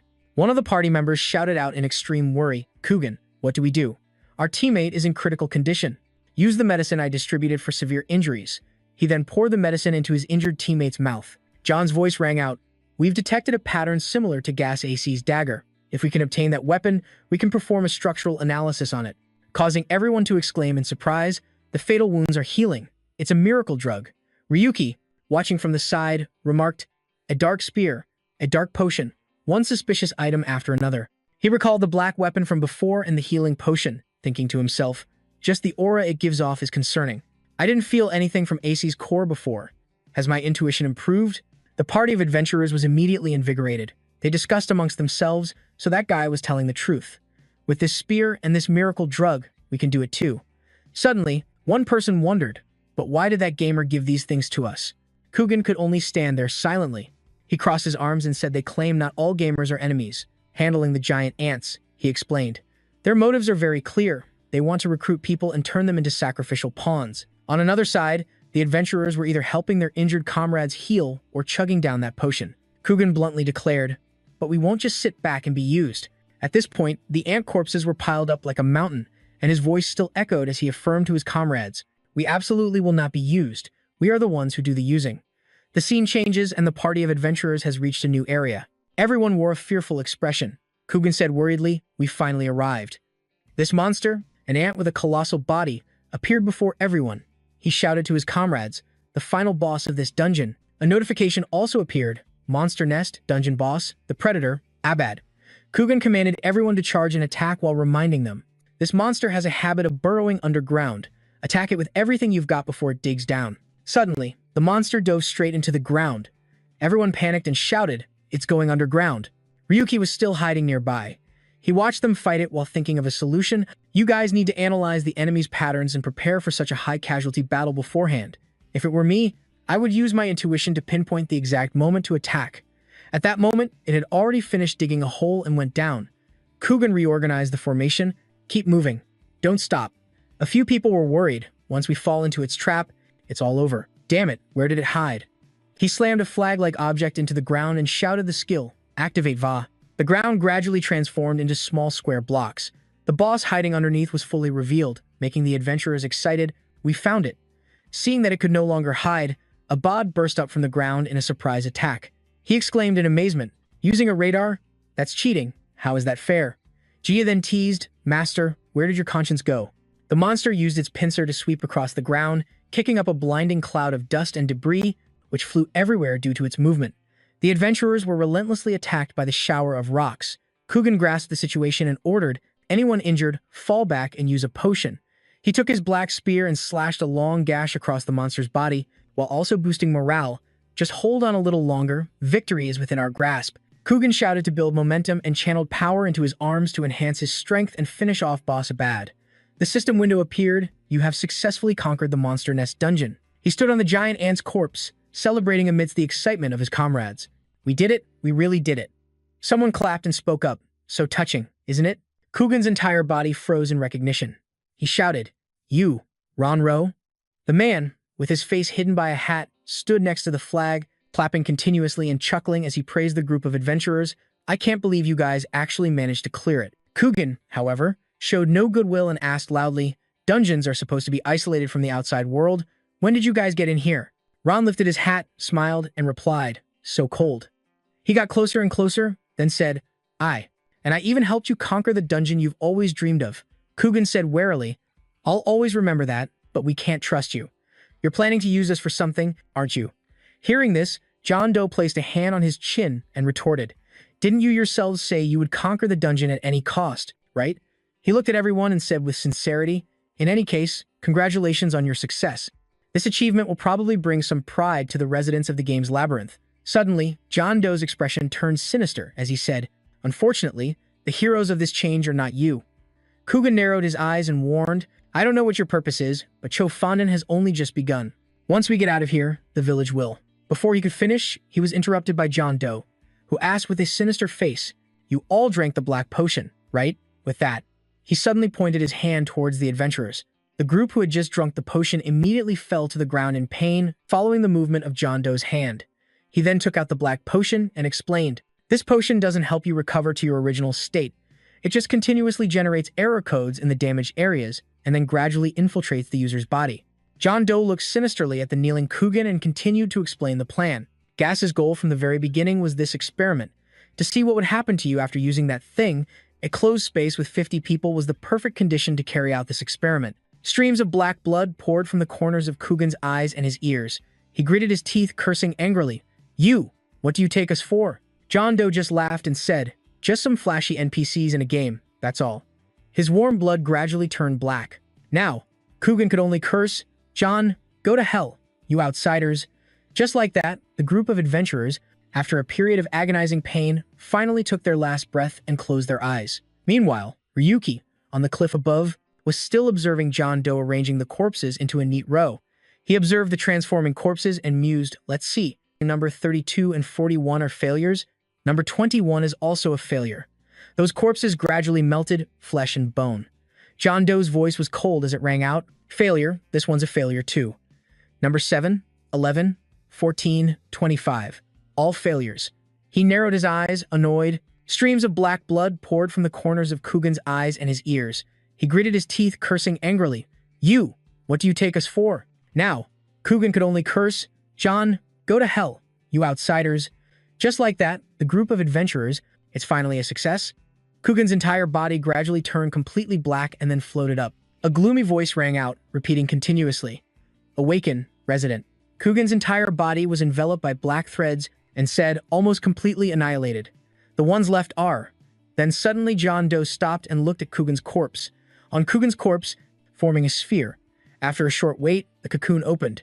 John Doe looked at Kugan's body and said happily, This is the first test subject that hasn't collapsed. While he was off guard, Ryuki appeared right behind him. The system activated a skill, Shing, John Doe, danger, but it was too late. He glanced at the blade held to his neck and stammered, What?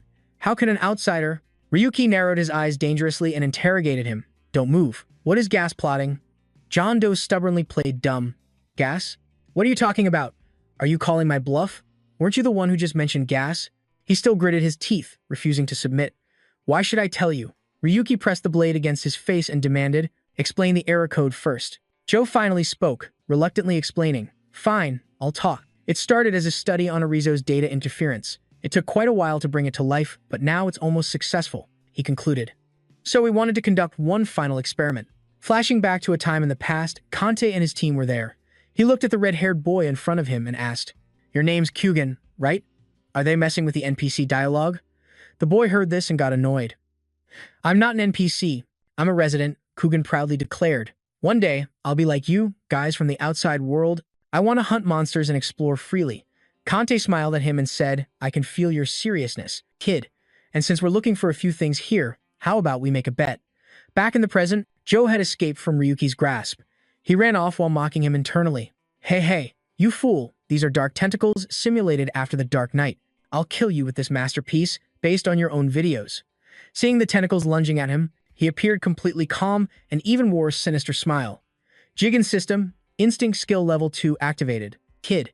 And since we're looking for a few things here, how about we make a bet? Back in the present, Joe had escaped from Ryuki's grasp. He ran off while mocking him internally. Hey, you fool. These are dark tentacles simulated after the Dark Knight. A huge question mark appearing in his head. He was stunned, raising his hands to shield his face, and at the same time became disoriented and shouted. Immediately after, a green item with a pin appeared in Ryuki's hand. Jigen system information. This is an L-grade stun grenade. Our MC threw it straight at him. Joe stared blankly at the thing beside him that was emitting light. Spit it out. He looked at the black vortex where Kugan was and demanded to know, what is that black thing swallowing up this dungeon? You bastard! Where did that stun grenade come from? Ryuki quickly closed in. Did you catch feelings for those NPCs or something? The MC lost his patience and asked one last time. So you refuse to talk nicely. Is that it? Ryuki slowly lowered his body. Joe panicked at his sudden action and screamed, What did you do to the Blood Guild? Jodo was still being stubborn and sneered. Ha ha, why so angry? And immediately a piercing scream rang out. Joe, in agony, cried out. Damn it, log out. I'm going to log out, damn it. Wait, what are you planning to do? Our MC didn't hesitate for a second, slamming his head hard into the ground. Ryuki smiled, raising his blade threateningly. Log out has been blocked. I want to see if you can still be stubborn after I slice you into pieces. Give up and start explaining what you've done. Joe looked at the gunblade in our MC's hand, felt a surge of fear, and yelled, Wait, let me go first. At that moment, a dark shadow gradually formed inside the vortex. Meanwhile, he was still questioning his existence. Why? Why isn't it working? Exploding with a loud bang. He was startled by this, stammering in fear. What? How is that possible? The MC glanced over and thought, Instinct level 1 could sense danger. But level 2 could identify the source and outcome of that danger. The problem was that even level 2 had difficulty detecting bugs in the game. Joan immediately shouted a warning to Ryuki, Hey, behind you. Hearing that, Ryuki froze. Behind him now was the glitch-filled Dark Kugan, drawing closer. At the same time, a brilliant red pillar of light shot straight towards the two of them. From his hands, a series of powerful energy blasts chased after Ryuki's steps. He kept dodging and slid back a long distance. This wave of attacks also left him with quite a few injuries. Ryuki sighed, cursing angrily. What the hell? He looked at the still-standing Dark Kugan and wondered in doubt, Is that guy still alive? Those dark energy blasts shot towards Joan. He didn't have time to dodge and raise his arm to block. Joan clutched his arm as it began to disintegrate due to the game bug and screamed in pain. The problem was that even level 2 had difficulty detecting bugs in the game. Joan immediately shouted a warning to Ryuki, Hey, behind you. Hearing that, he kept dodging and slid back a long distance. Is that guy still alive? Those dark energy blasts shot towards Joan. He didn't have time to dodge and raise his arm to block.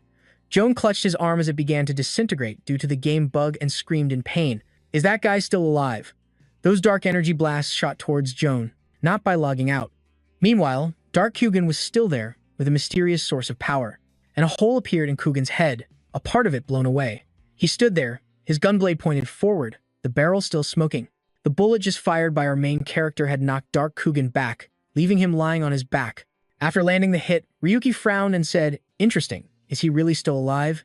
Joan explained, On the outside it seems so. Explain the error code first. Joe finally spoke, reluctantly explaining, Fine, I'll talk. Too slow.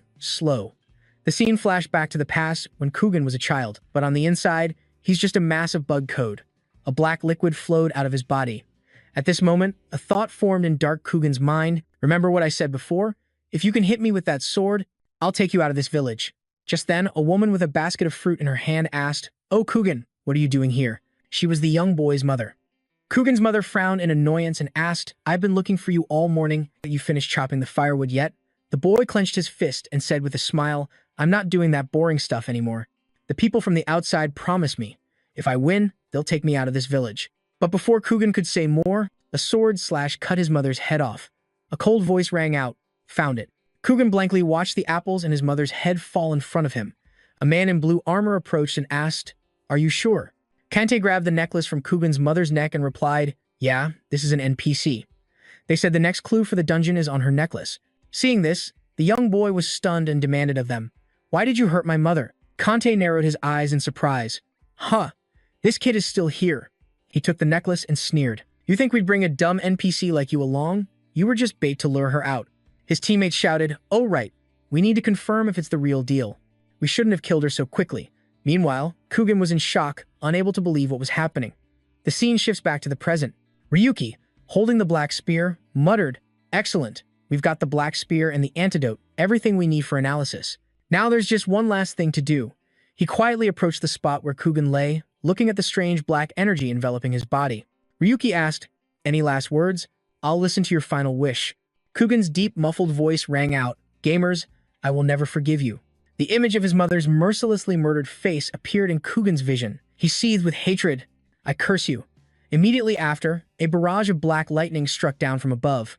Our MC, caught by the surprise attack, also reacted, raising his gunblade as a stream of light appeared in front of him. After the impact, a powerful energy radiated out in a large circle all around.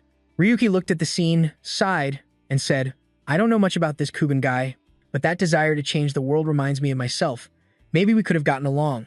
He continued sympathetically. "Anyway, G is about to be destroyed, so I'll get revenge for you. I hope that in your next life, you'll be born into a better and kinder game." The sky slowly turned to dusk, and the voice of Four Seasons 5 rang out. The video wasn't recorded due to an error. I underestimated Gas, who would have thought they'd use the Blood Guild as test subjects. He inquired, "How's the analysis of the information I sent?" It replied, "Still processing, but I think it will yield some interesting data." "Continue with this Joe Doen guy?" Ryuki narrowed his eyes, calculating. "It's a bit later than expected, but it's time for me to get my Phantom certification." He stood on a mountaintop, watching the sun set. Ryuki declared resolutely, "It's time to conquer the Demon Tower, the final stage of the Phantom World." The scene shifts to another area, the Phantom World, the final stage of the Demon Tower. A tall tower stood in the middle, surrounded by players walking around. Somewhere in the area, a red-haired girl sat grumbling. "What kind of nonsense is this? Instead of climbing the tower, we're stuck here acting as guards?" This person's name is BQ from the Linea Guild, a high-level phantom. The girl next to her laughed and said, "They say there's a 90% chance that Rue 7E will become a phantom and appear in the tower this week." According to guild information, this girl's name is No from the Linea Guild, is a high-level phantom. No continued, "Maybe Gabriel is worried after receiving the wanted order from Moon." BQ looked visibly annoyed and said, "Since when did our guild master start acting so human? That snake is definitely plotting something, as usual." The girl looked up and continued angrily, "The information from headquarters was all wrong from the start, and the support is terrible. The tower conquest has been stuck on the 47th floor for a whole year now. They keep creating obstacles, which is why everyone is getting fed up, quitting, and openly mocking the guild." No also smiled and replied, "It's true that the Phantom World has been a bit chaotic lately. A group of NPCs calling themselves the Blood Guild conquered a dungeon on their own, and the dungeon completely collapsed right after due to an error." She recalled the image of players arguing and sighed. Now the gamers think the NPCs are the cause and is harassing them, making the situation worse.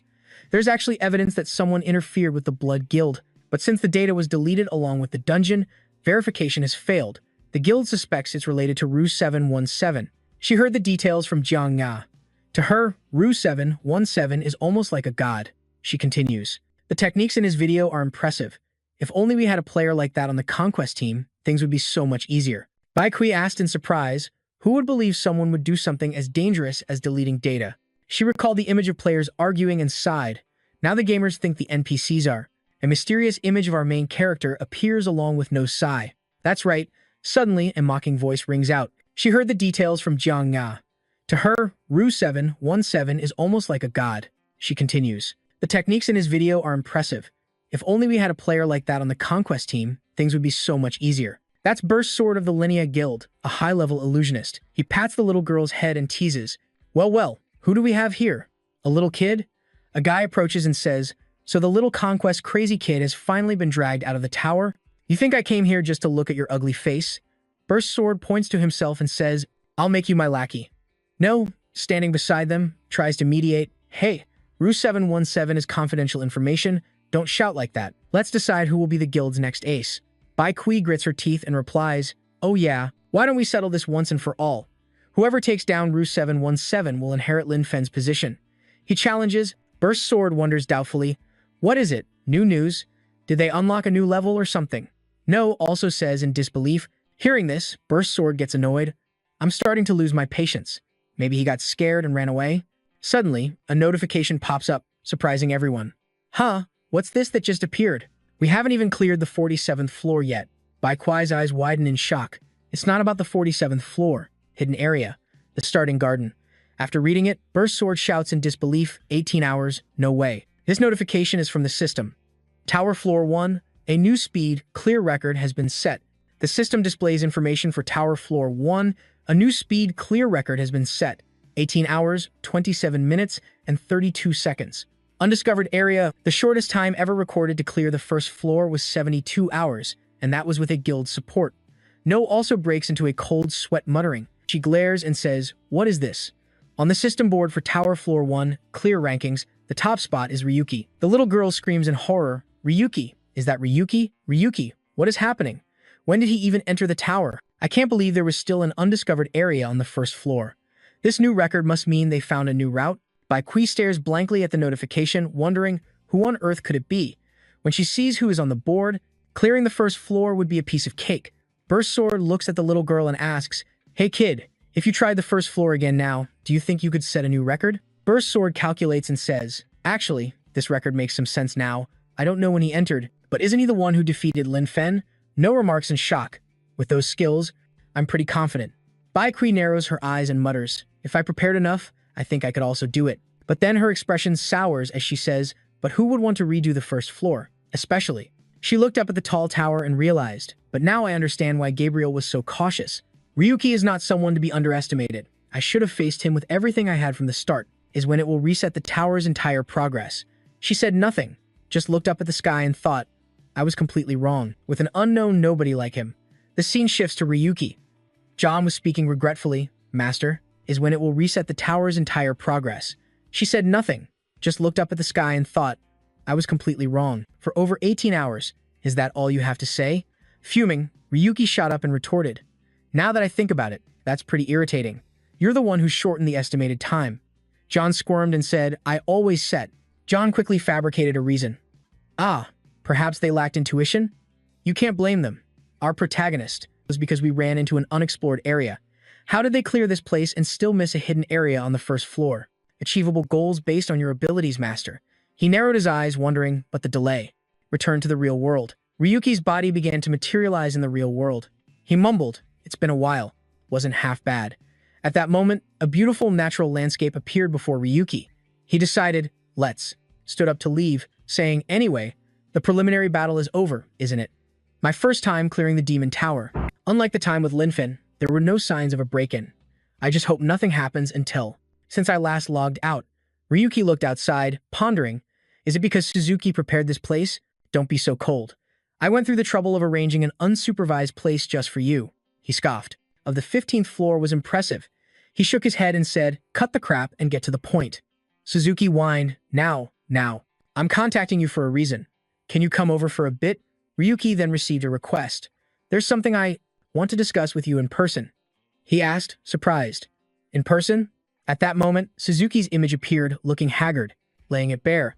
"We're just using each other for mutual benefit." Suzuki agreed. "Well, you're not wrong. Anyway, and be careful. Quite a few people have been hunting for you in the entertainment district lately, and when you get here, you'll witness my new body." After hearing those words, he quickly ended the call. Then, Ryuki stomped his foot in frustration. The face of her avatar was cracked. She smiled and said, "It's rather important. Can you come right away?" "Shut up." Our protagonist stepped into the hallway. John asked, "Are you really going to go?" Ryuki replied, "Of course." It began to analyze. "The risk percentage of going out right now is quite high, and her calling you out is very strange. Could it be a trap?" He replied, "I don't completely trust her." Ryuki added, "But I don't intend to betray her either. I'm sick and tired of it." Suddenly, a loud explosion roared from behind. Our protagonist screeched to a halt in horror, exclaiming, "What the?" Why all of a sudden, Ryuki looked at the large plume of rising smoke and realized. John spoke his thoughts for him. That was the owner's recent hideout, and it seems they've targeted it. His eyes filled with suspicion as he looked over, anxiously muttering Suzuki's name. A moment later, the scene shifts to the antique shop, which is engulfed in flames. Ryuki, hiding to one side, watched this scene and clenched his fists, cursing, "Damn it, they went this far? John, can you locate Suzuki?" The system immediately reported it was scanning, but Suzuki was not in the area. Ryuki frowned with worry and said, "I can't even contact him." John suggested, "It might take some time." An image of Ruga secretly watching the antique shop in the past flashed, making him terrified. Ryuki said angrily, "I was going to let it slide for you since I was busy, and now Ryuki is attacking Ruga." Caught by the surprise attack, he trembled in fear. Our MC spoke up, "Aren't you tired of constantly showing up, Ruga?"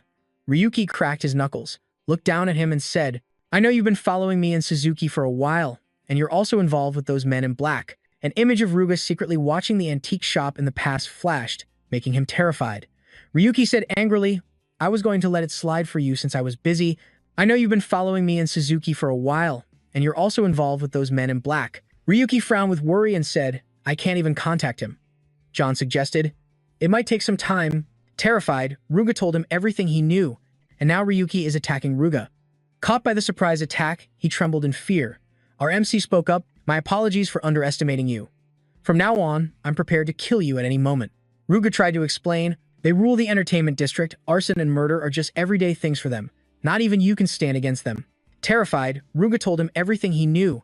"Wait, just listen to me. I had no other choice. The iron blood made me do it." He confessed. They froze when they saw Ryuki and their boss sitting on the ground. The thugs exclaimed in shock, "The Nameless One." As for Ryuki, they froze when they saw Ryuki and their boss sitting on the ground. The thugs exclaimed in shock, "The Nameless One." As for Ryuki, they rule the entertainment district, arson and murder are just everyday things for them. Not even you can stand against them. He angrily scolded, "You're too late." Ruga became confident. "How foolish, you're finished." He crossed his arms, walked towards his underlings, and then looked over with a contemptuous smile, threatening, "This time won't be like the last." He crossed his arms, walked towards his underlings, and then looked over with a contemptuous smile, threatening, "This time won't be like the last." He angrily scolded, "You're too late." Ruga became confident. "How foolish, you're finished." Master Swordsmanship level 4, SB Yahello level 1, Hawkeye level 1, Icefall level 1, and Instantaneous Movement level 1. His entire body radiated terrifying pressure as he said, "You should be the one begging for my mercy." A frightened Ruga immediately commanded his underlings, "What are you doing? Don't just stand there. Shoot him." The underlings immediately opened fire on Ryuki. "Didn't I already tell you?" John's system displayed a series of items and skills. Intuition level 2, Charm level 1, his eyes filled with despair as he blamed himself. "I shouldn't have gotten involved with them from the very beginning." From behind, Ruga thought in shock, "Maybe I shouldn't have confronted him. Following the iron blood was a mistake." After a while of attacking and cleaning them up, Jig spoke up. "I've checked the surveillance cameras and found footage showing that Iron Blood has kidnapped Suzuki." It continued to give its assessment that Iron Blood's capabilities surpassed even a dark user. Then, Jigan made a suggestion. With their strength and intelligence, a flashback appeared, and Ruga thought with regret that he shouldn't have stepped into that random store that night. "It will be very difficult for you to deal with them with your current strength. I recommend abandoning Suzuki." Ryuki brushed his hair back and said firmly, "Their target is me. I have to go." Jigen scoffed. "Master, do you have that kind of fetish?" He retorted, "No way. I just can't afford to lose such a valuable ally." Ryuki let out a smile. Well, since they've so politely invited me." He stepped out of the warehouse, leaving the gang of thugs lying defeated behind him, and said, "So I have to go." The scene shifted and a man spoke. "This is our first time meeting in person, isn't it, Suzuki? I told them to bring you here carefully." He retorted, "No way. I just can't afford to lose such a valuable ally." Ryuki let out a smile. It's because the digital drug had no effect on her. She resisted quite fiercely. "So." Crow pulled up a chair, sat down, and cursed. "Are you stupid? Of course it wouldn't work. She's the one who interfered with us using a drug nullification program, a digital one at that." He looked at Suzuki and sneered. "Anyway, you look pathetic." Her body covered in injuries, she retorted, "I didn't even get a chance to conceal my artificial body, thanks to some tactless person who launched a surprise attack. By the way, I saw some pretty interesting things on my way here." She glanced over at the weapon rack and asked, "Those things aren't easy to come by. Where did you get them?" Crow mocked Suzuki. "Do you think you're in a position to ask questions? Time is precious, so let's get right to it." He pulled out a gun, aimed it at the young woman, and asked, "Where is Ryuki?" Suzuki calmly responded with another question. "Why are you targeting him? Aren't you also up against Linnea?" He threatened impatiently. "If you keep dodging my questions with more of your own, I'll blow that fancy cybernetic brain of yours to pieces. I'm not very patient." She continued to smile tauntingly. "You quit being a gamer because of Gabriel, didn't you? It would be great if you joined us to fight Linnea." Crow heard this and furiously shot Suzuki's face, shattering it. He looked down at her broken android parts and said, "I told you I don't have much patience." Then Crow raised his gun again and demanded, "Stop playing games and answer me now. Next time it won't be just a warning." Suzuki clutched her head and replied, Well, that's quite a threatening warning." He sat down, placed his gun on the table, and asked in a softer voice, "I'm asking for the last time. Where is Ryuki?" The young woman calmly replied, "All I know is the hideout I provided for him, but he's long gone from there, so I have no idea. Besides, all communication channels have been severed, so there's no way to get in touch." Crow's eyes narrowed in anger. He asked again, "Then what exactly is the technology that he's using?" She laughed and answered, "Sorry, but I know nothing about that. I pride myself on my knowledge of technology, but his skill is an exception. It's not a man-made technique." Crow continued, pulling out his gun to threaten him. "Stop with the nonsense. Do you think you can keep hiding the View 70 information forever? Suzuki suddenly burst out laughing. Several small, bright red system screens appeared in front of her as she confidently replied, "It's not that I'm intentionally hiding anything. I'm just trying to buy some time." "Oh, is that the Thucadia virus chip?" Crow exclaimed, surprised by the sight. "How did you do that?" Suzuki continued. "Thucadia, the virus was discovered in a sci-fi game maze laboratory. When injected into a real human host, it causes irreversible effects, and they're incredibly terrifying, right?" Then she said admiringly, "I was quite surprised to learn that even the digital drugs are based on aerosol's technology. But isn't this going too far? I remember there was a huge riot over it about 10 years ago, and it was completely banned. An image of the aerosol tree appeared behind the silhouettes of guilds and major powers." Suzuki warned, "Just imagine what would happen if the public found out." After hearing this, he gritted his teeth, realizing she hacked our information. Even while being held captive, Crow stood up, pointed at the young woman, and ordered, "Keep a close eye on her until I get back. If she does anything suspicious, shoot her on sight." Suzuki looked at his men surrounding her with guns and sneered, "Coward. What now?" The scene changes, and a system announces a connection failure. "If you wish to leave a message," on the screen displayed the text, "Connection failed." Crow angrily slammed his hand on the table. Damn it, did they just disconnect themselves? Who do they think they are? Then he looked at the glowing wooden chest in front of him, comforting himself. "It's fine, I got what I needed, so it doesn't matter anymore." Crow picked up the sword and exclaimed in amazement, "I can't believe she actually gave me an item from." Information appeared, Snow Ice Sword. An item from Aerosol, freezing everything with extreme cold.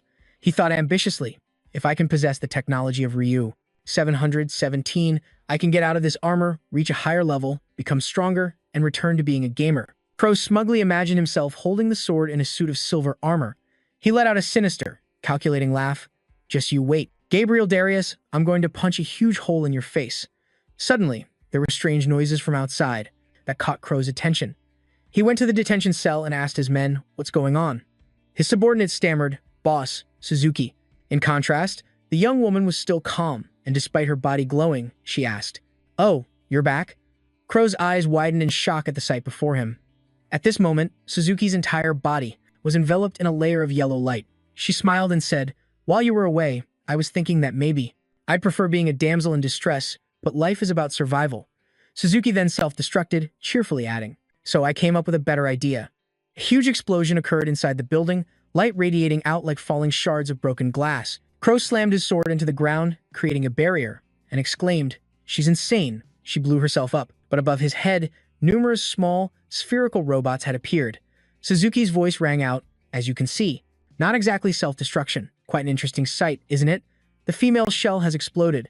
Now, Suzuki's mind is hidden within the spheres," he explained. "To be precise, I only blew up my body. The most important part of me is my head. In other words, my brain is hidden in one of these drones." Hearing this, he cursed, "This monster." Suzuki replied in his original male voice, "I don't want to hear that from drug-peddling scum like you. The spheres," he explained. "To be precise, I only blew up my body. The most important part of me is my head." Suzuki replied in his original male voice, "I don't want to hear that from drug-peddling scum like you," hastily asking, "Boss, are you all right?" Suddenly, it exploded. He shouted a reminder, "Suzuki's real body has split up and fled. Don't just stand there, spread out and find him." Crow looked at the path ahead and gave an order. "There's only one path. Leading outside, bring the tracking device here." The system displayed the information, Hunter's Eye, a collar for tracking a boss, within a certain range. Crow hurriedly shouted, "Share the drone locations and destroy them on sight." The men immediately received the signal and began the hunt. "Over there, shoot it down." Two underlings had weapons in hand, including a bubble gun. It shoots bubbles to trap a target, and a lightning spear that fires a bolt at the speed of light. They aimed at the target in unison, the drones flying in the sky. Two drones failed to escape and were captured. Then, those two drones exploded, right in midair. The massive explosion was thunderous. The two men reported, "A drone has been destroyed. This one, too, is down." They discovered another drone and shouted, "There's one hiding here." Suzuki was slightly annoyed and thought, "What a hassle. They're destroying the decoy drones faster than I thought." Crow suddenly appeared behind one of the hiding drones and said, "Tag, a real child's game, so annoying. So the main body is scurrying around like a rat?" He said with a displeased expression, "I'll give you credit. You're the first person besides Gabriel to make me put in this much effort." Suzuki spoke up. "I was very confident in my stealth technology, but once a tracking device is used, it's no longer viable." Then a beam of light shot straight at the drone. as the voice of Suzuki continued to echo. Of course, that doesn't mean I've given up. Crow held up the gun and asked, a single gun. Can't do much, can it? He replaced the gun with his sword and muttered, I wanted you to slowly feel the pain from all the trouble you've caused me, but now I'm sick of it, so I'll kill you just as you wish. Suzuki suddenly asked, do you like to gamble? He asked doubtfully, what? As the sword was about to strike the drone, Suzuki's voice rang out again. I'm not much of a gambler, but this time I'm betting my entire life. The young man's voice trailed off. I've done all I could. Now, all I can do is wait for the result. Crow sneered. That gamble is what put you in this pathetic situation. The cold air from the sword caused the drone to freeze over. He raised the sword in his hand and said, now, I'll end it. Your pathetic life. Right here. In that life or death moment, Ryuki appeared just in time, blocking the way in front of the drone, raising his wooden sword to block the slash. His cold voice rang out, trashy drug dealers like you. These guys were ready to die. Our protagonist was truly enraged at this point. How dare you touch my allies? Ryuki swung his sword, slashing and pushing Crow far back. Then he turned and asked Jigon, what's the condition of Yugo and Suzuki? It looked at the frozen drone and said, luckily, they're both safe. They're in a state of hibernation, right here. In that life or death moment, Ryuki appeared just in time, blocking the way in front of the drone. Is that Suzuki? It's a stretch to even call that a living creature now. Seeing that reinforcements had arrived, Crow yelled, you useless bunch, get over here and help. You came from underground, yet you couldn't even protect the stairs. What the hell are you even doing? Honda, representing the frightened underlings, said, we're sorry. The group took out their weapons and said, we'll take care of it immediately. Ryuki held the drone in his hand and cursed, damn it, they just keep coming in waves like this.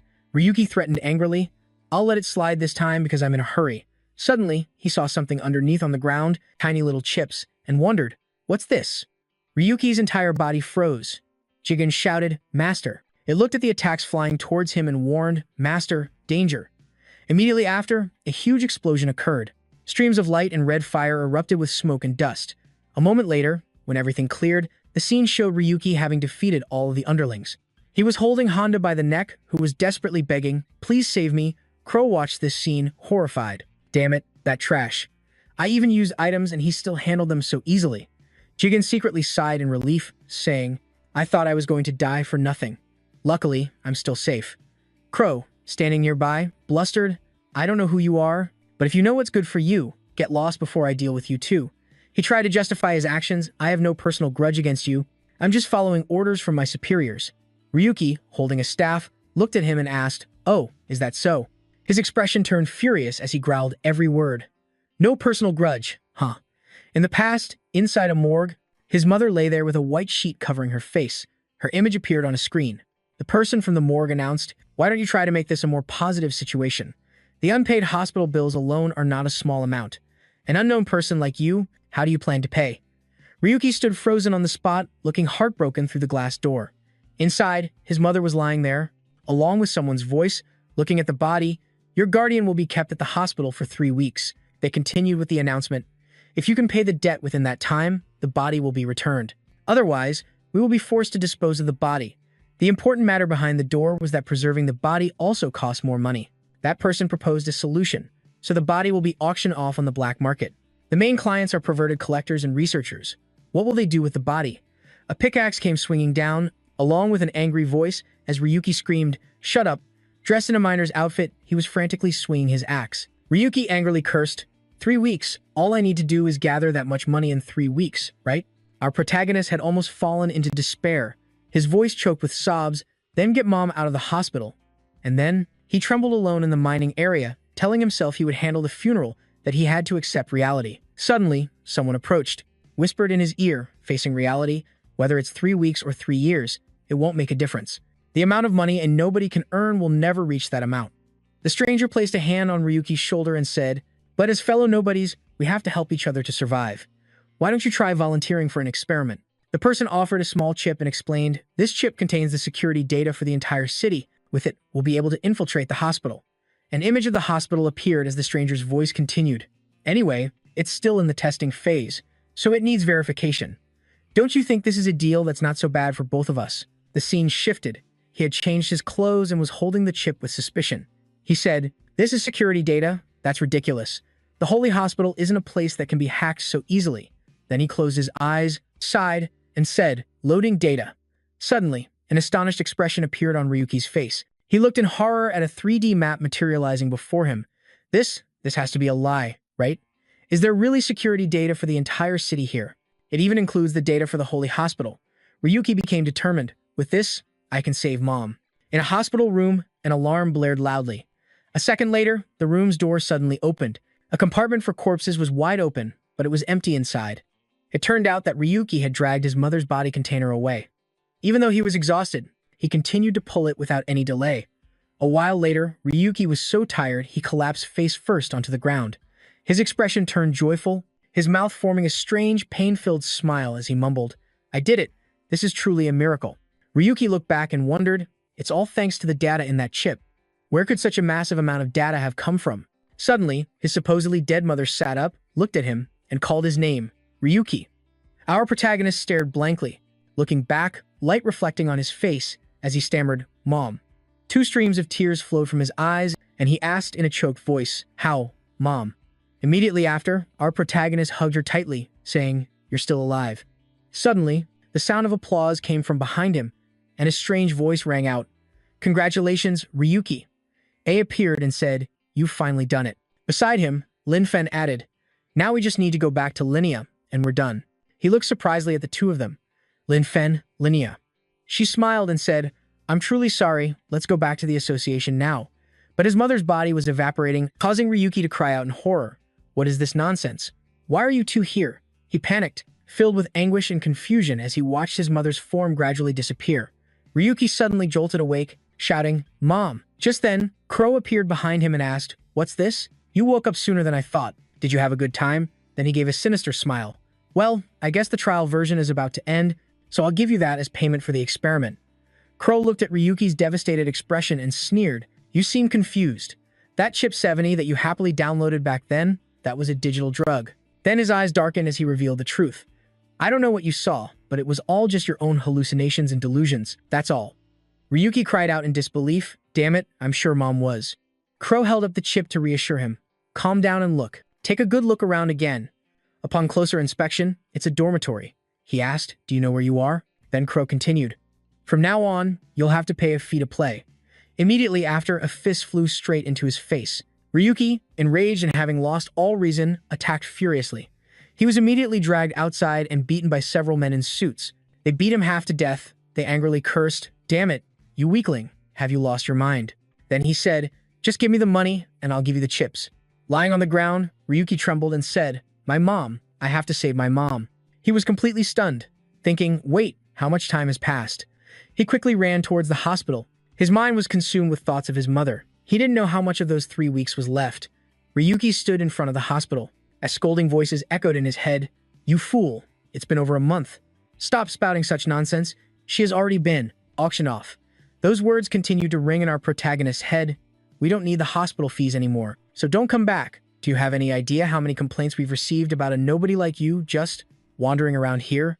Back in the present, he was attacking Crow with a wooden club, enraging him. You bastard! My ice blade." He charged straight at Ryuki, continuing his assault while yelling, "You, insect! You nobody!" Our protagonist swiftly thrust the wooden club toward his throat. A dull thud echoed, followed by Ryuki's murderous voice. "You said you didn't have any personal grudges, right? Well, sorry, but I do." Crow staggered back a few steps, clutching his throat and coughing dryly. Meanwhile, Ryuki taunted him. "Giving up already? The Iron Blood clan isn't so impressive, huh? I just need to get Suzuki back, so if you know what's good for you, get out of my way." He gritted his teeth, his furious voice echoing, "Damn it, how ridiculous. I'll show you my true power." As soon as the words left his mouth, the surrounding air was suddenly engulfed in a strange, cold aura, and the floor began to freeze solid. Crow's men, who were lying defeated on the floor, were also affected, their bodies slowly going numb. They gasped and groaned. "It's cold. So cold." Having regained his composure, Crow triumphantly raised his ice blade. John hastily warned, "That item is extremely dangerous. Master, your wooden sword won't be able to withstand it." He continued his warning as the man brandished his weapon. The blizzard was causing considerable trouble. Even if Ryuki tried to keep his distance, his movements were hindered, and his body heat was gradually being sapped away. A prolonged battle would be extremely dangerous. Yet, our protagonist didn't waver in the slightest. He decisively threw his wooden sword forward, making a confident declaration. but Crow easily used his ice blade to swat away the pathetic wooden sword. He smirked contemptuously. That's useless. Then, he said something that startled Ryuki, my blizzard, can even deflect bullets. Instantly, Crow dashed in front of him at lightning speed, saying excitedly, by wielding this power, I can do things like this. Our protagonist was incredibly agile, constantly, leaping in every direction to evade the attacks. However, his opponent was just as fast, chasing him down and unleashing a storm of slashes. The scene devolved into utter chaos. A moment later, Ryuki was slammed down onto the shattered floor. He struggled to raise, his wooden sword blocking the descending ice blade. Seeing his own sword gradually freezing over, Ryuki thought in horror. He thought to himself that even rushing was barely enough. The cold was clearly slowing him down. Crow attacked with all his might, his heart filled with confusion. How could you dodge the attacks within the blizzard of the frost ice sword? How can you possibly move like this in the real world? As our protagonist skillfully leaped backward, he finally realized and hurriedly asked, I get it, your power comes from an Iriso item too, doesn't it? Hearing this, Jigen was filled with annoyance, saying sarcastically, to compare that thing with me is a true insult. Ryuki replied nonchalantly, great, I'll let you continue with your misunderstanding. After that remark, Crow suddenly became excited. He stomped his foot hard, creating a powerful shockwave, his aura blazing as he issued a challenge. My frost ice sword versus your item, let's see which one is stronger. The blizzard suddenly grew fiercer, howling with stronger gusts that made everything start to blur. This caused him to curse inwardly. Damn it, my vision. While he was still struggling with the blizzard, Crow had already appeared unexpectedly behind Ryuki, preparing to unleash a lightning-fast slash. But just as the sword was swung horizontally, he managed to spin around in time, raising his wooden sword to block the attack and creating a deafening clash. That guy Crow laughed victoriously after the attack, arrogantly stating his condition, your luck ends here. If you hand over Suzuki, I'll let you off with a broken arm. A layer of frost was clinging to his jacket and pants, causing parts of Ryuki's body to freeze. He tightened his grip on the wooden sword and replied calmly, all right, I admit it. With his sharp eyes, he glanced at Crow and asked contemptuously, you have the power of a level 1 sword master. Is this all you've got? His confident expression made the other guy shudder. He was suddenly reminded of Gabriel's face. Crow went berserk and immediately lunged forward, cursing, you nobody. Once again slamming the frost ice sword down, Crow screamed uncontrollably, it's me, don't you dare look down on me. While parrying the attack, Ryuki sneered in disdain. A piece of trash who can't even beat a nobody like me is still talking tough, living like a parasite in the shadows of the entertainment district. Crow poured all his strength into his sword, still screaming relentlessly, I'll kill you. I'll steal that so-called incredible power of yours. I'll take it from you. The blizzard grew even more violent. The group of his soldiers were now completely frozen solid. The container holding Yugo and Suzuki was also frozen over. That guy leaped up with a darkened expression, activating a whiteout skill and lunging at our protagonist. As the ice sword thrust toward his face, he grimaced with worry before launching a counter. Right after, Ryuki launched his counterattack. He made a few swift slashes with his sword, causing the frost ice sword to be flung far away. Just then, the Jigen system displayed a notification, Holy Sword SR+, parry level 4. Crow looked on in fear, his heart filled with unease. He blocked my attack head-on, he thought, trying to reassure himself, but his weapon shattered too. The wooden sword in our protagonist's hand had broken into many pieces. Ryuki then summoned a small dagger, then smirked at the other guy, a big move comes with a big risk. I'll teach you the basics as a fellow player. Crow gritted his teeth, his eyes widening in terror. The Jigen system displayed a skill notification. Skill, Starstream Strike SLR level 1. Ryuki dashed forward at lightning speed, sending him flying with a flash of his blade, the ice snow blade in the other guy's hand. Just then, John's system appeared, granting him SR level 1 swordsmanship as our protagonist landed on the ground gently. Crow, on the other hand, fell flat on his back in immense pain. He snapped his head around, feeling uneasy, and immediately asked, feeling that something was wrong, are you hiding another item under your clothes? The other guy slowly sat up and answered arrogantly, that's right. A layer of light then appeared on his body. It was the black iron armor, which helps the wearer reduce physical damage by half. His body crackled with lightning from the armor as Crow looked up and said, it's as thin as paper, but its defense is absolute. Sorry, but your attacks are useless against me. However, our protagonist remained very calm, letting out a long sigh before speaking scornfully, you idiot, it would have been less trouble if you had just died. As he rushed forward and grabbed the other guy's collar, he was still confident in his belief, shouting triumphantly, no matter how you attack, but before he could even finish his sentence, Crow was thrown down hard by Ryuki, sending up a thick cloud of dust. Ryuki's face darkened as he turned his hateful eyes on him, each word dripping with venom. I was just thinking that maybe I should get used to a more realistic feeling. Why don't you be my sparring partner? A stream of yellow energy swirled around Ryuki's hand. Now, his fist was covered in blood. After a barrage of punches, Crow collapsed to his knees, his strength completely depleted. His eyes were barely open, the image before him blurred, and a sense of despair welled up with the question, "Is this it?" Tesk. Crow recalled Gabriel's treacherous face as he uttered a threat. How pathetic.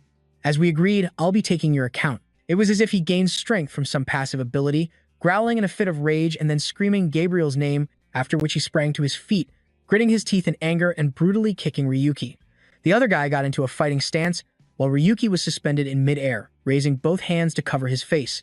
Our protagonist's eyes widened in shock as every word that came from Crow's mouth carried a terrifying fury. I am the strongest. In that instant, he turned the tables in a flash, charging forward with the ice snow blade and successfully slicing Ryuki in half. Blood splattered everywhere as he collapsed. While the upper half of our protagonist's body flew through the air, Crow resolved to himself, I will aim for even greater heights. An image began to form in his mind, a scene of himself climbing over an endless mountain of corpses. The next thing that appeared was the hateful face of Gabriel. That person made Crow even more determined to reclaim his status as a player. As Gabriel's face became clearer, the hatred within Crow grew even more intense. I will take everything from you. I will definitely take it all back. A gloating image of Crow himself appeared in his mind, unable to stop laughing maniacally at the thought. Back in reality, Crow was still laughing uncontrollably. Despite being tied up, he continued to shout mindlessly. Gabriel, how does it feel? I am the strongest. It's me. The blaring sirens of police cars rang out, accompanied by an announcement. The remaining members are either frozen to death or have fallen into a state of digital drug addiction. Also, I heard the Chucadia virus chip has appeared. All recording devices were destroyed, so no details could be recovered. Hearing this, one person couldn't help but remark, they deserved it for getting involved with illegal items. The crowd was still buzzing with discussion. The use of digital drugs was supposed to. It would have been fine if they knew how to control themselves, but they dared to mess with Chucadia. What a bunch of idiots. Damn it, a unit is about to be formed for a large-scale investigation, so it looks like we're going to be very busy. The police officers looked towards the Crow member who was lying there laughing like a maniac, feeling a sense of regret. There is no hope of saving those guys now. What a shame, they were such big spenders. On the rooftop, Jigen suddenly tells Ryuki, I just copied the data from the digital drug and inserted it. I did not expect the effect to be this potent. Seeing them laugh so happily, he quickly replied, they are probably having some sweet dreams right now. It quickly added, now that they have been dealt with, there is no one monitoring Master anymore. Ryuki replied with some relief, that is right, even Suzuki, who was under surveillance, is now safe. Suddenly, his face grew somber and his voice filled with thought. But there is one thing that still bothers me. When Rose was delirious, he accidentally blurted out, what about it? Young Sprout, I already told you, I am the most suitable person for this job. Choosing me was the best decision you could have made. Then he quietly stated his deduction, Young Sprout, I do not know what that is, but it is highly likely to be the source of the Eriso items they were using. Remembering the two names, Linfen and Darius, Ryuki froze for a moment. He then recalled the sight of him holding a sword glowing with golden energy when he tried to assassinate him. Our main character wonders, but has not something similar happened before? Could the weapon that guy used also be from that place? After a long while, the Jigen system displayed the 4 words, search complete. Steam rose from the teapot on the table, along with the system's announcement. There is no information on Young Sprout. I do not know what they are doing, but their security system is extremely tight. Ryuki sat down on the floor, sighing with immense disappointment. In the end, we got nothing. The place Suzuki prepared for me has been exposed. Now I have to live in the basement storage. He was filled with regret, silently cursing himself. We need information about Young Sprout. Damn it, I should have focused on the Demon Tower. Just then, Suzuki, in the form of a cute little girl, pushed the door open, waved friendly, and said, hello. Our main character was a bit startled and asked in disbelief, Suzuki? She walked in with a smug smile and said, of course it is me, who else would it be? Jigen, who was beside him, could not help but be bewildered, exclaiming in awe, how surprising, she looks exactly like a normal human, no different at all. This level of precision is far beyond the usual standard. The girl stood there staring intently at Ryuki, with no suspicious air about her. He still could not believe it, asking in a bewildered tone, let us put the android body aside for a moment. But what happened to your voice and way of speaking? Did your personality change along with it too? Suzuki struck a cute pose, kicking one leg up and said, it is a modification. Now we are closer, right? Ryuki heard this and replied helplessly, I guess this is fine too. She immediately moved closer, grinning from ear to ear, and teased, "What is this? Do not tell me you like this type. I am just not as conspicuous as I was in my old body." He replied wearily, "If you include the way you talk, the old body was better." Suzuki flopped onto a cushion, utterly disappointed, and complained, "So boring. Are you some kind of pervert?" As he poured hot tea into a cup, Ryuki explained, "There's no desire involved, it's just an artificial appearance." She then said hesitantly, "Well, that's not entirely true. This body is the original model I created with my blood, sweat, and tears." He lifted his teacup and took a sip. Puzzled by what he had just heard, he immediately asked, "The original model?" Suzuki held nothing back and told him everything. "It's a simulation of the body I would have had if the plane crash hadn't happened that day." She looked up at the ceiling. Her eyes filled with melancholy as she said, "I call this body 00, an untouchable illusion, a dream full of regrets." But Suzuki quickly pulled herself together and immediately changed the subject. "Anyway, that's enough of that. Now that I've shown you my true form, let's work hard together from now on." She flashed a bright smile, endlessly boasting about her achievement. "This body is on a completely different level compared to the previous prototypes. You're the first person I've shown this to, so you should feel honored." Suddenly, he asked a question that made Suzuki freeze. "So does this mean from now on I can only see you in the 00 body?" She was taken aback for a moment, then tried to compose herself, replying with a smile, "I don't think so." Looking up again, Suzuki explained with a smile on her lips, "I like this body too, but if I stay in 00 for too long, I feel so empty." Hearing this, Ryuki didn't probe any deeper. He poured some tea and offered it. "Have some tea, I brewed it while I was waiting. I was bored, so I gave it a try." She accepted the teacup, and after taking a sip, she stared at it in surprise. Suzuki couldn't help but be delighted, continuously praising Ryuki. "This is delicious, not at all like those instant teas. I didn't expect you to be so skilled," replying with a smile. "I don't think so." Looking up again, Suzuki explained with a smile on her lips. His voice turned melancholic. "She taught me so thoroughly, down to the temperature difference of every single degree, but in the end, I still couldn't score high enough." He smirked with satisfaction, boasting, "The person who taught me was extremely strict about flavor." Recalling the image of his dedicated mother teaching him, he couldn't help but ask doubtfully, "Your machine body has taste sensors too?" She drank her tea, annoyed, and replied with distaste, "I shouldn't have praised you at all. Anyway, what happened last night got Iron Blood wiped out." But just as he finished, Suzuki said something that made Ryuki's eyes widen in surprise. "It's okay, I like it. It shouldn't have been easy to hide illegal goods." Then she asked seriously, "Ryuki, do you know how these illegal things came to be?" He immediately replied, Well, probably because they go against the social order." Suzuki added, "It seems the entertainment district had close ties with the police, no matter how rotten things were, an absolute power that cannot be shaken, the kind of person you want to become now. You're starting to understand, aren't you?"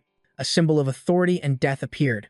Hearing that information, Ryuki became excited and couldn't help but reply with delight, "Isn't it great to be able to do whatever you want? It's well worth climbing to the top." As soon as he finished his reply, Suzuki scratched her head and spoke, "You really are that kind of person." Right after that, she continued to provide the information he needed. "So the remaining problem is Sprout. I've heard some rumors in the entertainment district. It seems there's an organization named Sprout that suddenly appeared and made an offer. They're even putting up a massive reward." Suzuki scratched her head and spoke, "You really are that kind of person." Right after that, she continued to provide the information he needed. "So the remaining problem is Sprout. I've heard some rumors in the entertainment district. There isn't enough information about the Novice Broom's goal or why they have so many iris items." With that thought, Ryuki slowly stood up and laid out his strategy. "It's not just gas, but also other unidentified individuals. This is such a headache. Maybe I should start from the root of the problem." Suzuki agreed with that idea.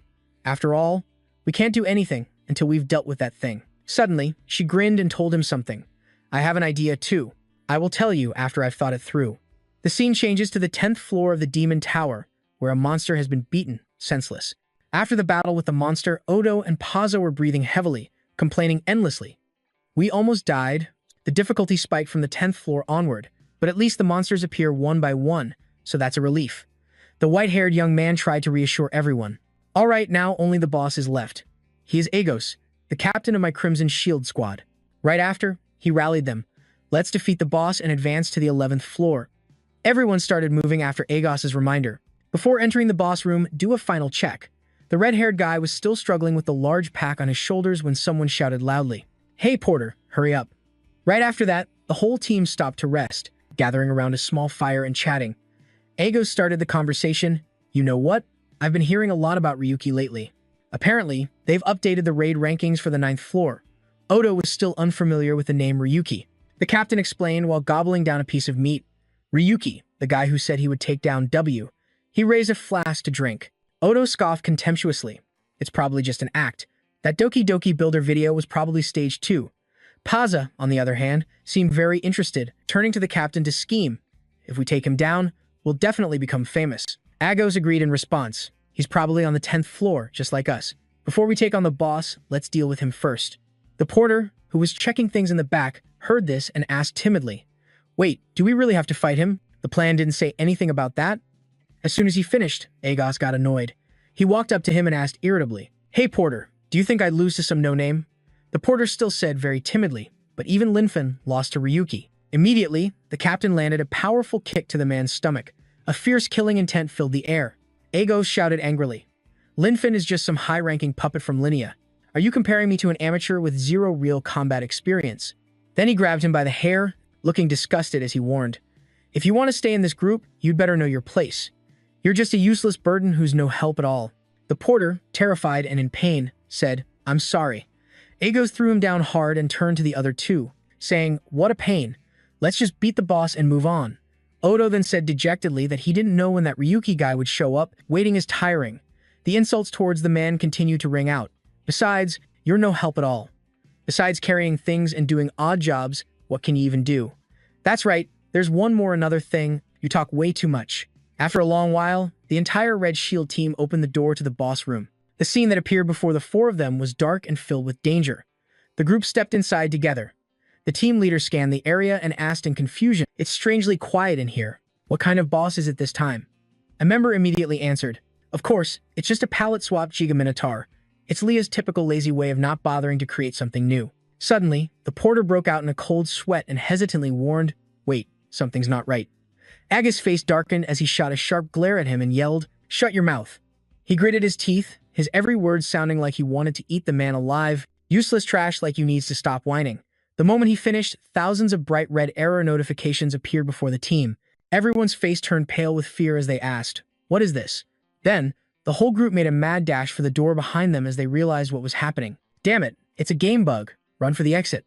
Agast and Odo noticed something, glancing behind them, and were horrified by what they saw. The game bug had spawned a ferocious Giga Minotaur. It roared maniacally as it chased after the team. The porter also realized the grave danger of the situation and ran for his life, dashing forward and telling himself he had to run faster. Even though he was slowed down by all the gear, it was still fine, as long as the boss didn't catch him. The Giga Minotaur was closing in fast, wielding a giant axe in its hand. Seeing his teammates escape one by one as light from the outside still streamed in, the porter silently reassured himself, "The exit is still open." He pounded his feet with determination. "If I can just get out of this boss room." But unexpectedly, a foot shot out and kicked him backward, and his final glimmer of hope for survival vanished in an instant. As the door slowly closed, the vile face of the team leader appeared with his rotten words, "I'm leaving the job of stalling to you, porter." His eyes filled with terrified tears as the young man desperately reached out, grasping for his life. However, the three heartless teammates outside slammed the door shut. Aegis finally breathed a sigh of relief. That was too close. Ba and Odo stood blocking the door. She asked in confusion, "Why did a bug have to happen right now?" Then added with concern, "But what do we do now, leader? We still have to defeat the boss." However, he was completely unfazed, resting his sword on his shoulder and replying smugly, "Actually, this turned out for the best." He had already devised a plan, thinking that the door would likely be opened by Ryu 70. "We just need to make sure he opens the boss room before us. We'll follow him in and then strike." At that very moment, another hand was grabbing a monster by the head and lifting it. It was our main character. He brutally tossed the monster's head aside and casually asked Jigen, "Once the boss is defeated, that means the 10th floor is cleared, right?" Suddenly, Jigen started sulking, saying, "I don't want to talk to you anymore, master." The young man looked at Jigen in frustration and sighed endlessly. "Here we go again. Time is of the essence."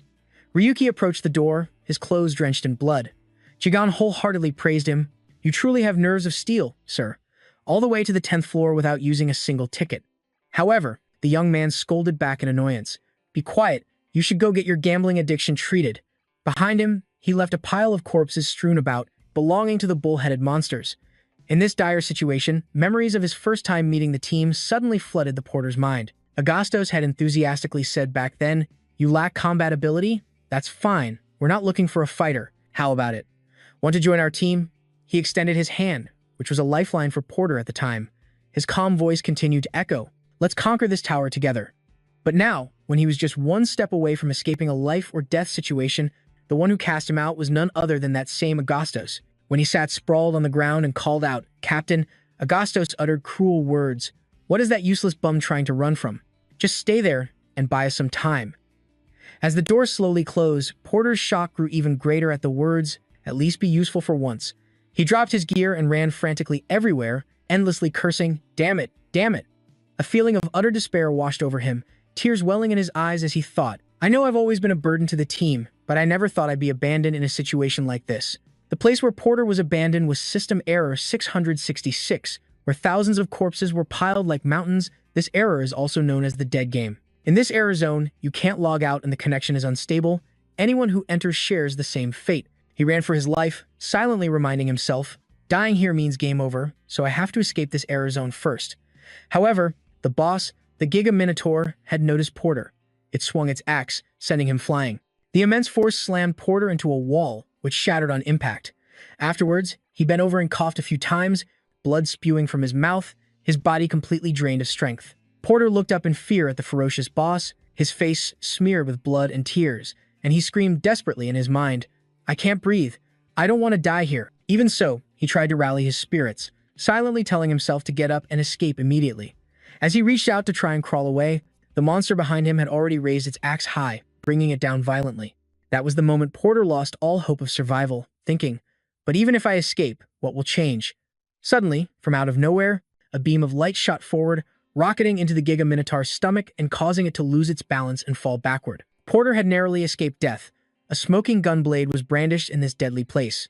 Our MC proudly raised his weapon and said smugly, "After all, taking down a big monster with just a gun is impossible." The monster staggered to its feet, but he continued to toy with it.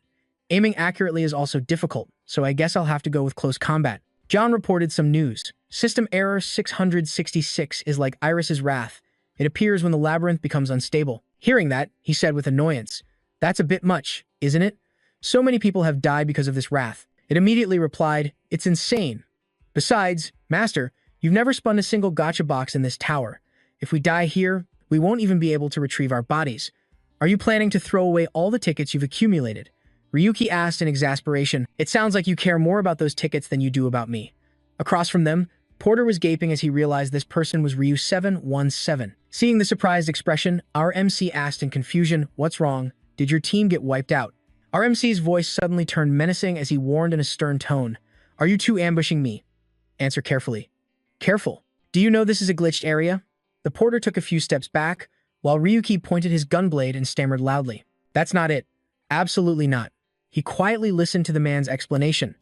"Just a moment ago, my team was in the boss room, but a glitch suddenly occurred, so we had to flee." The porter's voice lowered, filled with despair, as he continued word by word. "They told me to buy time and then abandon me because I was weak and useless." Looking at his state, Ryuki suddenly felt a sense of familiarity. The image of himself sitting alone and helpless in the past came flooding back. Then, he asked seriously, "If you survive this, what do you want to do?" The porter's tear-filled eyes brimmed with resentment. He gritted his teeth and shouted two words, "Revenge." That expression was coincidentally just like the Ryuki of in the past.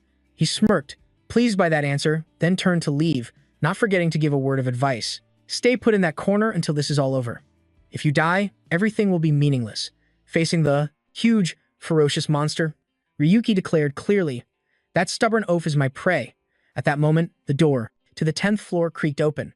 The three members of the Crimson Shield team stepped inside together. Baga opened the member locator and announced in surprise, "That porter is still alive. He's got some talent for being bait, huh?" Hearing that, Agost smirked contemptuously and replied, "Talent for what? He's probably just hiding while Ryuki 717 is fighting the boss." Huge, ferocious monster, Ryuki declared clearly, "That stubborn oaf is my prey." At that moment, the door need to lie in ambush and wait for the perfect moment to launch a surprise attack. The last one standing is the winner. Returning to the battle, the monster was raising its axe high, growling with rage. The Jigen system displayed the information. Boss Giga Minotaurus has appeared in the Phantom World, guardian of the tower's 10th floor. A minotaur with the bloodline of a giant. The very next second, it brought down an earth-shattering blow, engulfing the air in a thick cloud of dust. To the battle, the monster was raising its axe high, growling with rage. The Jigen system displayed of the Giga Minotaurus. Without the defensive skills of an excellent tanker, it's impossible to block. Teams that aren't well prepared would be wiped out right here.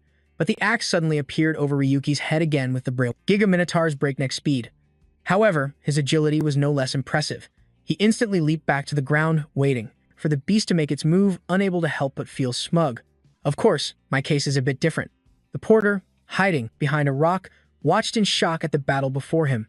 Ryuki alternately raised his gun blades with both hands to block each incoming beam of light, reassuring himself, "I'm facing the Giga Minotaurus' attacks head-on. So far, so good, as long as I can keep this up." The two horns on the monster's head began to crackle with flashing electricity. It was preparing to unleash its next move. The Giga Minotaurus' second attack was about to begin. Its horns were accumulating a massive amount of lightning energy, accompanied by a countdown from Ryuki's mouth. 1, 2, 3. Just as he finished the 3-second count, the monster's entire body flared with killing intent. It let out a terrifying roar, unleashing a crimson lightning skill that caused the surrounding air to be engulfed in deadly electricity. He tried to escape the attack's range while muttering with concern. 7, 8, 9. Just as he counted to 10, a bolt of lightning instantly caught up to Ryuki's speed. It grazed his shoulder, leaving a scratch. Seeing the blood, he muttered apprehensively, as expected. "It's too fast to track with the naked eye." Ryuki immediately spun around, one hand covering the wound, the other raising his gunblade in thought. "The lightning strikes are random. If it weren't for my intuition, I would have been toast long ago, but if I can just endure a little longer."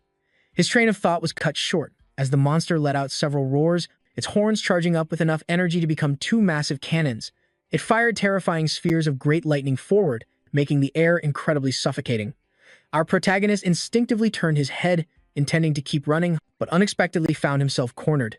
He glanced back at the Giga Minotaurus, and worriedly thought, "Damn it, there's no escape."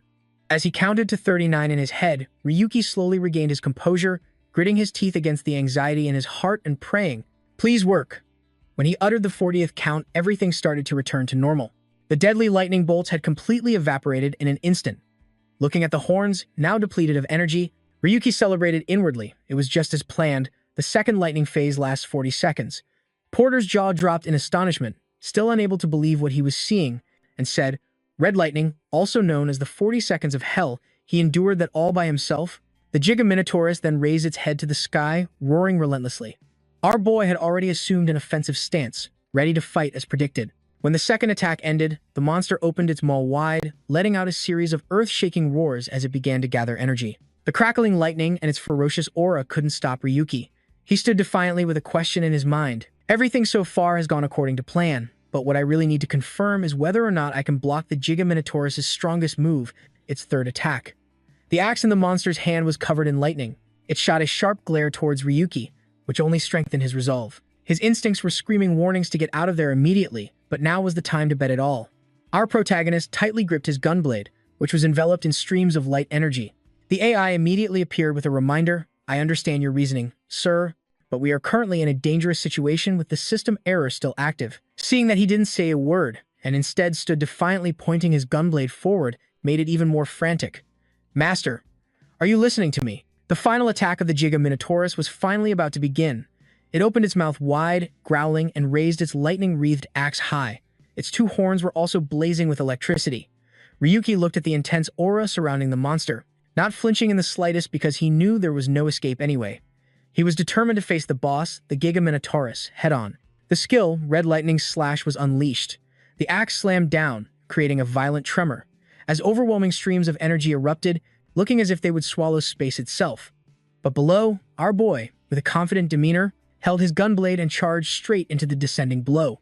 The moment a spark of lightning flashed before his eyes, his face suddenly froze, his eyes staring blankly at it. The attack, imbued with immense lightning energy, struck down, creating a blinding flash of light, along with an explosion that shook the 10th floor. Porter, who was behind, didn't dare to face the chaotic scene. Chaos out there, hiding behind a rock in utter fear.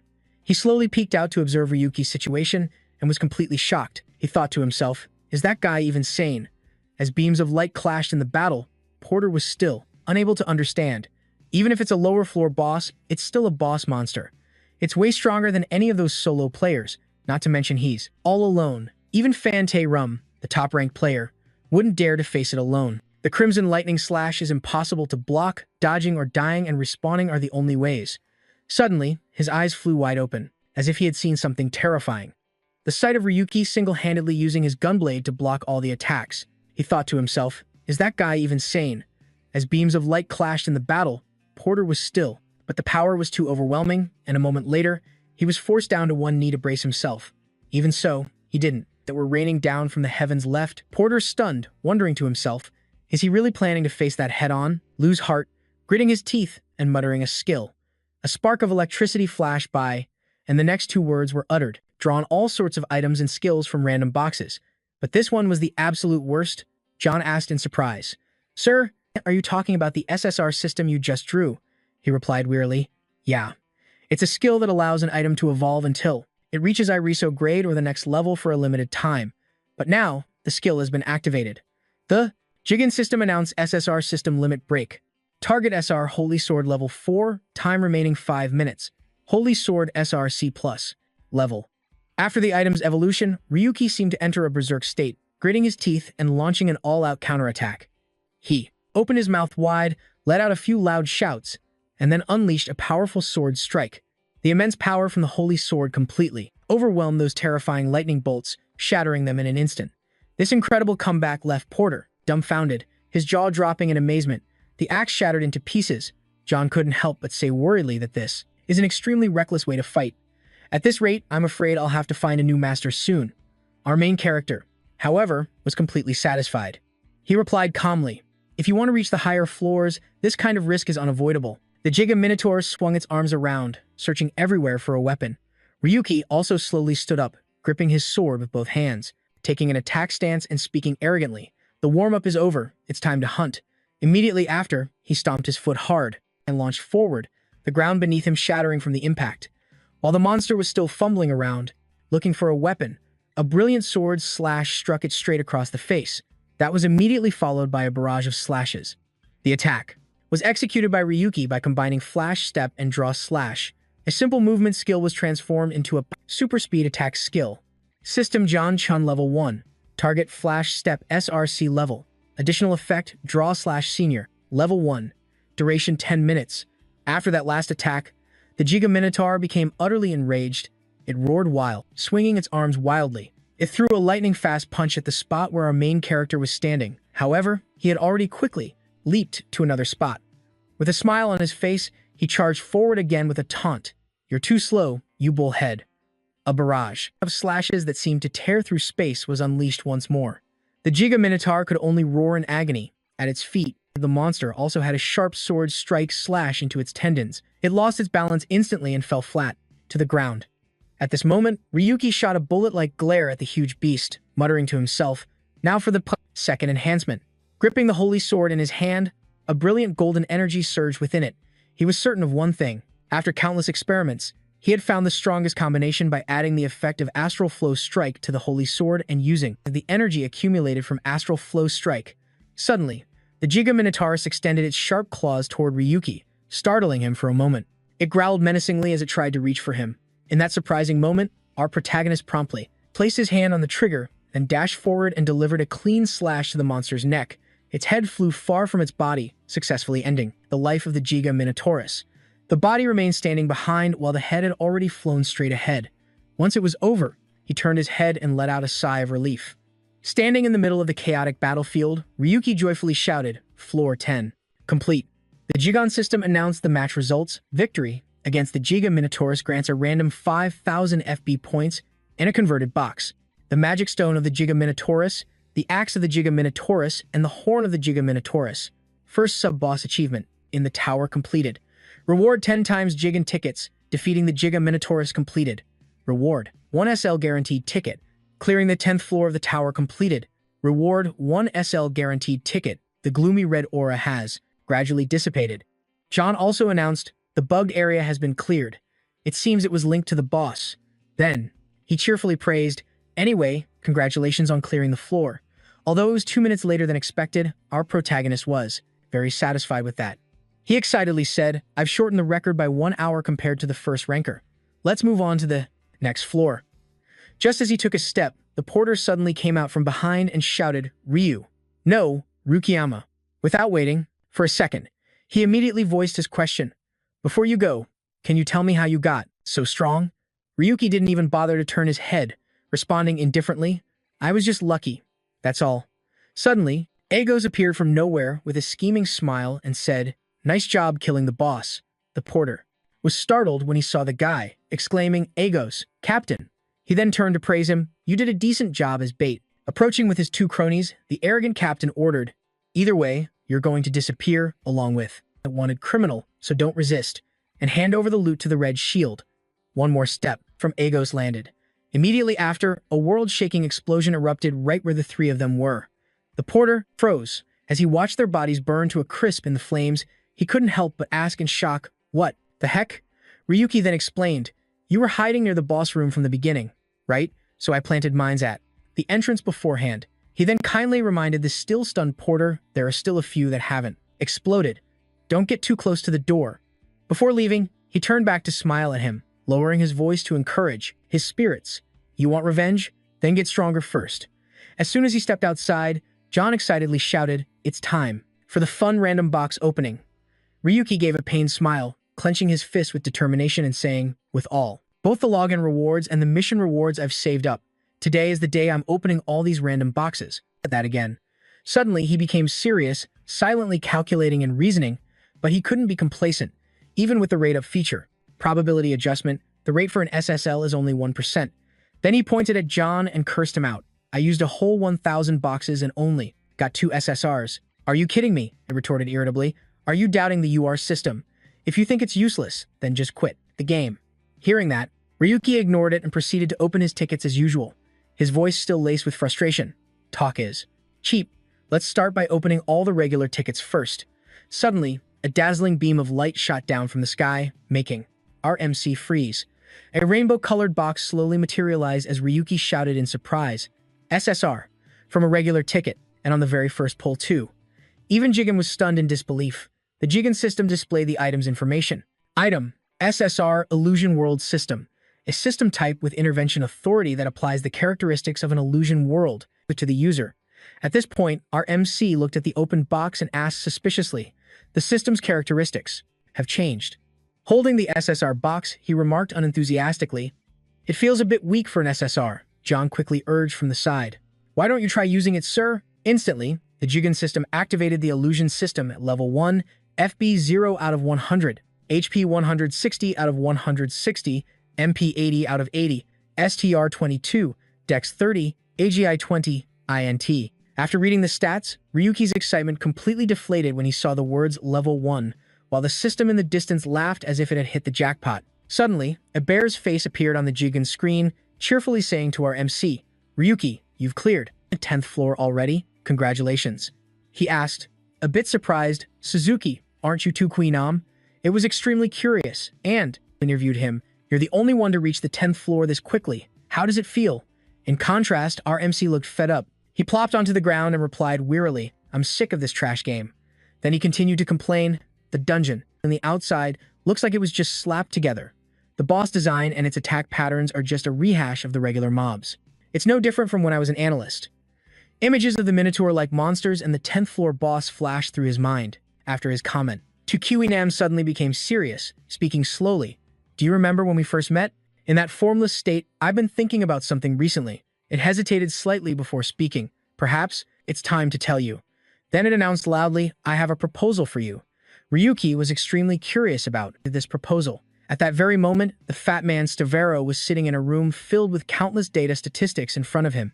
He let out a triumphant laugh, then said with certainty, once this project is over, everything will change. The crazed look on his face was revealed. Every word he uttered dripping with conspiracy. We, Redia, will usher in a new era. The entire space was illuminated by a brilliant golden light. The light emanated from a small cave where Ryuki was opening each of the random boxes. After finishing the box opening session, Jigon let out a sigh of relief and said, it's finally over, dealing with hundreds of saved-up tickets is such a pain. Looking at the Jigen System's results screen, Ryuki said with some resentment, I opened more than 20 tickets, including the guaranteed SL and regular tickets. But the reality that appeared was something he couldn't believe. The Ice Emperor asked again, only one? Ryuki collapsed to the ground, tearing his hair out in a daze and said, If according to the rates, I should have gotten about 5 SSRs. Yet there was only one, just one. The system quickly tried to calm him down. If the rates were perfectly accurate, it wouldn't be called a random box anymore. Hearing that, the master had no choice but to accept reality and wearily asked it, I only have the level 1 SSR from the start. What is that system? The system quickly explained, the system currently applied to you is my UR Jigen system. Since the original system can't be used, you are forced to rely entirely on random boxes. However, this allows you to surpass the system's stat limitations. In return, the system applies your level and stats starting from level 1, and you cannot accumulate random box points. After hearing the announcement, Ryuki couldn't hide his rage. He yelled, "So I have to do everything all over again from scratch?" John quickly spoke up. "Master, before you do that, I have something to tell you." Our MC at that moment was furious, turning around and yelling, "I'm already annoyed enough, what is it now?" It could only timidly announce, "A new system has been unlocked through the latest random box. Please check your achievements." Ryuki was confused after hearing that and exclaimed, "Achievements?" Then, an announcement immediately rang out from the Jigen system, "The pity system has been unlocked. Achievement, open random boxes over 1,500 times completed. Reward is unlocking the pity system." The very next second, he couldn't hide his astonishment and asked, "Pity, what is that?" The system hurriedly explained, "For every 300 pulls, you are guaranteed one highest grade item, which means you get 1 SSR for every 300 pulls."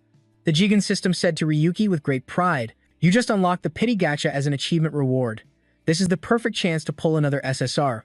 As soon as he heard that, he furiously shouted, "Why didn't you say so earlier?" It could only answer quietly, "I was too absorbed in watching your desperate expression, your master." After punching the system until it started smoking, Ryuki excitedly pointed at the energy vortex in front of him and cheered in anticipation. "Perfect timing, let's pull." As the random box began to materialize from the galaxy, John suddenly issued a warning. "By the way, there's a chance you might pull another system." Hearing that, he pleaded in agony, "Please, let it be something good." As rays of light illuminated the rainbow-colored box, he fell to his knees, clasping his hands together in prayer. "I'm begging you, please." A moment later, the John system announced the item, SSR Demon's Blessing Level 1, Skill Type. Bestows the blessing of the demon that looks down from the tower's peak, amplifying all abilities by 1 level, increasing the damage of attack skills by 1 level, and reduces the cooldown of all SR rank and lower skills by 1 level. After receiving the notification, Ryuki raised his arms and turned to stone, 2 streams of tears running down his cheeks. Then he wondered and asked Jigan, "Demon's Blessing? Does Gob have a skill like this?" It immediately answered, "This is a skill for the boss in the Demon Tower, not a player skill." The moment the system finished speaking, an idea immediately flashed through Ryuki's mind. Increased attack power and basic skills, plus reduced cooldowns. A passive skill with effects like these was truly worthy of an SSR rank. Our MC then made a request. "Let's check the next SR skills." He looked at the numerous items that appeared, examining them carefully. He skipped past Fireball and Tai Chi. Berserk and Warcry weren't a good fit for him. His fighting style. An energy gun, a Holy Knight shield, a 7-star sword. In the end, Ryuki chose one item pack from among them. Then he continued, "Perhaps the only usable thing is the power pack." A second later, the Jigen system immediately displayed the information. SR Power Pack, an expansion part type that adds 10 energy to compatible models. John then turned to tell him, "It's compatible with the power armor you drew earlier." Our main character also suddenly remembered, the broken armor set I couldn't use because it lacked energy. It quickly spoke up to analyze. This power pack will allow it to operate for about 15 minutes. Hearing this, he let out a soft laugh and exclaimed, "Finally, something truly useful," and then shouted with joy, "My skill setup is complete." The system window displayed lines of skill information: Annihilation SSR, Limit Break SSR, Intuition Level 2 SSR, Chanting Level 1 SSR, Sword Saint Level 4 SRC+, Evasive Footwork SRC, Dragon's Breath Aura SRC+, Flying Swallow Cut Level 1 SR, Hawkeye Level 1 SR, Teleport Level 1 SR, Starfall Strike Level 1 Senior. Then he excitedly shouted, "Transfer all remaining skill experience to Sword Saint, and invest all remaining points into Sword Saint and Quick Draw." The system immediately showed the upgrade window. Sword Saint Level 4 to Level 5 requires 35,200 RP, Sword Saint Level 5, Sword Saint Z, Quick Draw. Quick Draw Level 1 to Level 2 requires 700 RP, Swordsmanship Level 2 to Level 3 requires 1,400 RP. North Husu Swordsmanship Level 5, Quick Draw Level 3 to Level 4 requires 2,100 RP. Looking at the system window before him, Ryuki couldn't help but grin with excitement and proceeded to request a skill combination by fusing high-rank quick draw and hidden evasive footwork to create a new skill. Immediately after, he released a brilliant golden aura, muttering, "Hidden evasive footwork and quick draw, skill fusion." He rejoiced inwardly. This way, I'll have a skill that is both for super fast movement and extremely powerful attacks. In a flash, the Jigen system displayed a notification. Godspeed, SRC Level 1. Immediately after, he released a brilliant golden aura, muttering. Ryuki couldn't help but grin with excitement and proceeded to request a skill combination by fusing high-rank quick draw and hidden evasive footwork to create a new skill. He dropped to his knees after this devastating news, lamenting the loss of his evasive footwork, a skill type that increases attack speed, movement speed, and casting speed by 130% for 15 seconds, with a cooldown of 5 minutes. As soon as those notifications appeared, Ryuki asked in disbelief, "A 5-minute cooldown? Are you kidding me? How am I supposed to use this in a fight?" The system quickly tried to cheer him up. "Come on, master. Hasn't this kind of thing happened a bunch of times already? That the two of us will create a new labyrinth strong enough to compete with G." After hearing this, Ryuki was momentarily stunned, his face showing clear astonishment. The one Four Seasons 5 mentioned earlier? A moment ago, Four Seasons 5 made an announcement. An interesting idea, isn't it? This is a much more rational plan than those foolish ideas of the human race. He fell silent, then said blankly, "A new labyrinth." Before he could finish, Four Seasons 5 quickly interrupted. "We're still in the preparation phase, but if it really comes to fruition, it'll be fun, won't it?" Our main character didn't think too much about it, and suddenly, he felt interested in this matter. Of course, you never know until you try. Even though we're only in the preparation stage now, if we really want to surpass Quack, this plan is worth doing. An image of the tower appeared along with the words. Ryuki was resolute. "But first, I need to conquer this demon tower." It was early in the morning at the base city. Inside the demon tower, the streets were bustling with residents. Some people were constantly chattering about our main character. One person asked with great doubt, "Isn't him defeating the Giga Minotaurus alone just a rumor?" Another replied confidently, "It sounds absurd. I know, but he set a new record on every floor, up to floor 15. Looking at the system panel before them, the person on the left said in amazement, "And he crushed the clear time on each one, a skill level that surpasses even the..." The young man next to him asked skeptically, "Or maybe he found some kind of loophole in the system?" Hearing this, the man glanced over concerned. Lin was defeated because she underestimated him, but ultimately, he's just a nobody. In a corner of the city, under the shade of a tree, Ryuki was, hungrily chewing on a piece of bread. Just then, John spoke with a concerned voice. "This pace is beyond imagination. Even if the strategies for the lower floors are common knowledge, this is still too much." In contrast, he was very calm, eating his bread, as he casually replied, "This is nothing yet. The top of the tower is still a long way off, but isn't it a bit noisy?" John couldn't help but worry, his words filled with unease. The conflict between players and residents is getting more serious. They brought it on themselves. But now things have come to this. At that moment, Ryuki clenched the loaf of bread in his hand. The sound of footsteps approached with a shout, "Ryuki!" He was surrounded by many players, weapons in hand. All of them were staring at our guy. The system immediately recognized the problem and announced, "Master, you are surrounded. There are 16 of them." Ryuki summoned his gunblade as he stood up, annoyed, and asked, "How many times has it been now? This is getting really boring." A man with a sword approached and politely stated his intention. "We're here to shatter the order of W," but before he could finish, Ryuki raised his hand to stop him, then cut in. "Hold on, I don't need to know who you are. Let's just get this over with." The man's face twisted in annoyance at that attitude, and he angrily threatened, "Just because you defeated Lin Fen, you're this arrogant. We, who have caught Linia's attention, can do it too." Once again, our guy cut him off, a smirk playing on his lips, as he sneered and warned them, "Defeat Lin Fen? Even with double the number of people you have here, it wouldn't be enough." Those residents didn't wait another second, simultaneously charging at our guy with their weapons, screaming curses. "You arrogant, nobody, charge." Immediately after, a nuclear-like explosion erupted, sending black smoke billowing high into the sky. John coughed a few times from the shockwave, then immediately turned to our guy and asked with concern, "Han, are you okay, master?" Ryuki leaned on his sword, his head lowered in slight exhaustion, then stated his assessment firmly. "As I thought, it seems they only know how to attack head-on." The group that had been shouting and charging just moments ago now lay defeated and pathetic on the ground. Then he walked over and picked up someone's sword, asking doubtfully. A few of them wanted revenge, but isn't it a bit strange?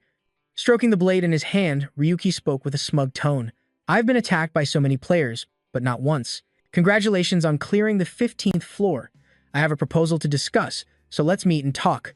The sender of the message. What are you going to do? A second later, the blond man's own sword pierced through his shoulder, sending blood splattering everywhere. He gritted his teeth, glaring hatefully at Ryuki, one hand gripping the blond man's hair and the other raising his sword. Then he gave a savage smile and replied, "The reason? I'm about to show you firsthand." The white-haired man wouldn't stop, screaming, "Let me go! What are you planning to do?" Gripping the hilt of his sword, Ryuki maintained his sinister expression and uttered one word, "Eradicate." As he placed his hand on the ground, a blue light began to appear, and the cowards in the distance had already noticed. A bald guy announced, "That's the skill, the one he used on Linfen." The blue-haired guy beside him quickly urged, "Run!" While that group was fleeing, our main character stood up abruptly and complained, "So boring." John, who was beside him, couldn't help but ask doubtfully, "You've truly gotten stronger, my lord. Are you really the same clumsy master from before?" Suddenly, he received a system notification. He turned to look and after a moment of surprise, wondered aloud, a message from the Four of Spades. He asked in confusion why text instead of calling, then his face stiffened as he read the incoming message. "Run!" While that group was fleeing, our main character stood up abruptly and complained, "So boring." John, who was beside him, was none other than Gabriel. The message read, "I'll share the information you want to know, but since we're being watched, couldn't help but ask doubtfully, you've truly gotten stronger, my lord. Are you really the same clumsy master from before?" Suddenly, he received, "Has anyone ever come back for revenge?" The blonde-haired man watched his weapon, stammering in fear, "My Sombringer." Suzuki commented with concern, "It's obviously a trap. Anyone would think so." The young man sighed. On top of that, he even went ahead and chose the location and proposed a private meeting. "Even knowing him, I can't figure out what he's thinking," John added. Couldn't help but ask doubtfully, "You've truly gotten stronger, my lord. Are you really the same clumsy master from before?" Suddenly, he received, "He isn't exactly the sharpest tool in the shed." Hearing that, Ryuki immediately grabbed and tormented him, then asked, "Do you know the place he mentioned?" Suzuki explained, "It's a well-known spot in the underworld. Because of its strict security system, it's often used for secret transactions and negotiations involving high-profile figures. Looking at it from the outside, no one would ever guess. It's a tavern." Then, the young man handed our main character a pair of glasses and added, "Since it's a well-known place, it's unlikely anything strange will happen, but if you decide to go, take this with you." It was a pair of disguise glasses, practically a full costume. Ryuki thought to himself, what could he possibly want to talk about? Is it worth the risk? Meanwhile, Suzuki's voice continued, "About that investigation you asked me for." He asked back, "Investigation?" The young man waved his hand, creating a model in front of him as he replied, "It's about St. Iriso General Hospital. It took a fair bit of time, but I've managed to gather some information." Suzuki quickly relayed what he had found. St. Iriso General Hospital is known for accepting donations and doing charity work. Its sponsor is Radia Soft. Ryuki listened intently. In reality, it is used to improve Radia Soft's public image. When people think of Radia, they usually think of the charity work done there. He became lost in thought for a moment, although it didn't seem directly related to the nameless. Suzuki continued, "Since it's a medical facility, I initially suspected it was involved in organ trafficking or narcotics, but the more I investigated, the more I found. Many suspicious things, and there's still much that remains unclear." The young man closed his eyes slightly, bowed his head, and warned our main character, "But perhaps now is the right time to show you this. Brace yourself before reading the document." Suzuki then opened his eyes, his voice full of seriousness. "Even I, who have lived in the shadows for so long, find this disgusting." Ryuki stared intently at the screen and exclaimed in shock, "What is this?" He then recalled the words Gabriel had once said, that the reason his mother passed away was not due to illness. He remembered Gabriel's face from that time, along with the words that he once found confusing. "You know of St. Iriso General Hospital, right? That's where your mother was hospitalized." Gabriel had once reminded him, "Go find out what happened for yourself. Your mother's name is definitely on that list." Ryuki then moved his hand to click on his mother's picture on the screen.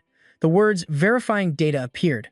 We don't know what he read, but our MC's expression was now one of pure rage, veins popping on his face as he gritted his teeth and screamed. The scene changes to the previously arranged meeting point, where Ryuki was now disguised as a successful middle-aged man, thanks to the disguise glasses Suzuki had given him. Gabriel was sitting there, checking his watch and complaining, "A nobody making me wait a whole 8 minutes. You must think I'd actually wait, huh?"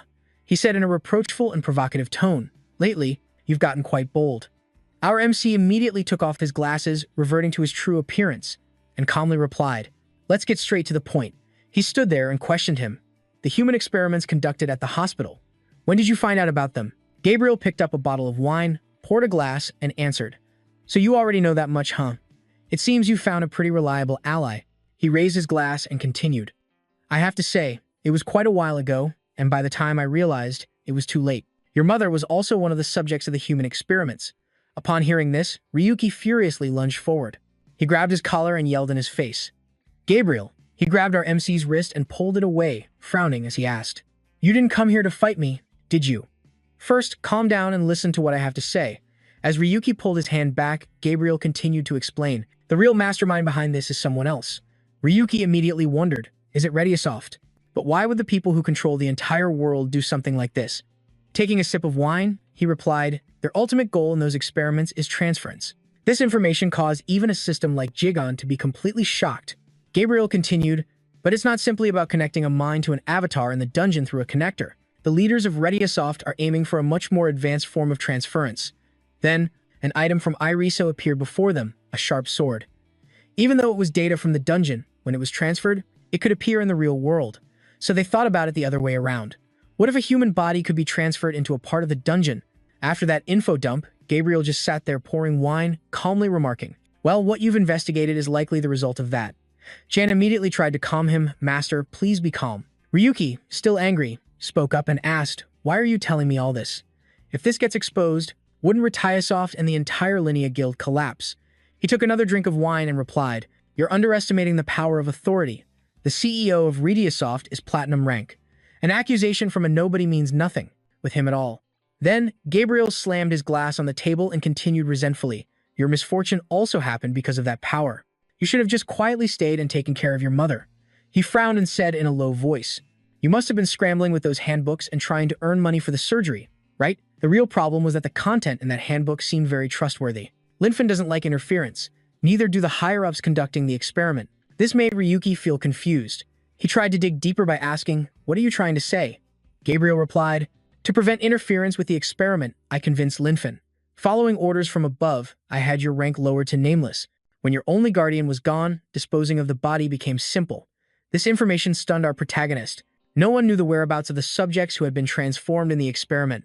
Even though the data showed the transformation was successful, despite some numerical instability, their physical bodies in the real world could no longer be considered human." Gabriel said coldly, "Most of the errors in the virtual world are also a side effect of that.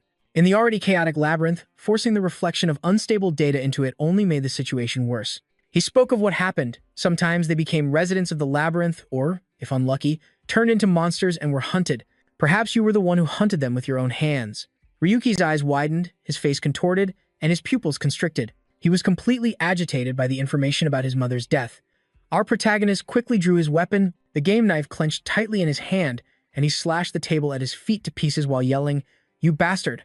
Gabriel remained calmly seated and said, "I repeat, I'm just an ordinary low-level grunt. You don't intend to end your grudge with someone like me, do you? Let's get straight to the point." Ryuki's hand trembled as he tried to listen to him. "I have a proposal for you." Our protagonist immediately retorted, his voice full of suspicion. "You think I'd believe you?" Ryuki continued to ask, "The vanguard team of the Demon God Tower Conquest Party is on the 47th floor, right? What are you plotting?" Gabriel then left his seat, walked over and patted his shoulder, then replied, "You'll find out if you log in next Monday." Ryuki turned his head and retorted firmly, "Don't think I'll follow your plan. I'll take down Spreadia Sofit, you, and the Linea Guild." He was completely agitated by the information about his mother's death. Our protagonist quickly drew his weapon. Only our protagonist remained, rooted to the spot in deep thought. The scene changes to a certain cave, where a voice echoes, "When I heard it from your own mouth, I thought it was impossible. But the fact that error code 666, which I poured all my effort into, was defeated so easily. Things are heading in a completely different direction than I anticipated." AC and another member of GAS were standing there. He continued, "Is this what they call the aftermath of Ryuki single-handedly defeating the boss? Even if it's just the 10th floor, this level of destruction can't be ignored." While she remained silent and observed, the person next to her gave a cold smile and reassured her, "Don't worry too much, AC." He added, "In the end, we, GAS, will be the final victors. We will be the masters of that sky." She remained silent, observing and assessing the situation. Even if it's just the 10th floor, this level of destruction can't be ignored. While she remained silent and observed, he pulled open the room's door and said, "I'm looking forward to it. See you next Monday then." After Gabriel left, AC and another member of GAS were standing there. He continued, Is this what they call the aftermath of Ryuki single-handedly defeating the boss? After that, he mumbled to himself, "Do I really have to follow his plan?" Just then, a red-haired girl shouted, his plan to take down powers like Rydia soft with a determined expression and extremely confident eyes, turned to ask him, "Master?" Then Biki laughed with thrilled excitement and said, "Finally, we meet." Ryuki raised his gunblade to block the blow and realized, "You're the mad dog, Biki." He then slashed, pushing her back a distance. As she landed, Biki picked her ear contemptuously and asked, "You know me?" She lowered her large axe, smiled, and continued, "It's an honor for a famous player to know who I am." Ryuki replied, "How could I not know the future ace of Lindia?" He then smirked provocatively, "I have to at least remember the names of those I'm about to take down." Immediately, Biki took a combat stance. She raised her axe high and responded, "You're more arrogant than I thought, so show me what you've got." With that, her large axe came crashing down on him repeatedly. Our protagonist used his gunblade to try and block. He silently assessed that her speed and power weren't on par with Linfin's, but they were still very impressive. Truly the future ace of Lindia. Biki poured immense force into her next attack. "Hey, terrorist!" Before our guy could react, she charged forward and swung her large axe at him. Before he could even recover, our protagonist was startled because at that very moment, Biki had appeared behind him with her sharp axe ready to dig into his back. Ryuki shouted, "Demon's Blessing activate, Jigen System, SSR Demon's Blessing Level 1. The girl was completely caught off guard as his fist was already right in front of her face. A devastating blow slammed Biki flat on the ground, the space around them seeming to shatter. At the center of the explosion, a beam of light flared up, and the surrounding ground was destroyed in chunks. The mad dog Biki lay there with her eyes rolled back, motionless. Ryuki looked at his palm and rejoiced inwardly. This level of speed completely surpassed any previous battle he had fought. As expected, SSR was on a whole other level. If I had enough RP, I could have upgraded it even further. Watching her struggle to get up, he spoke. "So this is why Gabriel told me to send my coordinates? I thought he would send assassins." A powerful energy shrouded in red was brought down. Ryuki raised his hand to block, and a bright light flashed. Luckily, he had managed to pull out the SR Holy Knight's shield to block that last attack. Save the grandstanding for after you've won. Without hesitation, our guy entered combat mode, raising his gunblade and agreeing, "You're right." Then, the two of them immediately charged at each other. Ryuki shouted, "Keep coming at me like that, future ace of Lindia." At that moment, the dimension around them began to distort. He asked in surprise, "Wait, is this a glitch?" The player's visuals started to get staticky. Ryuki mumbled, "Damn it, don't tell me Lindia's group is also exploiting a bug." Just then, Suzuki contacted him and warned, "Ryuki, can you hear me? Log out immediately. Someone is trying to interfere with the labyrinth system." He asked curiously, "Interfere? What does that mean?" On the other side, Biki was also clutching her head in confusion. What's going on? She looked at him and asked, "Ryuki, what did you do?" Ryuki was dumbfounded, shot back a question at Biki. "Weren't you the one who caused this?" The system chimed in, sending an announcement to all connected players. A critical error has occurred in the virtual illusion labyrinth game. All players are advised to log out immediately. Biki clutched his head and grimaced, staring at the critical system screen for the Labyrinth World game. The people outside also received a similar red notification, causing a commotion among them. What is this? A large-scale error? An internal error happens all the time. So why is this one making the news? Inside the Rydia headquarters, someone was shouting, "Due to the time lag, we can't monitor in real time. Confirm this with our affiliated players right away." Rena sat before a glaring red screen and said with a frown, "Does the scope of this error include all the towers in Tower Cities? If so, at least ensure that the affected players are taken care of." Elsewhere, the Guild Master of Lindia, Gabriel, stood there deep in thought. He stood before a cluster of screens, thinking to himself, "Sphero, Latina, damn, that bunch of stupid fat asses probably doesn't understand a thing." Gabriel recalled the time he had to kneel before the head of Rydia soft, in his mind thinking, "I'm in a pretty good mood because I've bought more time. Don't think I came here to meet a pig like you." He told himself, "You were just a part of my plan from the very beginning." Meanwhile, Sphero was furious, yelling, "What are you talking about? My labyrinth?" Gabriel looked smug. "The times have changed. I will put an end to your old era." He was scheming to take over the top position at Rydia, where Sphero had been just resting on his laurels. Cutting back to the game, Burst Sword looked up and complained, "We were actually so close, and now we're hit with this error." It was the same for her. She rushed off with a worried expression, muttering, "This is so annoying, and where did BQ go anyway?" Elsewhere, in a cave, was Gas's group in their familiar hooded outfits. AC turned back and asked, "Everyone, don't move. Could this phenomenon be?" The person next to him replied, "There's no doubt about it." He let out a slight smirk, muttering, "That bastard, Gabriel has started to make his move." Over here, the image of Ryuki in the game was also showing signs of disappearing. In the middle of the forest, brilliant red light flashed everywhere. The tower appeared, 50 stories high. It was emitting a violent, uncontrollable energy as arcs of lightning appeared nonstop. Our main character was now somewhere inside the tower. He looked around and muttered, just as he said. Recalling their previous meeting, Gabriel had explained the reason to him. Rydia wants the glory of W to last forever, so we intentionally delayed the tower's conquest. He continued, the plan was to drag it out for at least 2 years. But Ryuki interrupted, 2 years? I can clear it by myself in 6 months, you know. Gabriel looked displeased. Perhaps. Your participation has changed everything. Initially, I thought your strength lay in your account, so I investigated every aspect of you through the recordings. He had also seen the scene where you finished off the witch and said, but in the end, I could only conclude that it's something that cannot be explained by current technology, as if it were iriso. Ryuki immediately asked, so what do you want? To stop me? Gabriel replied, from Lindia's perspective, you must be stopped, but I have no intention of stopping you. His voice lowered. He continued, currently, the front line for conquering the Demon Tower has only reached the 14th floor, but the top of the tower, the 50th floor, is already within reach, but that's no longer important. Back in reality, a massive tower stood right beneath the moon. Our main character recalled Gabriel's words, next Monday, I will open the way to the 50th floor. He pondered deeply, though he didn't fully understand the true intention of Gabriel. But if everything went as he said, W would soon be conquered. Over on the other side, Rapna exclaimed in astonishment. How could something like this even happen? She realized that all 2,000 players connected inside the tower had all been simultaneously teleported to the 50th floor. Ryuki stood there, observing the sky of W, where thunderstorms were breaking out everywhere.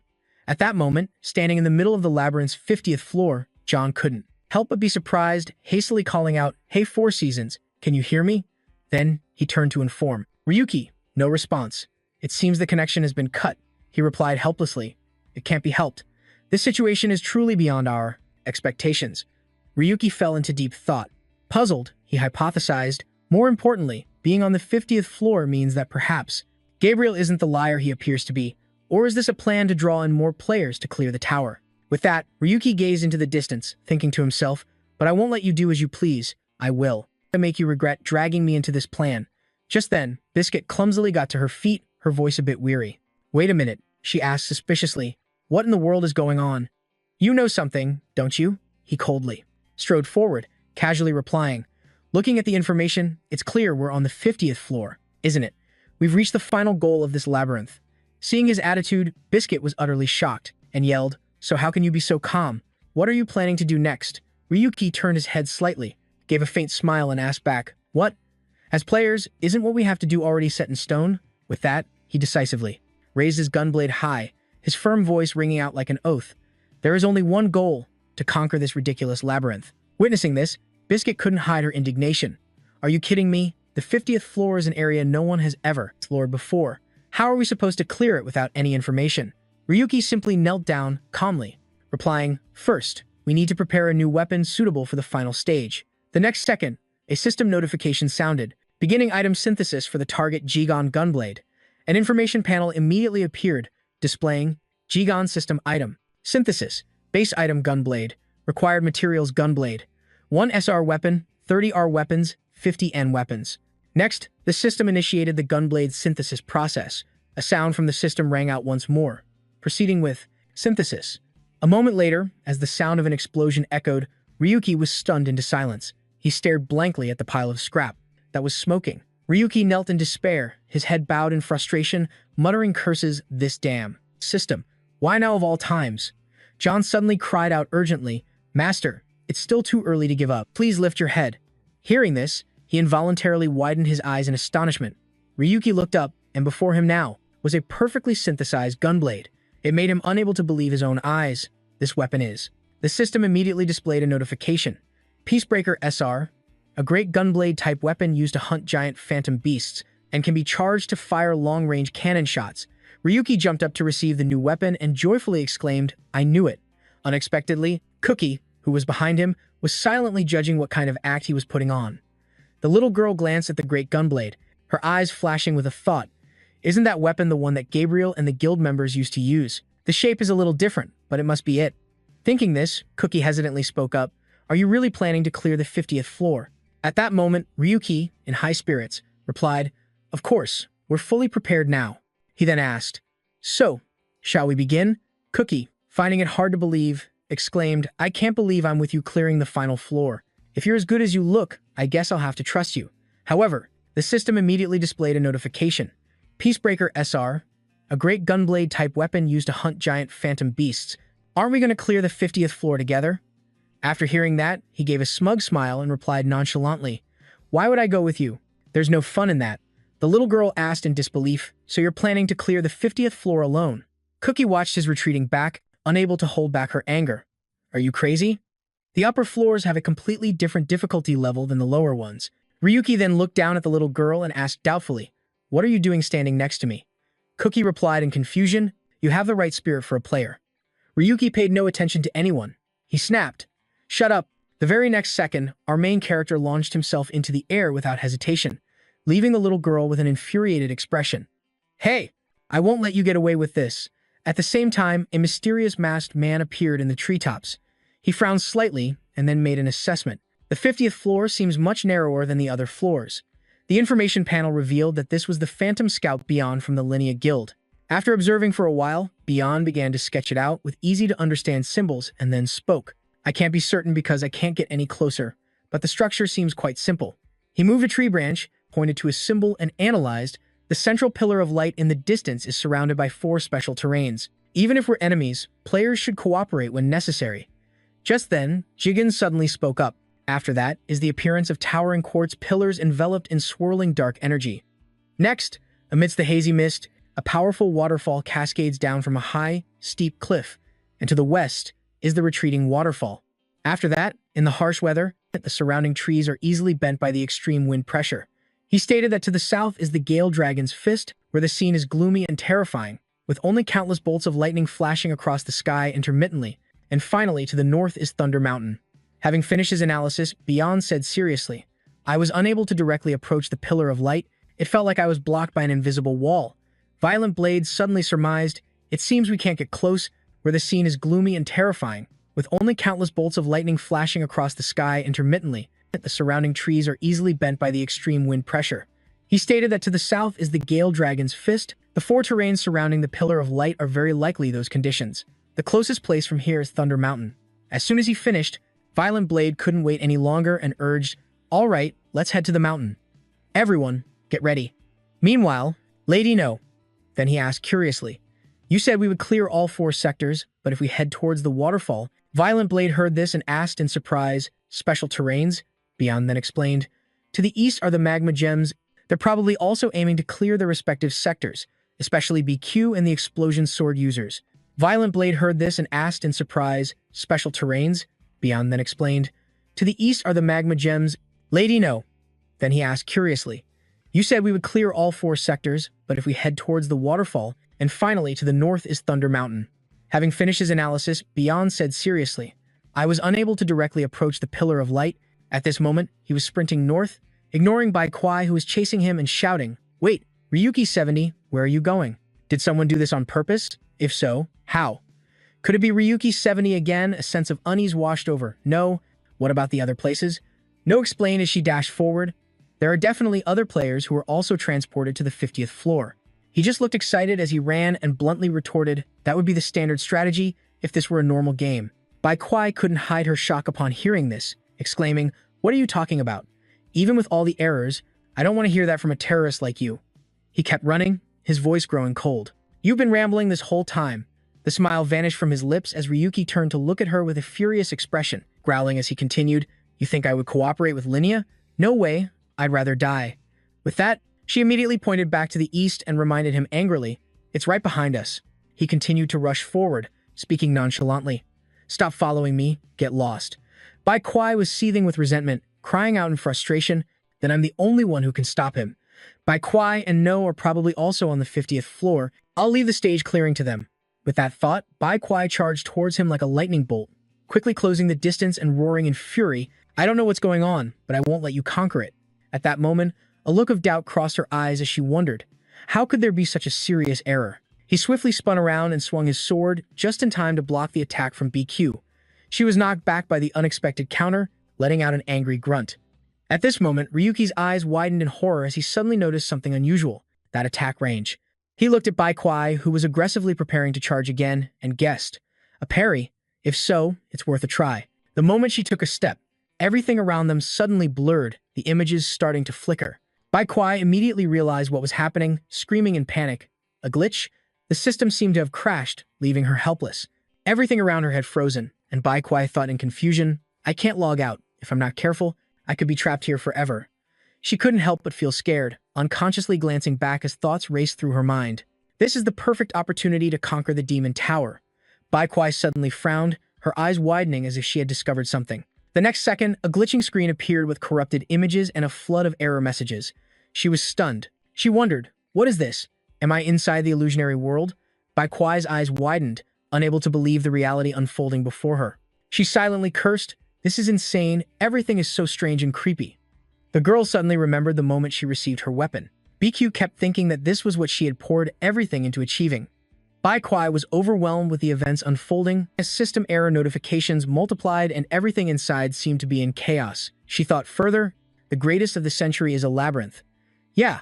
Flashing back to the past, Bai Kwai was just a naive little girl standing in the rain, happily gazing at the sign before her. The little girl's eyes widened, staring blankly at it and wondering, is that a rookie from Linea?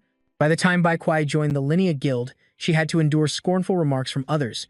Look how weak she is, there's no way someone like her can even hold a weapon.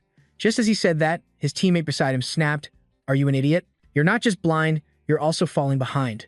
Looking at BQ's fierce demeanor and cruel smile, that guy continued, that kid has been hunting non-stop for 17 hours straight. You could call her a top-tier mad dog, her e-mining is top tier, and reaching Phantasma is just a matter of time.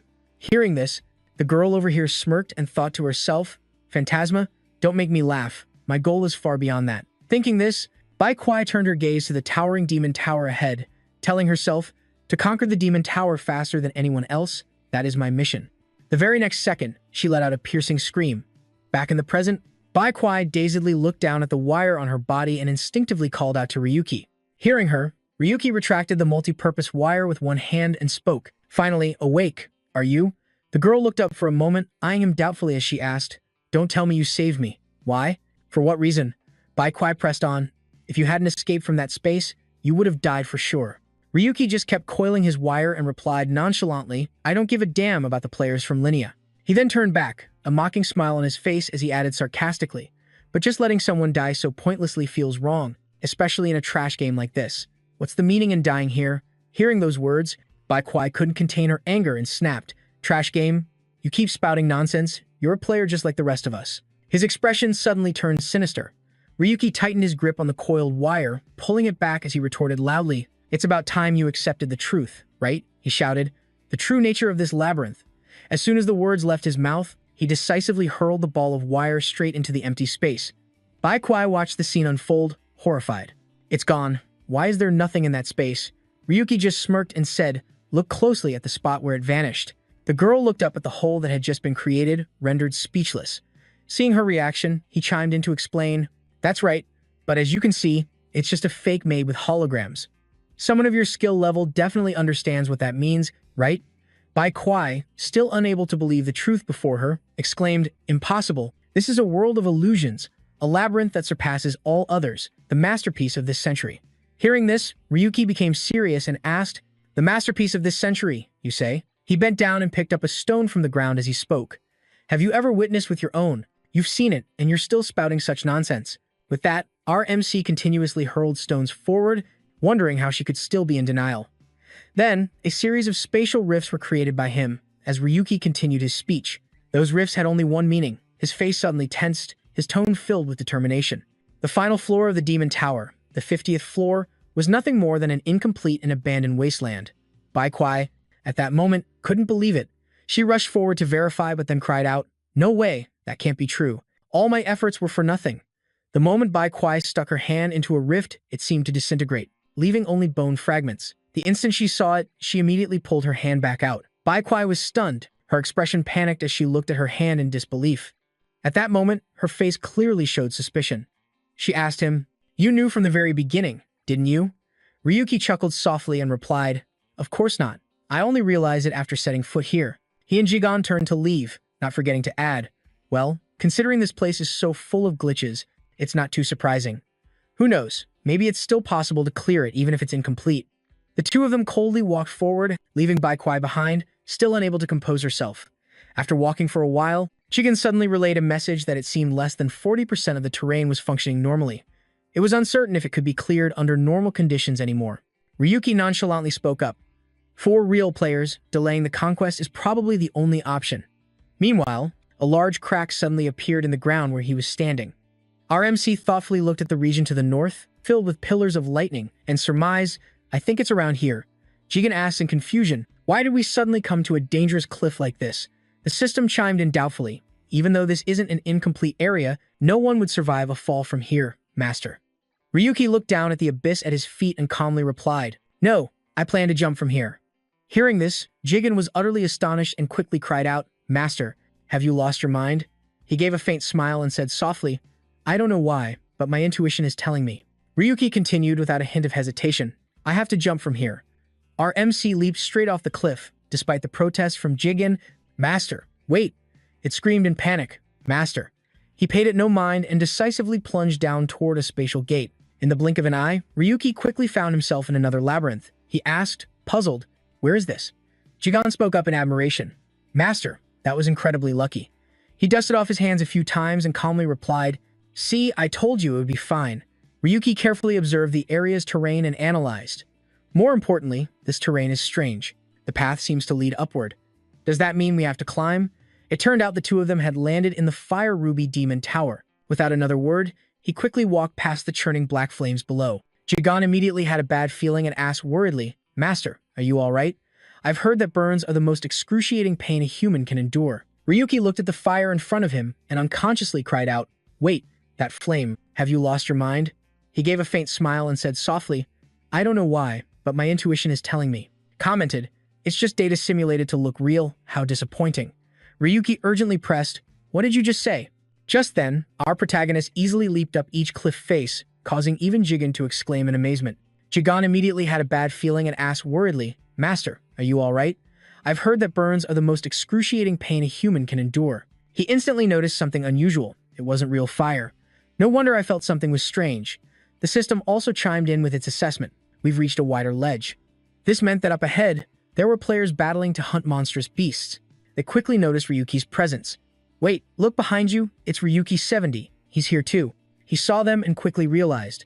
So, this is a combat zone, huh? Those guys shamelessly shouted, if I take him down. Not long after, the two of them quickly arrived in another area. He remarked, all right, taking him down is my job. He sighed, drawing his gunblade and replying wearily, nonsense, I don't have time to mess with you people. Elsewhere, a mysterious group from Gas was silently observing their fight and began to speak. So the 50th floor really hasn't been completed. It seems Gabriel is using this opportunity to drag Rydia down. That person continued, he has poured everything into this gambit for the time being. It couldn't hold back and interjected scornfully. He's been bleeding Rydia dry all this time. What's the point of doing this now? It's disgusting. She suddenly turned her head to ask the Gas members behind her, what do you all intend to do? One of them replied, I don't intend to cooperate with them either. Not long after, the two of them quickly arrived in another area. He remarked, all right, this maze will completely collapse, and then we of Gas will usher in a new era. Back to our protagonist, the next X title will be mine, right? Another guy burst out laughing and boldly declared. Ryuki turned to the remaining players and complained wearily, now I have to deal with this bunch too. What a pain in the neck. Isn't the difference in our strength obvious enough? Seeing the situation, the black-haired guy flew into a rage, seething with anger as he yelled, damn it, if it has come to this, I'll use that thing.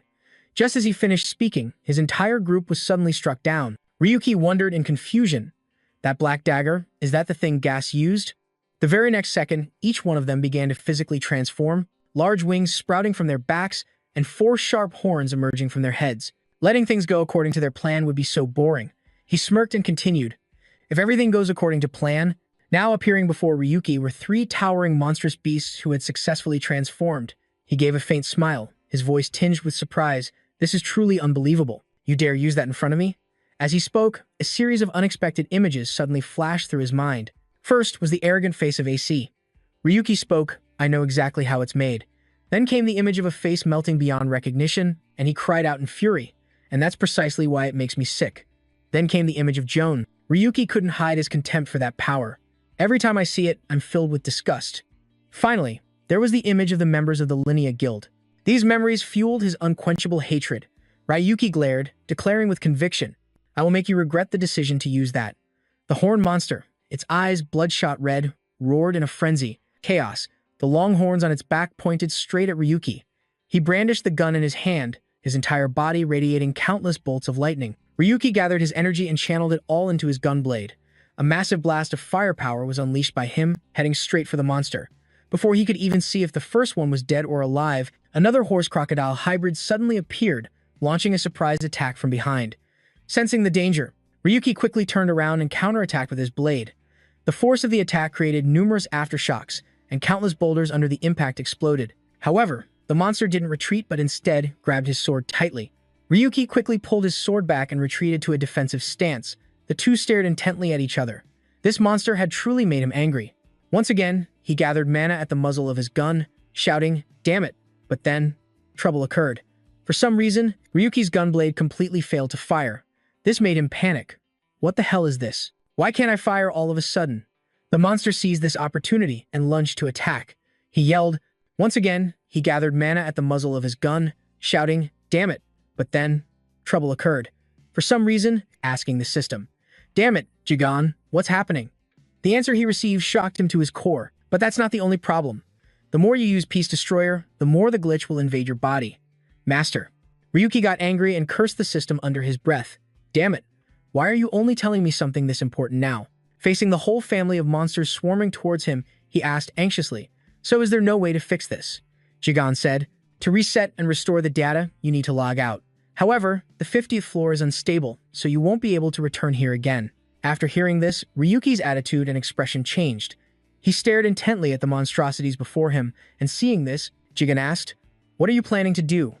Ryuki just smirked smugly and said, "It doesn't matter. I just need to cut them all down." Facing the whole family of monsters swarming towards him, he asked anxiously, "So is there no way to fix this?" Jigan said, "The monsters were cut down and scattered. Numerous explosions, big and small, erupted everywhere. In just a moment, Ryuki had defeated the entire horde of monsters. Their bodies slowly vanished. Suddenly, a sound came through, connecting to his communicator. The voice on the other end cheered, "Finally, I got a connection.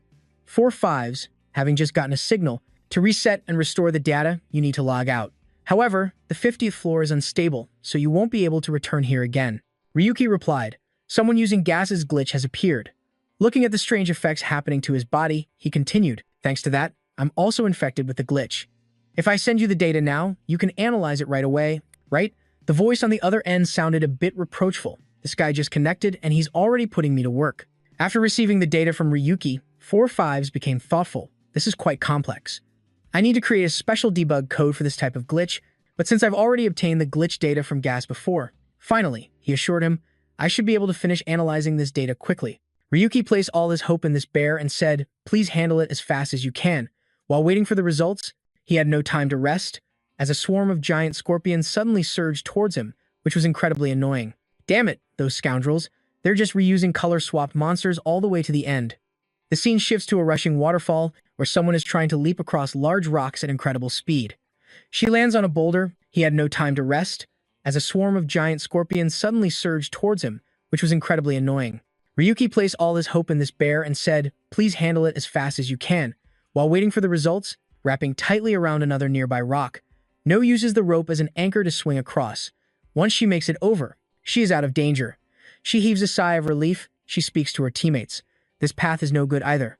Someone replies, "The other side is also blocked by something like a wall." Another person adds, "The teammate who went to investigate the waterfall hasn't reported back, and there's nothing left to investigate anyway.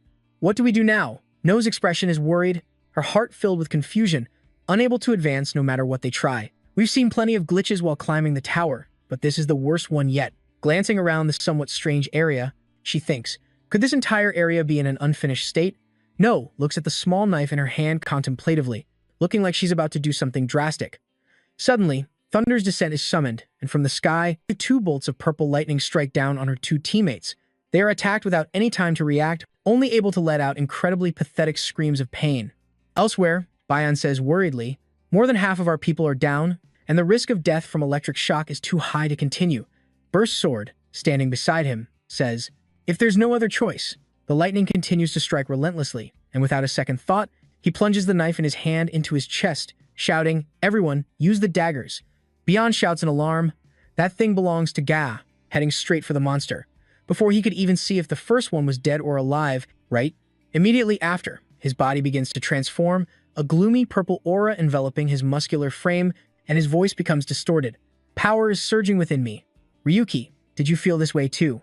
He plunges the knife in his hand into his chest, shouting, "Everyone, use the daggers." Beyond shouts in alarm, "That thing belongs to Ga." Burst Sword doesn't care. He laughs and says, "If necessary, we'll use the enemy's technology. That's the basic principle for players." He walks slowly, whispering, "It has begun." Elsewhere, AC is completely surprised to see the fruits of her labor flourishing. The black seeds of gas that we sowed so long ago have finally sprouted. She laughs excitedly. Just a little longer. Cynthia, the show is about to begin. Cutting back to our protagonist. Monsters charge in one after another in a frenzy, and as soon as he finishes off some scorpions, a troublesome swarm of bats rushes in. And that's not all. Another Mad Bull also charges at full speed to join the fun. Seeing it, he mutters in annoyance, his killing intent so dense it turns his body black. The only thing clearly visible are his blood-red eyes, like a demon's, its eyes glowing with a deadly purple light as it charges at incredible speed. Ryuki takes his weapon and strikes the Mad Bull's head with a powerful blow. Although the impact isn't massive, it's enough to knock it unconscious. However, his red gunblade is now completely exhausted, as only 1/3 of its body remained. He looked at his precious sword with sorrow. "Damn it, for destroying my peace. That damn bull is back again." A powerful killing intent radiates from it. Ryuki stood up, looking straight at the black sphere floating before him and said, "The 50th floor, this is the peak of the fire jewel." But the problem is, at this point, he seemed agitated and shouted, "This damn system. The core was supposed to be inside the boss." Monsters charge in one after another in a frenzy, and as soon as he finishes off some scorpions, a troublesome swarm of bats rushes in. His sword was broken, a horde of monsters was gathering behind him, and to top it all off, John was just rubbing salt in the wound. And that burning crystal is the core of this terrain. From that core, we'll be able to get the key to the central area. Permanently impossible.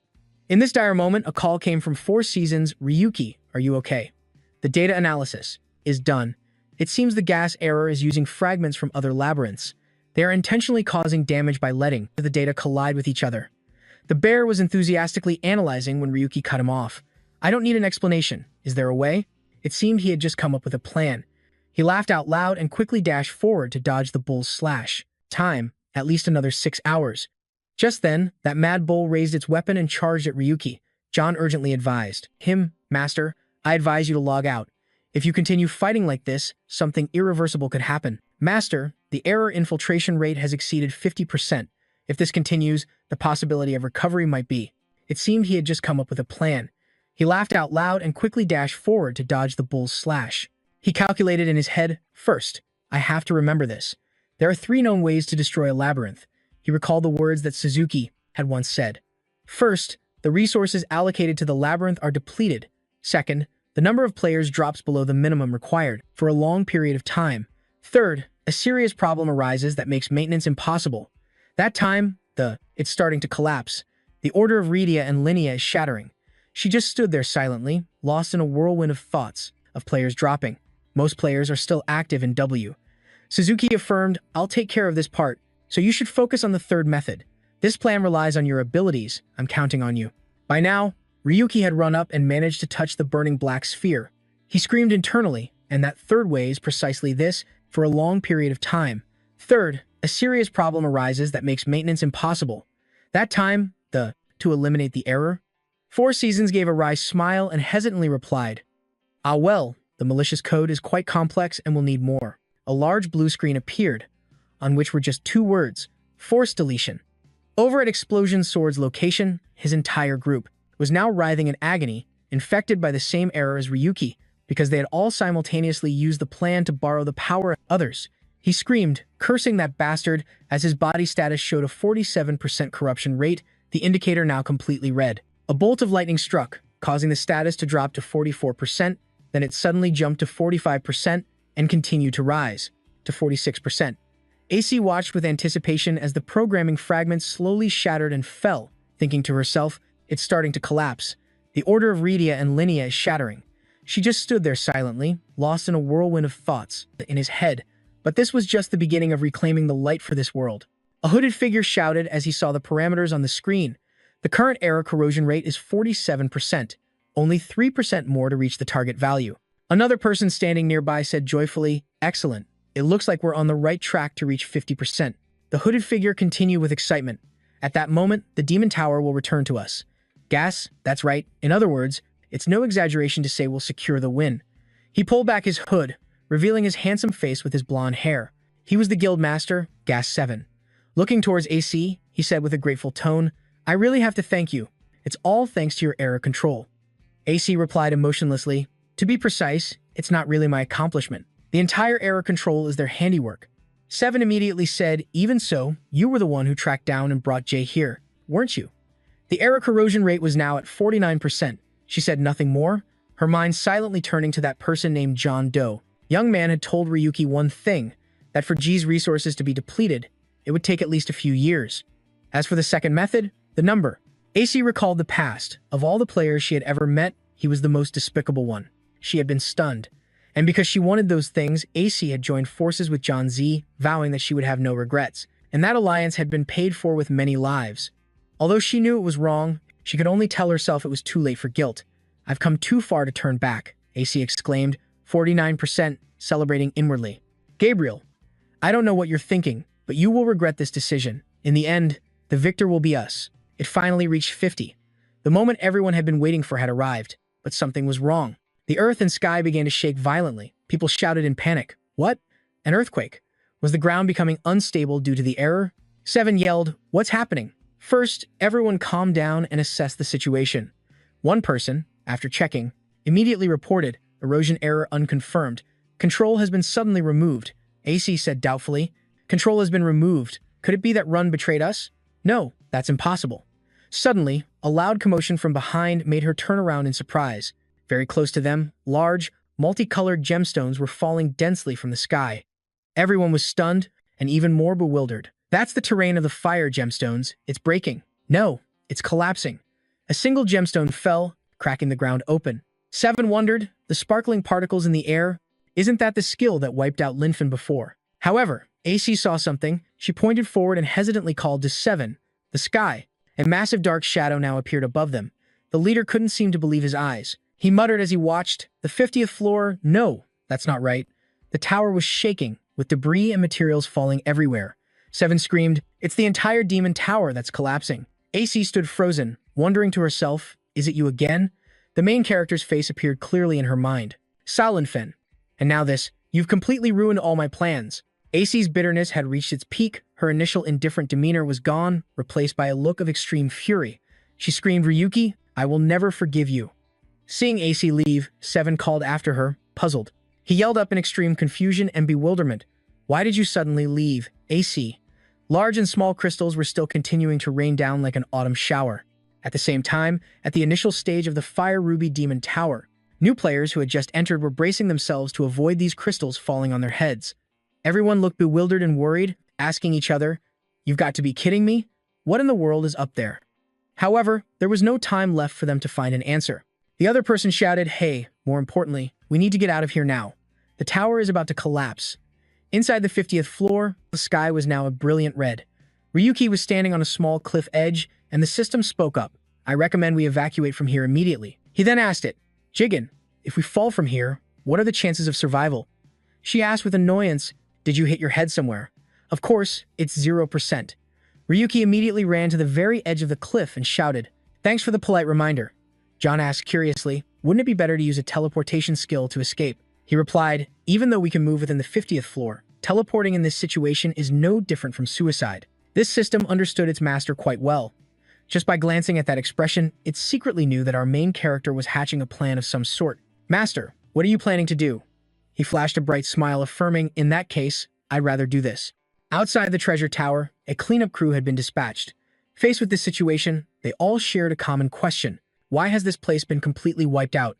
One person said dejectedly, "Do we really have to investigate a place like this? It looks like everyone got caught up in it and died." Another person replied, "That was the support team sent by the guild, so we have to confirm it thoroughly." They opened their screens and scanned the surroundings. One person said, "Also, it seems Rue 70 has appeared as well." The person next to him nodded and continued, even though the detection ability showed no reaction. That person looked at the data panel with an indifferent expression and continued, "But in this condition, skills like teleportation probably can't be used, so it's likely no one survived." He added in a soft voice, "Even Ryu 717, I suppose." This person's thoughts suddenly turned to Ryuki. He thought that he wouldn't be able to do anything in a bug-ridden space, completely isolated from all other areas. Meanwhile, on Ryuki's side, thanks to his own talent, he had escaped that spatial zone and was happily walking through the rubble. He was extremely pleased with himself, running a hand through his hair to look more handsome. He said excitedly, "Oh my, what a ridiculously beautiful sight this is." Ryuki said casually, "I guess it's time to start the scramble." In the sky, there now began to appear enormous cracks. He cheered excitedly. The collapsing terrain is starting to be revealed. Standing before that magnificent collapse, Ryuki wasn't worried at all, because he knew for sure that the truth was about to be unveiled. That's right, the birthplace of Mangw, the final destination of the 50th floor in the Demon Tower. What Ryuki was referring to was the fragment of Iris. He smiled brightly and said to himself, "In just a few more hours, W will end." Because he was so engrossed in the scene and the plan before him, Ryuki didn't notice that he was being watched. A machine shaped like a red eye had recorded his every move, and the place where the data was being transmitted to was Crow's location. The look on his face was terrifyingly cold. It's finally starting. M.